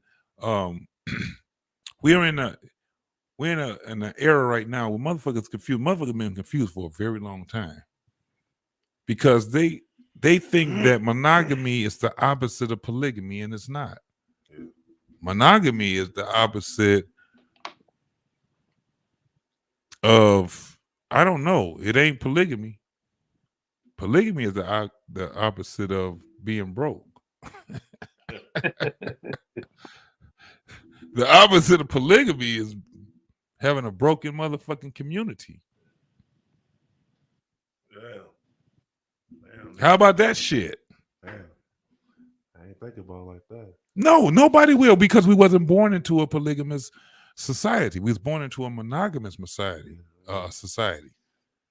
That's why. But at the end of the day, if you actually look at the shit, we live in polygamous motherfucking shit. And all polygamy means is that there's the share. When you got kids, and if you are with a woman and she had kids by another man, there it is right there. Polyamorous, polygamy, whatever the fuck you want to call it, there we go. So when you start looking at the origin of these things, it's just going to tell you something different than what it actually is. Yeah. That's why we're struggling right now. That's why society is struggling, because the things that are actually nutrition to society, we look at as being motherfucking like a cancer to society. Yeah. It's only a cancer because we don't know how to even deal with the motherfucking shit. Would I ever want to try to live a polyamorous or a polygamy life? I'm too fucking old for that shit. I ain't never been raised in that shit. I was raised in a monogamous type of thing. And traditionally, motherfuckers, when you want to do some polygamy or some polyamorous shit, what do? Cheat. That's what that was the society I was raised in. I don't know if I could. That's why I said I don't know if I could live in a polygamy because you could, nigga, if it was if it was not polyamorous on her end, just on your end. Listen, when two women at the same time in the same house, I don't know if I could do that. You can't do it now. I couldn't do it now. They're not. Yeah, not you. If society was younger, because you got to remember, we are in a climate where women are. It's the women lib shit. You know what I'm saying? And actually, we at the end of the women's lib shit. I ain't gonna even lie to you. It's the end of it. We are at the tail end of this women lib shit because now women are starting to realize that they were being lied to. You dig what I'm saying? So, yeah, you can't fuck with multiple women with the attitudes that a lot of these women have right now. How you gonna have motherfucking in your house 2 independent, strong black mothers? Fuck all that. How you go? Well, how you manage that? I don't know how to. Where's your management coming in? And what if they on? Can't what if deal they on with the that rag shit. at the same time? They will be. Because I mean, because it causes. They will be. It causes women to come on the same time. But just imagine that. Now, it's different when it's your wife, your girl, and your daughter. But both of them being your girl, and they on a period at the same time. Nigga, and you got 2 fucking strong personalities. Man, listen. And then you got one motherfucker that's super sensitive and another motherfucker that's not sensitive enough. You be like, man, what the fuck? You got to talk to her. You be like, look, you ain't telling me shit. You got to talk to. Then you go to her. You be like, look, you got to calm that motherfucking shit down. That's what you doing. You like, God damn, you'll go motherfucking crazy. You can't manage shit like that. Not in the climate that we are in right now. It has to get to a point where this is the thing. Our desires as men has been suppressed for hundreds of years. Hundreds. Since monogamy has came in place. Me, you, and all the other rest of the men, what we know is monogamy. We don't really know polygamy. We know monogamy and cheating. How about that? Motherfuckers didn't learn the word polygamy and polyamory until 10 years ago. Nobody know nothing about that shit. So it's either you're loyal or you're a cheater. That's what we know. That's in 2 different generations. That's what. Look at it coming to America. He had all of housemaidens, and he still was trying to get the American. Should I clean the royal? The royal penis is cleaned. No, but when they did that movie, they did a lot of research, bro. Because even though it was a comedy, it was real shit. It was a lot of real shit that came behind it. I'm gonna be honest, I liked the new one. Yeah, I did. I love the new one. Straight. That shit was funny as hell. But you know what? Because we so used to we put expectation. We just put a high expectation toward the second. No, but if you actually look at the message that was behind that, just like with old boy when he was looking. This is the thing. I got to be 100%. I love the movie. First and foremost, I love all Eddie Murphy's movies or whatever. I get why some people didn't like it. Was because you could see that they were pushing hard for the directors and the producers to put this women lib shit in there. There was no reason why you should have had your girl, what's her name? Tanisha Taylor or Tiana Taylor in there picking men. It fucked the the purpose of the movie up. Yeah. So I understood that part. She's sitting there doing wild shit, and you know, she's being more aggressive towards the man, being more masculine towards the man. That was the part that I didn't like. But overall, fuck that. It was entertaining. Yeah. I wasn't, I wasn't trying to look too deep into it. A lot of people still look too deep into it. I don't do it no more. I used to look real deep into movies and shit like that. Fuck it, it's entertaining. Nigga, I done watched it 4 times already, and I'm gonna watch it a 5th time because I like the motherfucking movie. Especially when the nigga sat back and he told him to say, nigga, in order for you to be king, you got to go to that motherfucker tiger and take 5 of his whiskers off of him. You got to cut 5 whiskers off. That's a cold motherfucker. But that the thing was that it wasn't fallacy. That shit was some real shit. In order to be a king back in the day, nigga, you had to prove yourself as being a king. Yeah. You had to be the baddest motherfucker on there. That's You had to why- be a nigga that sit back and kill motherfucking shit. With niggas be like, yeah, nigga, you couldn't just call yourself a king. That's why when you hear That's people what- talking about women calling themselves queens and That's calling, why, that's another thing I don't like about this. That everybody's a fucking king and queen. Nigga, Yeah. fuck that. Like, a king had to, nigga, you had to be a bad motherfucker to be a king. that's just something to boost a motherfucking ego. Like, that's my opinion. Yeah, it's to get, nah, fuck all that shit. I told my girl this, I told my mother this. I don't have to look at you as being a queen. I look at you as being a good mom, a spectacular mother. I look at my girl as being my woman, as being a woman. Why we gotta go and put extra shit on it? Why I gotta put lorries on her shit? Yeah. A woman is some spectacular ass shit. Because let me tell you what a woman can do. She can push all of us out. Push every one of us out. That's all. That's what it is. It's not women versus men. It's women and men, not or men. It's women and men. We need each other. Yeah. I ain't never came from a man. I ain't never went through the birth canal of a motherfucking man. I came through the birth canal of a woman, which makes her my motherfucking greatness. Absolutely. Yeah, man, let's get out of here. We about to get the fuck on, man. Yeah. This motherfucker, this We is like, yeah. We on 4 I'm gonna hours. cut this motherfucker off. We on 4 motherfucking hours, man. Just My girl part- went to sleep. She part like, one, fuck that. I part gotta two. go to work tomorrow. Yeah. Shit, your wife was like, baby, I was trying to hang in with y'all. But, Yeah, you know. she said that. Man, we about to do we're gonna do another segment of this, man. Like I said, we're gonna do war stories too. That motherfucker gonna be out cold. We're gonna get us some guys together, man. We're gonna do that also. So Dame, I appreciate you, cousin, brother.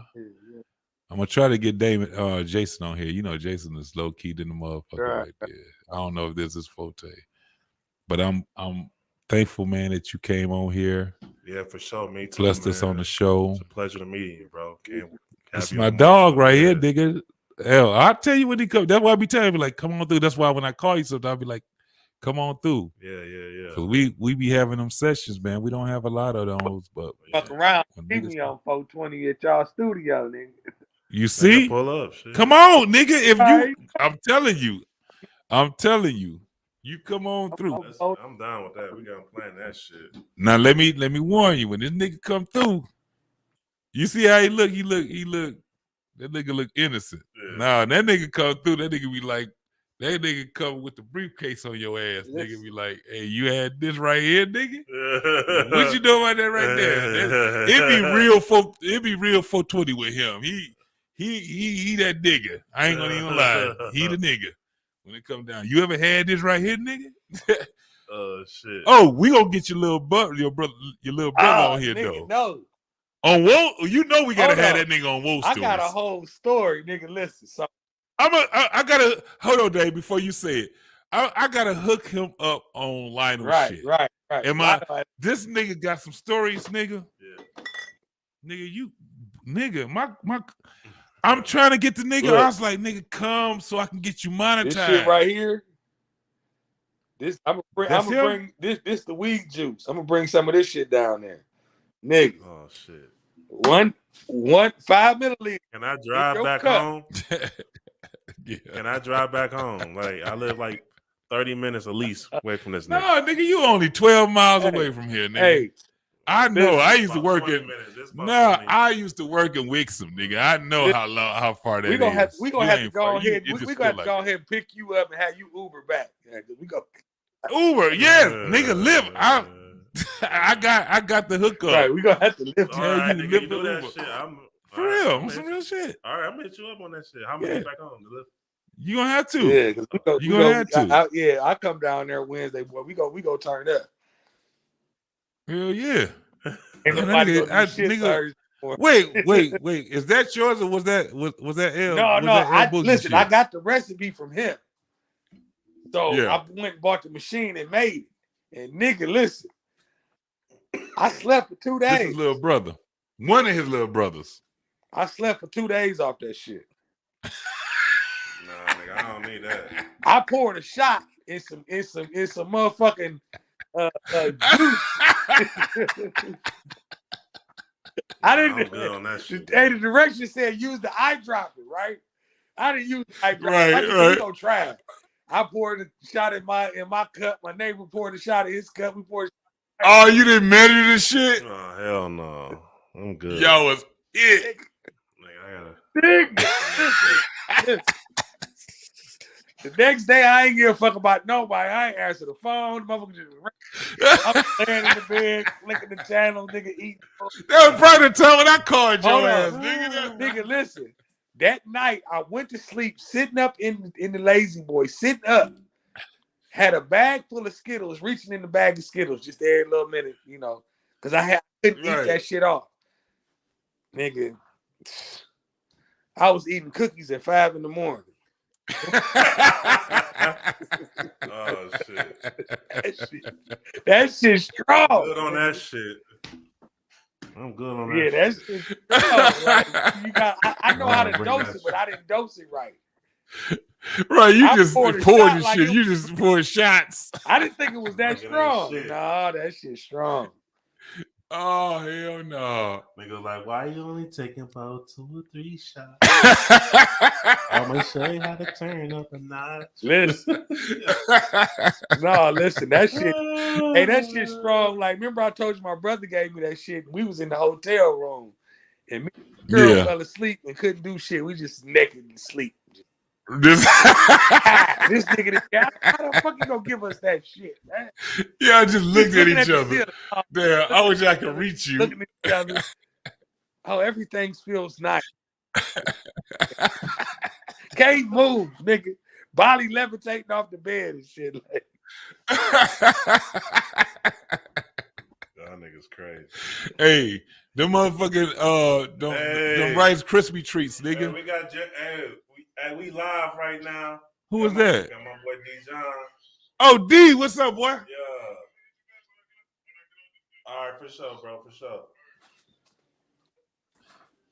Yeah, nigga, at them motherfucking Rice Krispie treats. Oh, nigga, if I eat edibles, nigga, I gotta be at the crib. Yeah. My old dude ate all that shit. And that nigga was just like, what the fuck going on with old dude? That motherfucker had you doing a robot and everything, man. Hey. That's what I love about my motherfucking family, though. But nigga, I'm telling you, I've been trying to get him on. I'm like, nigga, fuck Facebook, nigga. I'm telling you, you can do Facebook and you can do motherfucking YouTube, but you get that nigga can get a. Am I lying, Dame? That nigga sit back. The stories that nigga can tell you, he don't give a fuck if they was true or right. not. This shit was interesting, right? You be like, God damn, for real? You like, I got the bitch right now. I got the bitch in the car. She right there. Shut up, bitch. He be in the garage right now. I'm gonna bring her she out. the bed butt nigga right now. Shut up, bitch. You like, is she really? You want to know? This nigga in the goddamn in the backyard, in the car, broke down like, car. Nigga, we got this shit going on. He smoking weed. We got the shit going on, nigga. Shit going on tonight. 3 for 20. You be like, what the fuck is this nigga talking? He be promoting shit. You be like, is that shit really happening? Where? Where is it happening? He never tell you the location. Am I bullshit, Dave? That nigga would never tell you the location. You just just be like, lounges. Right. I'm telling you, I'm like, nigga, get on YouTube, nigga. You ain't ever gotta change. I would never want him to change that shit. That nigga don't even know how much gold he got right there.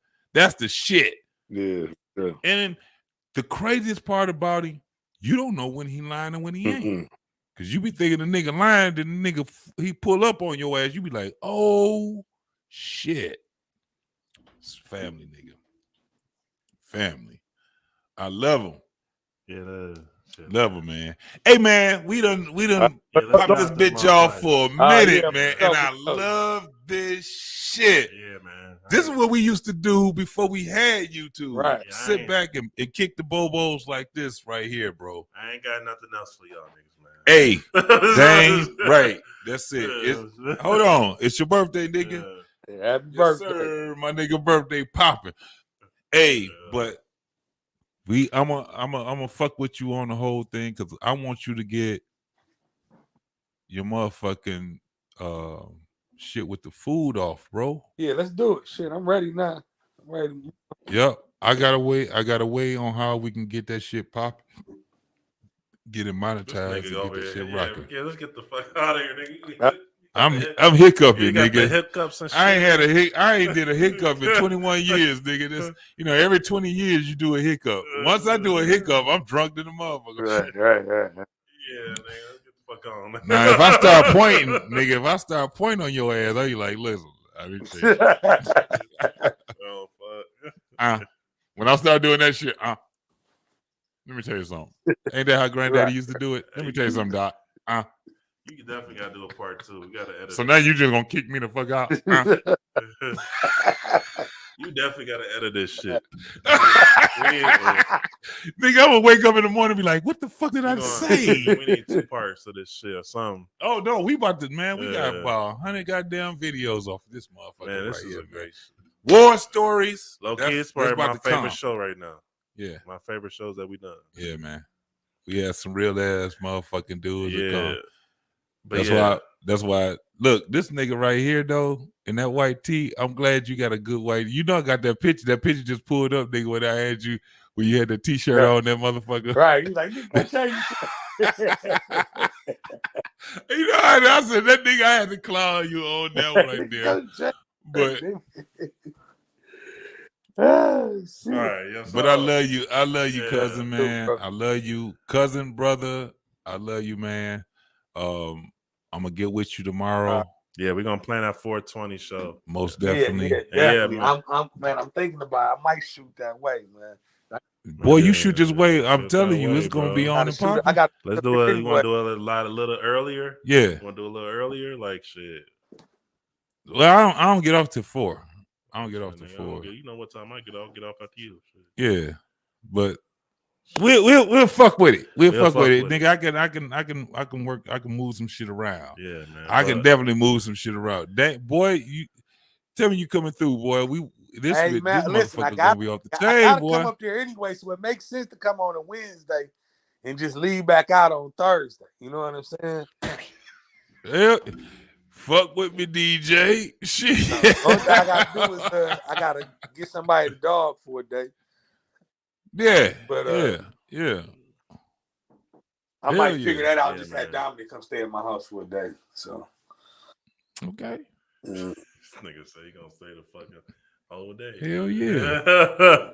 I'll fuck around. Right, and my cats be hiding the motherfucker. They be like, man, what the fuck? Cause I got them in the room right now. Cause both of my cats coming, they bully the shit out of Robert now. They be like, nigga, you mine.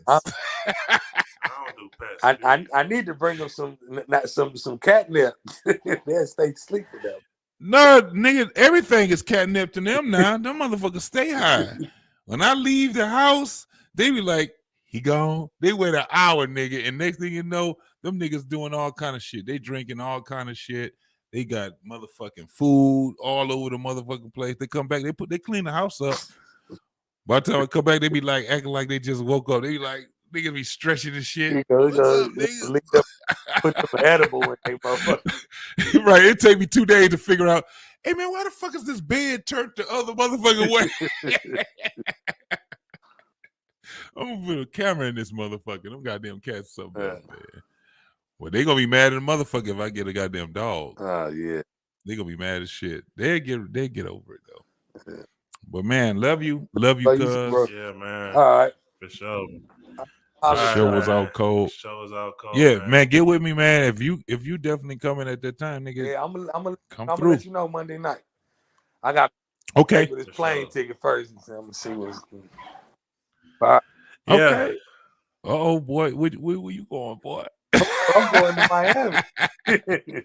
Oh, you about to hit Miami? Well, I gotta get it. I ain't had no trip, and I ain't take no trips last year, so I'm gonna start this year off with a trip to Miami. Yolo Dolo? No, I'm damn man, You got no. All right. Shut up. Don't say that. All right, we good. I shouldn't I'm say going that. down there on the kitty weekend, though, man. I'm going down there Memorial Day weekend, so you already know what it's gonna be like. Oh, it's gonna be turned. Oh, that shit gonna be turned the fuck Right. up. Man. Turn the fuck up. Well, definitely. Well, you already know the 50th, nigga. I'm about to let you know. I'm gonna give you all the motherfucking. I'm waiting. Details.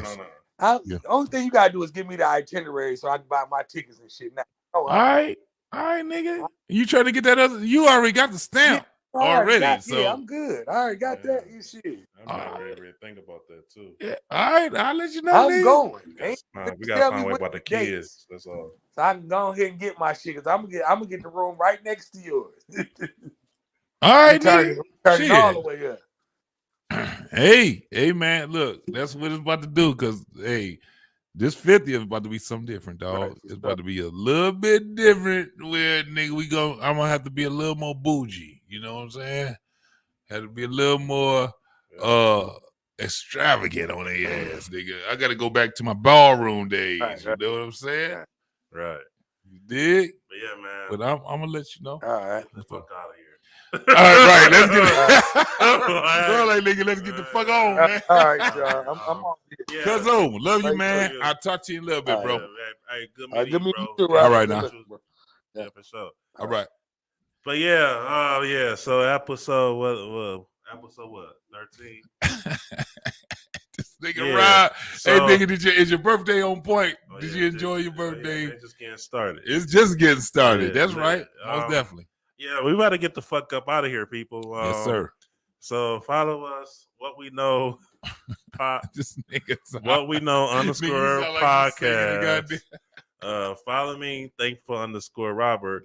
Shout out to the peoples, the 128 people is on live right now. Yes, sir. We've been on this bitch for 4 hours. This nigga on Hey, hit the motherfucking while y'all on here. Yeah, man. Please hit the motherfucking like button, yeah, man. man. Hit the motherfucking share button. Yeah. And also hit the motherfucking bell so Yeah. we can, so you will know when we coming back on, because we about to have this motherfucker Like on we got so lit, much bro. shit coming on, like big YouTubers and shit on our show. Like, Oh yeah, we ain't gonna even say the names right now. More.